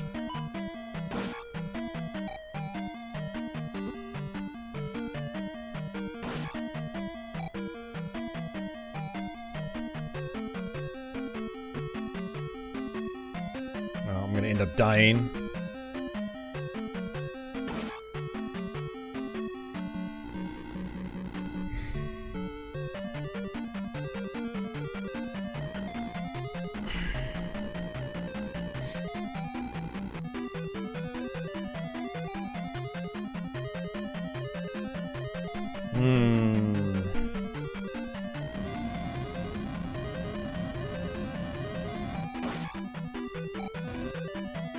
I'm getting lost again.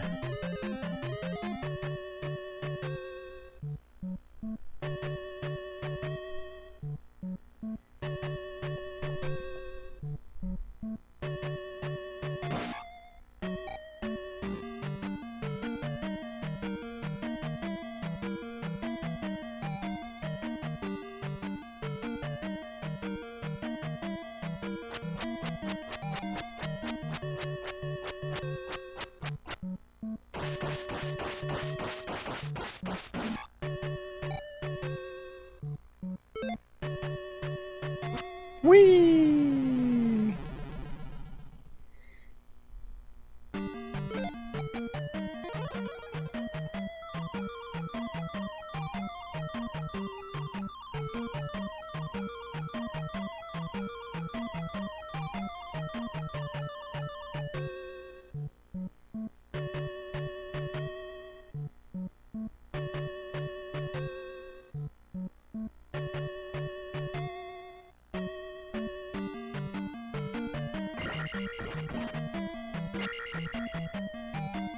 I just jump around looking for things to stab. Whew. That was a good save.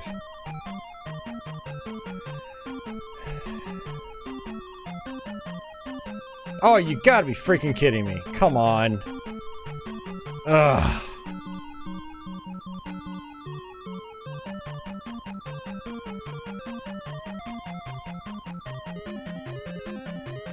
Let's try that again.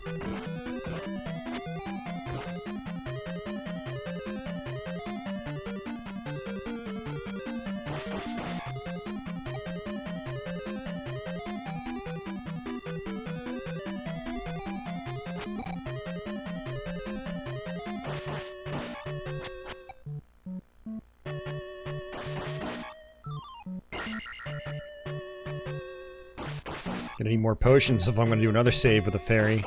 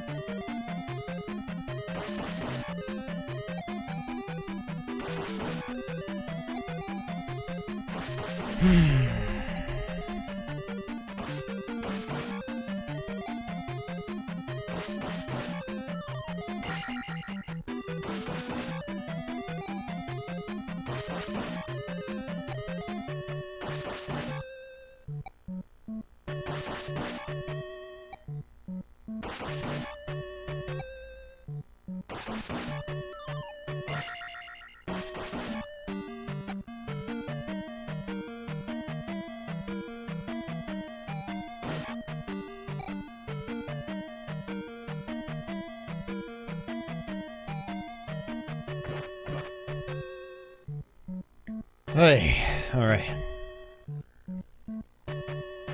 I think I might have to keep going to the right, I don't remember. But I know there's a part where I have to use a ferry. Like I'm falling down a pit like that and I have to use a ferry.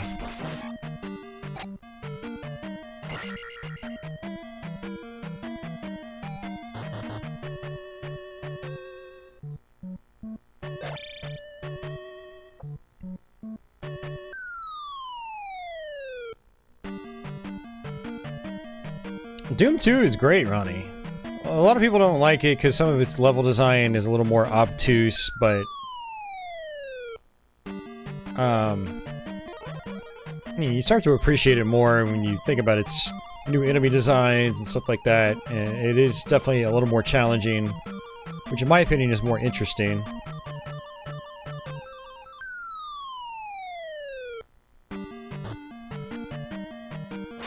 Yeah, I really do have to go this way. I just... Yeah, if I wasn't so fried, I might remember this stuff better.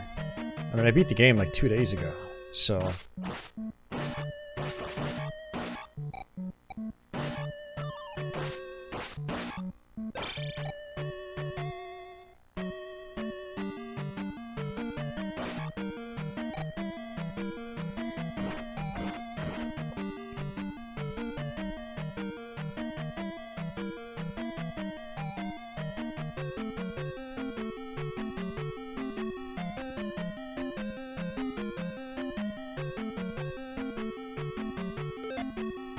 Try this again.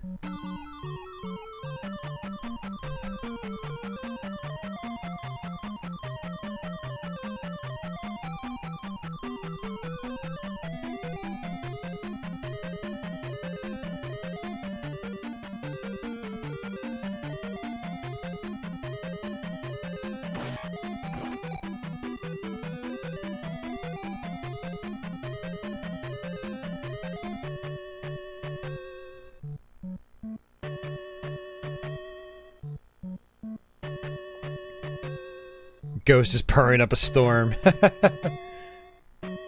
Feel bad for little Ghost. Yeah, it's right here. God damn it, that's what I thought. I must have been looking at chat the last time I fell down here. Because I just don't remember that at all. Alright, there we go. Boss time.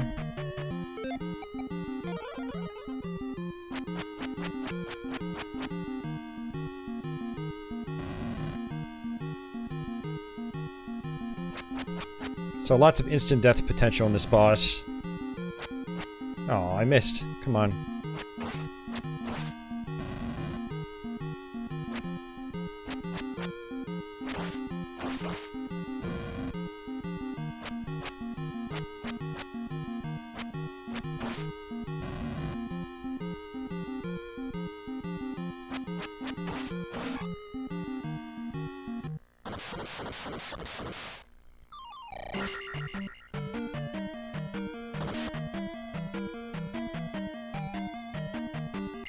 All right.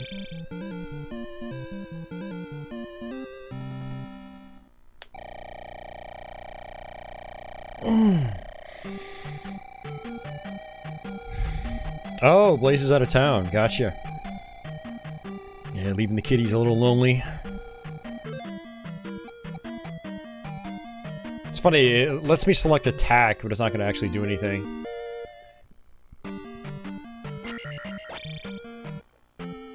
Alright, folks. On to the end of the game. Sort of. You need to come here first.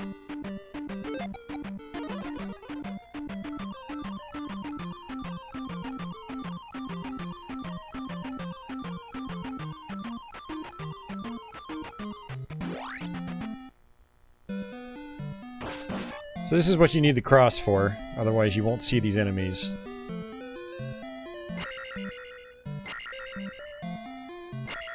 And I think this is actually empty. Most of the town is empty. Oh no! So we actually need this for the final boss. This is thunder.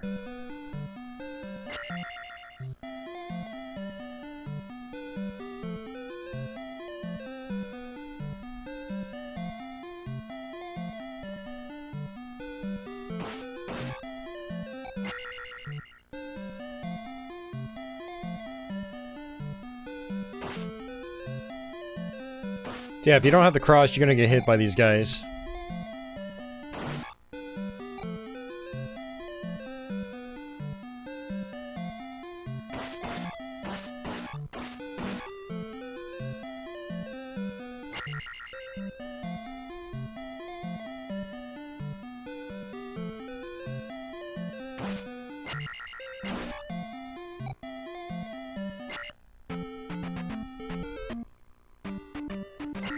Alright, later Joshua. Take care.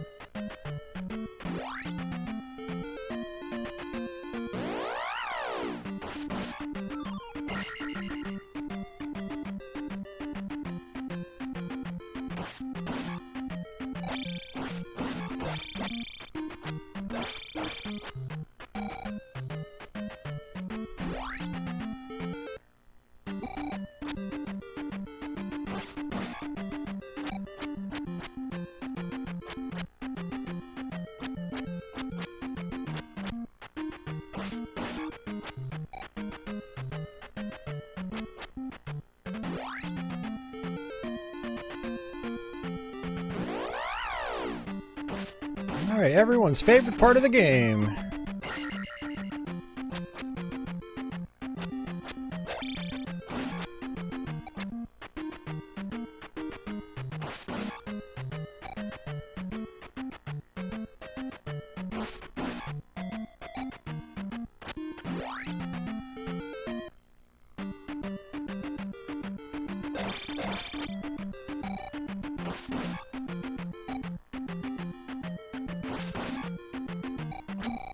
Oops. Some pretty tight jumps here.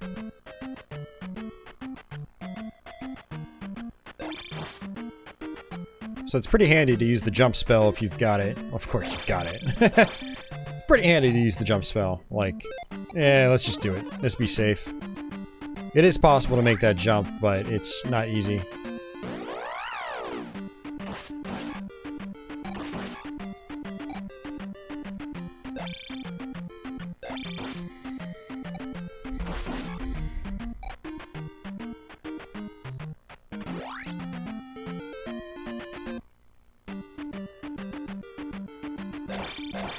It's actually a nice way to sort of cheat your way through these, but apparently I did it on my last stream of this game, but I'm not going to do it here.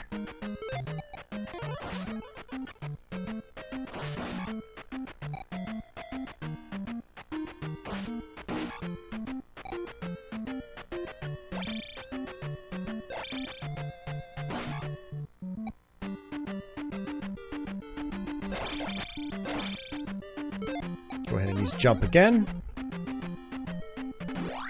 SimCity SNES stream, that'd be fun.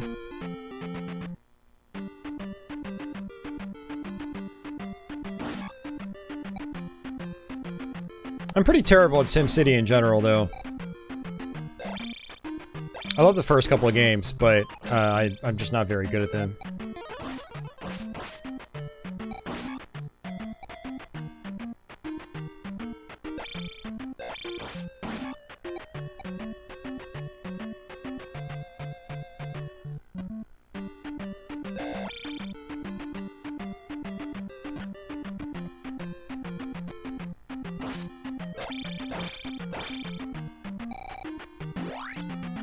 Alright, last stretch.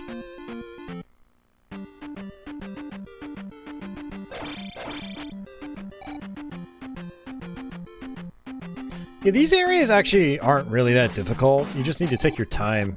I think a lot of people rush through these areas, and that's a big mistake. Just take your time.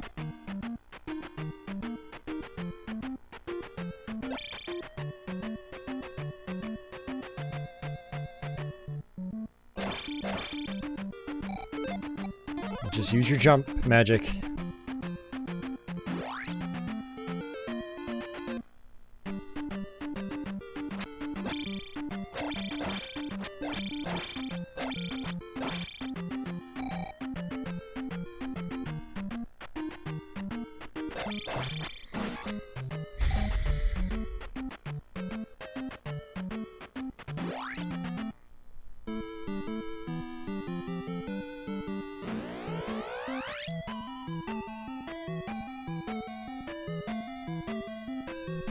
Alright.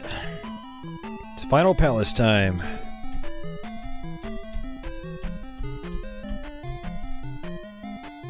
Let's see. I have absolutely zero shame in pulling up a map of this place. It is kind of a pain in the ass.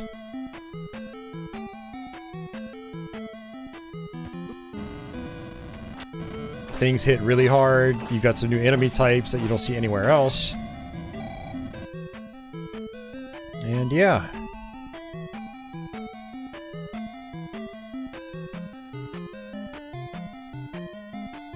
Yeah, one of the spots you actually have to jump over, otherwise you fall down to where the little blue guys are.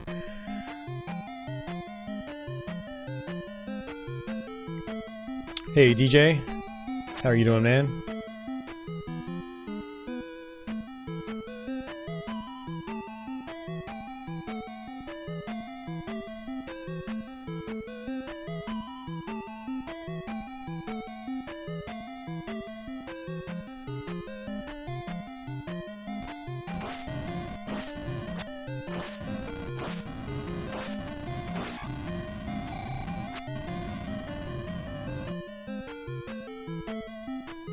Alright, nothing there.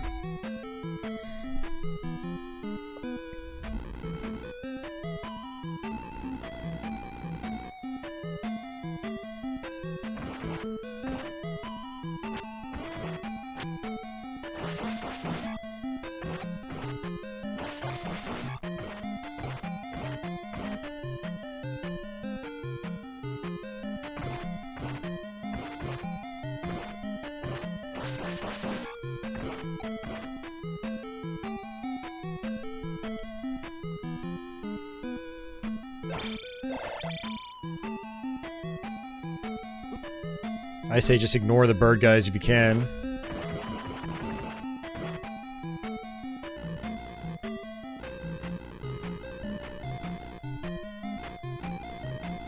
And there's some walls here you can actually go through if you want.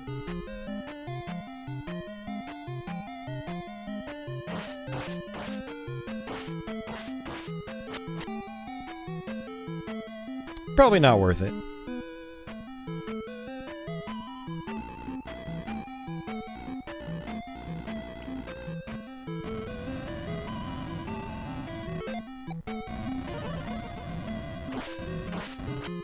Alright, just skip him. Who cares?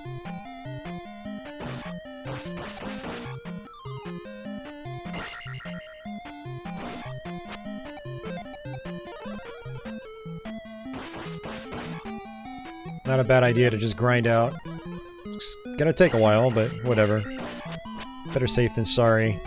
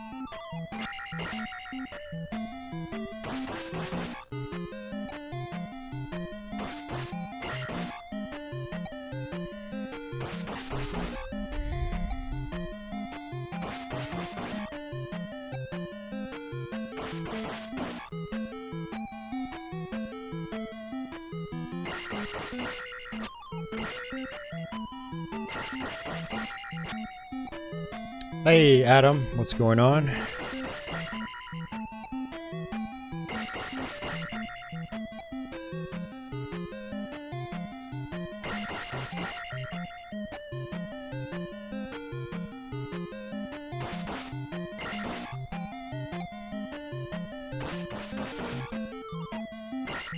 I don't really want that.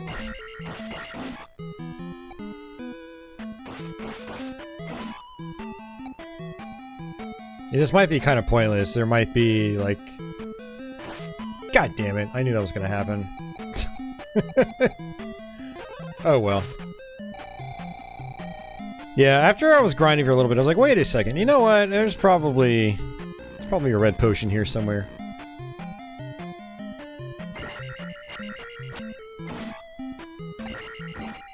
It's okay. It's not a big deal.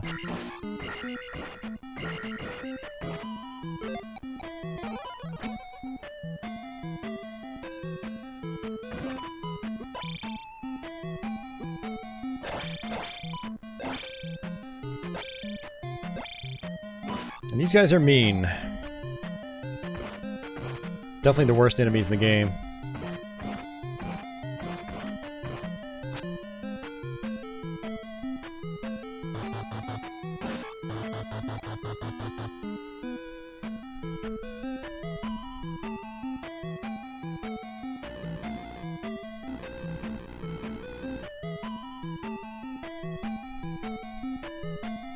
Blue magic juice tastes like Kool-Aid.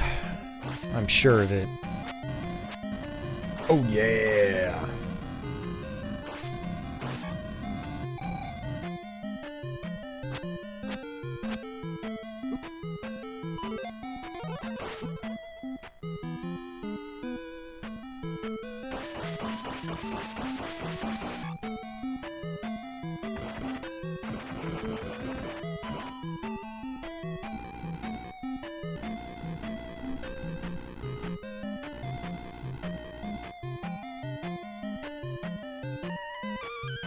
I will take that.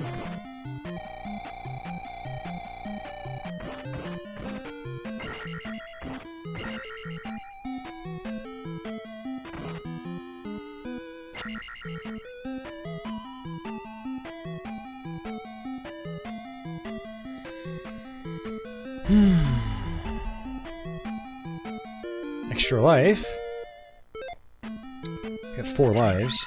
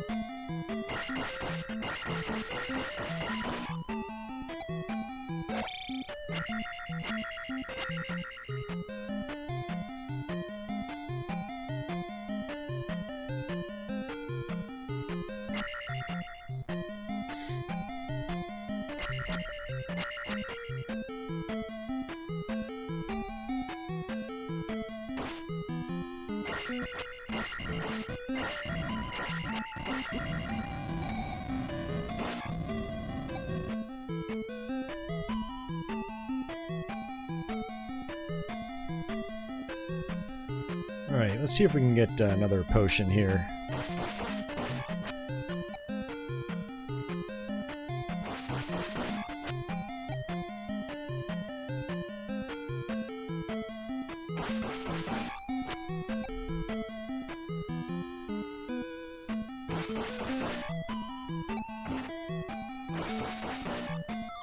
There we go.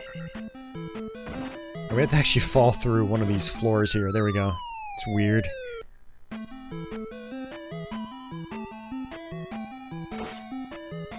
That is actually a good way to get your magic back.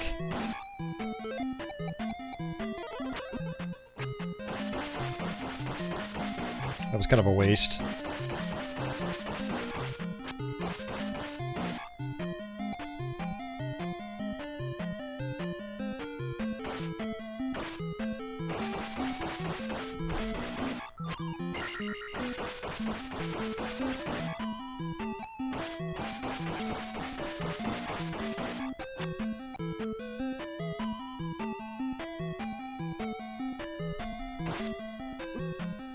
God damn it.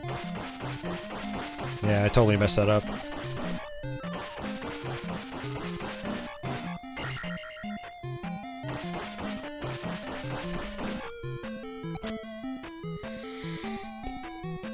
Oh, yeah.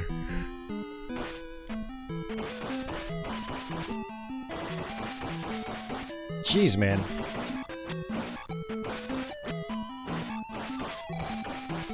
Got screwed on that one. Jeez.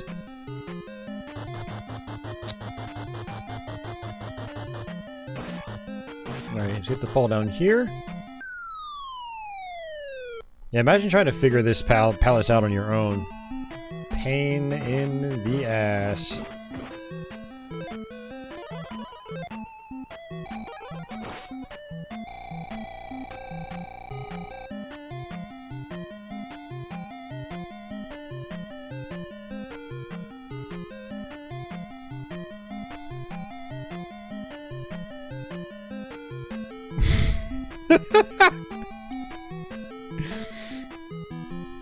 Andy gets a timeout for backseat driving.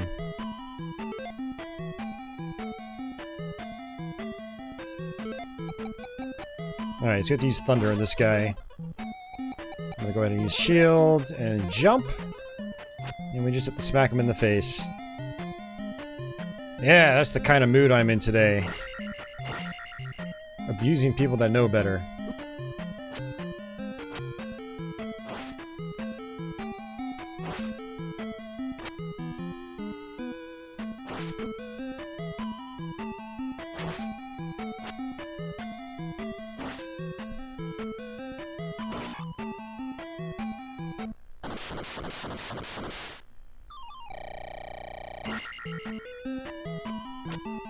There is some cryptic BS in here, yeah.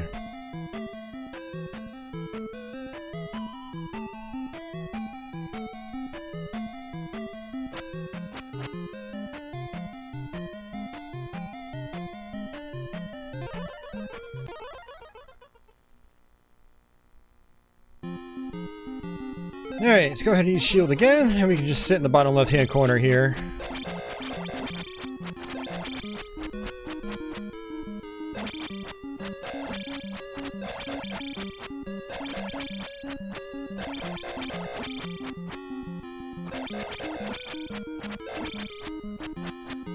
Ganon is not in the game as an actual enemy you encounter, right?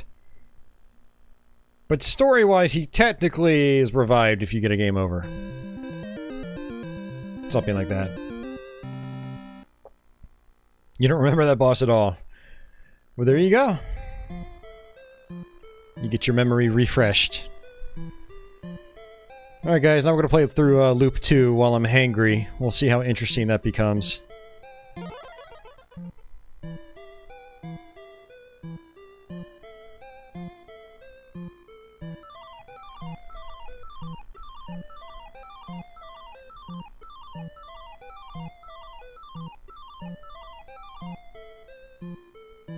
You are a real hero.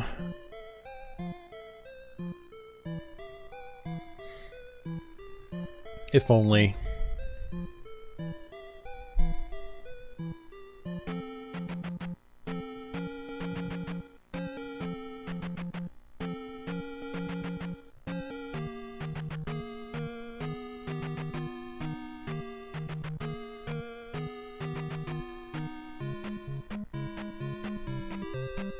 Oh, man.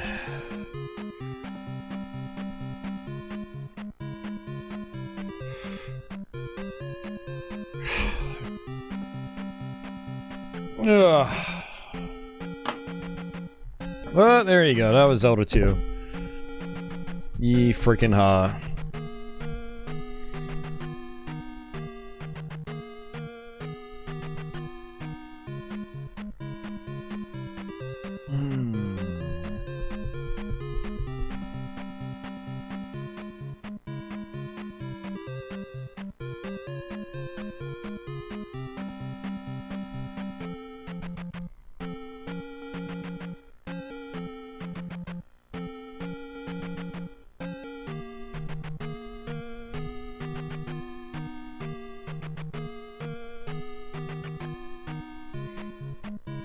Thanks a million.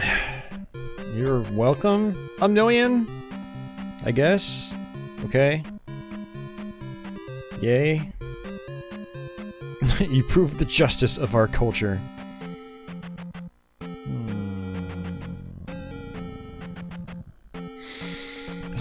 Ghouls and Ghosts remake. Oh yeah, yeah. Thanks for checking out the channel. I appreciate it. Do I think more games should try not to have Ganon or Ganondorf as a villain? I mean, I don't really care. I seriously don't care. I don't have much stake in the Zelda franchise, but I don't know. It's been done so long that I feel like not having a Zelda without Ganon would be like having a Mario without Bowser. I don't know. It just is what it is. I wouldn't worry about it too much. Hey, thanks, Daya. I appreciate it. Glad you enjoyed it. Harness the rage. Use it for the good of mankind. Yeah, I don't know how that's possible, but alright.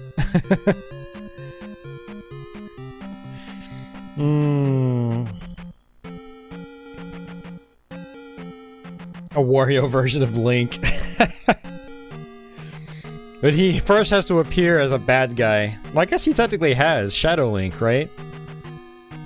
Shadow Link isn't Wario enough, though. He's not fat. He's not derpy looking. I don't know.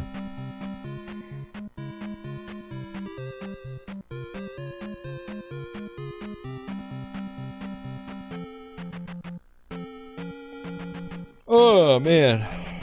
No, you're welcome, Crestline. I'm freaking tired. I feel like I go sleep another 10 hours, even though I've only been up for 5 hours. I can't do math. Math is hard. Ay, ay, ay. Thanks for the GG, Ronnie.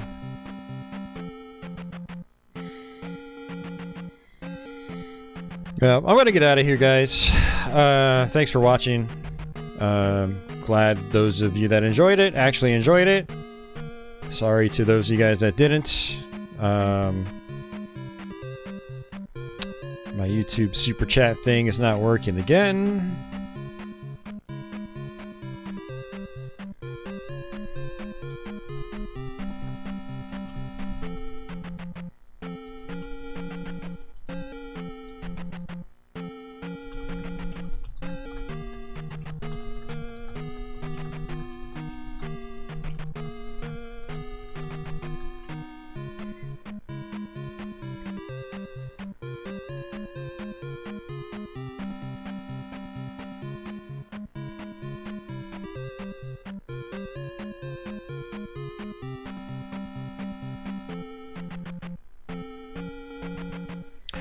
Oh man, yeah, see you around office. See you guys. I was just reporting a, my viewer activity functionality wasn't working on my live dashboard, so...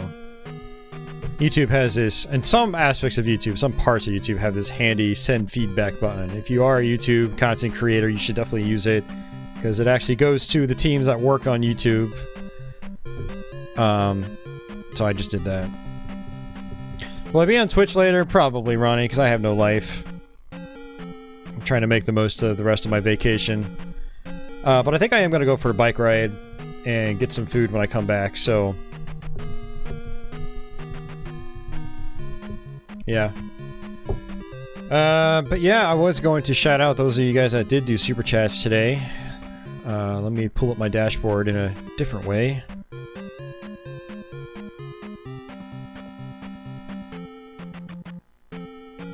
Yeah, Dustin, that's a fast track to getting banned. If you annoy me, man, I don't give a shit. I'm just gonna click that button and never see you again. So please don't pepper me.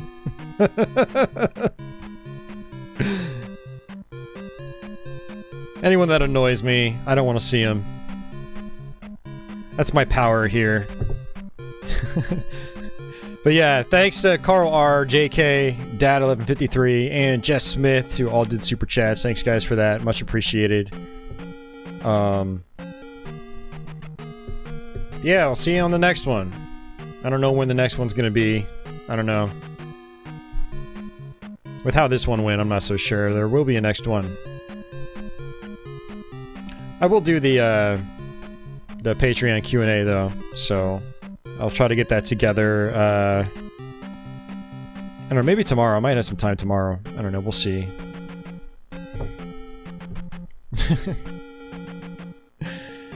Oh, damn Zelda II.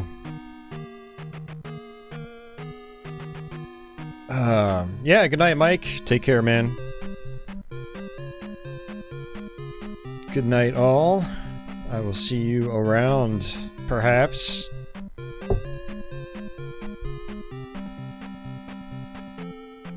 And yeah, I don't know what else to say. I don't even know what I'm saying here. So I'm gonna get out of here. I'll see you guys later.